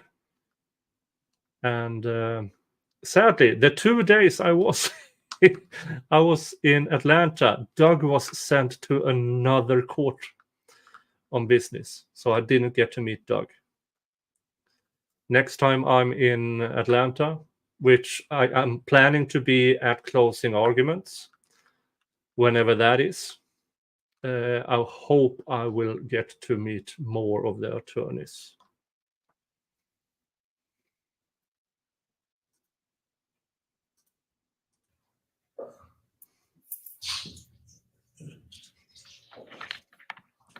Very briefly, you were asked about what I call the rodeo tour, but I'm talking about March, April 2015. Yes. Okay. Travis Scott and Jeffrey Williams, or Young Thug, are performing, right? Yes. You were asked if Jeffrey was the headliner or was not the headliner. You remember that? Yes. Headliner means what? Tell the jurors. I don't know. Probably I think like the main. I don't know. I think like the main person or something. Is it fair to say that Jeffrey or Young Thug by this time is a big attraction in music? Objection asked, answered, and relevance. Came up on recross. I know, but given the objection sustained, When you were there, if you saw the crowd, did Jeffrey and Travis Objection, Scott play relevance to the together? Is crowd. my question. say that again. Yeah, when you saw the crowds at the rodeo tour, did Jeffrey and Travis Scott perform together? Objection, Your Honor, relevance to Sustained. I think, okay, that's fine. All right. You said you were asked specifically, did Jeffrey buy clothing for a lot of people? Do you remember that question on recross examination? Yes. All right. Is it true that Jeffrey did buy clothing for people at the Cleveland Avenue park? I told you, like, that was like, it wasn't that new, like, everybody about, like, yeah. Okay. And were you aware that Jeffrey did clothing drives all over the country? objection, relevance. It came up on Sustained. cross. Doesn't mean it's relevant. Now, if Miss Love was allowed to ask about it, oh Jesus! You were asked, and it was worded this way, that Jeffrey stopped hanging around with Woody. Remember those questions on recross? Yes. From your vantage point, were people always trying to be around Jeffrey? Yeah. Objection, Your Honor, vague and speculation. He can't. Overruled. Did Jeffrey allow people to take pictures with him Objection, relevance. when they Sustained. did? From your vantage point, did Mr. Copeland or Woody, did Jeffrey go to him in any way, or was Mr. Copeland trying to hang out with Jeffrey? Objection, relevance beyond the scope of redirect. It was on redirect. Overruled. Yeah, Copeland used to come around, yeah. Okay. You were asked again on redirect about a supposed. Kat asks, do I think the trial will make it to closing arguments? I believe that this judge will do anything to make this trial go to the jury. Unless Ms. Love more or less shoots somebody in the courtroom, this trial is going to the jury. Or if jurors start going out in droves. I'm actually surprised only 2 jurors so far is gone. But yeah. Tweet of, and I'm not quoting it, but something like, we shoot at them and don't report, they shoot at us and report. I'm not saying that's a quote.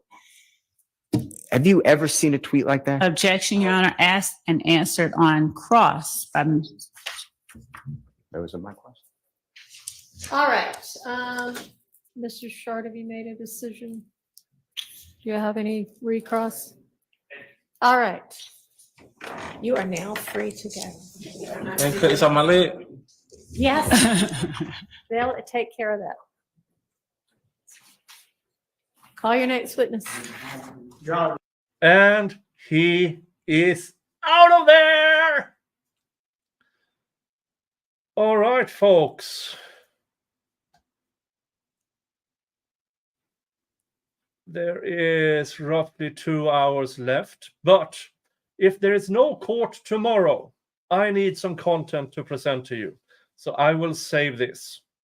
I will save this until tomorrow, just in case there's no court. I assume there isn't one because Hurricane Helene is making landfall in Atlanta tonight. So, yeah.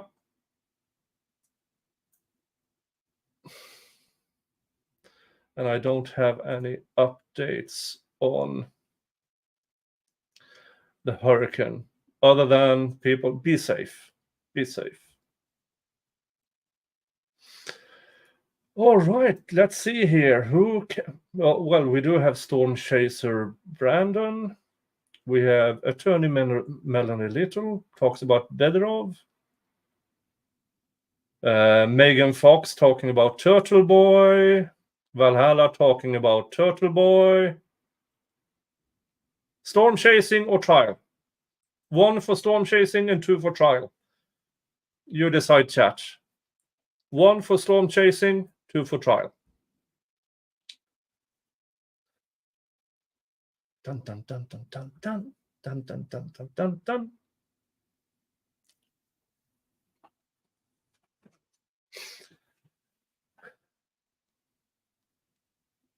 Catherine says 2. Do I get more? 2 from Casper. 2. 2. Here's a 1. 2. Come on, folks. There are 220 of you here on YouTube's. Well, trial it is. Sending you off to Valhalla awaits. All right, folks.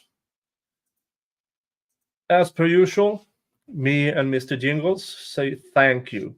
Thank you for allowing me to do this. Thank you for allowing me to try to interpret this fuster clock of a trial. And stay safe and hug your family. Unless your family is crap, then screw them and give your love to the people who deserve it. All right? See you tomorrow. Bye-bye.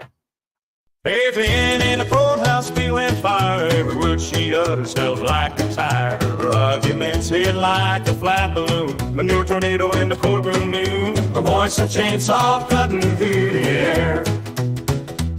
But the logic's missing, nothing's really there. Whirling out of circles, losing grip. Every point she makes is just a slip. Another tornado spreading wide. All her arguments turn to hide. Courtroom laughter when she's done. Prosecutor Adrian ain't one.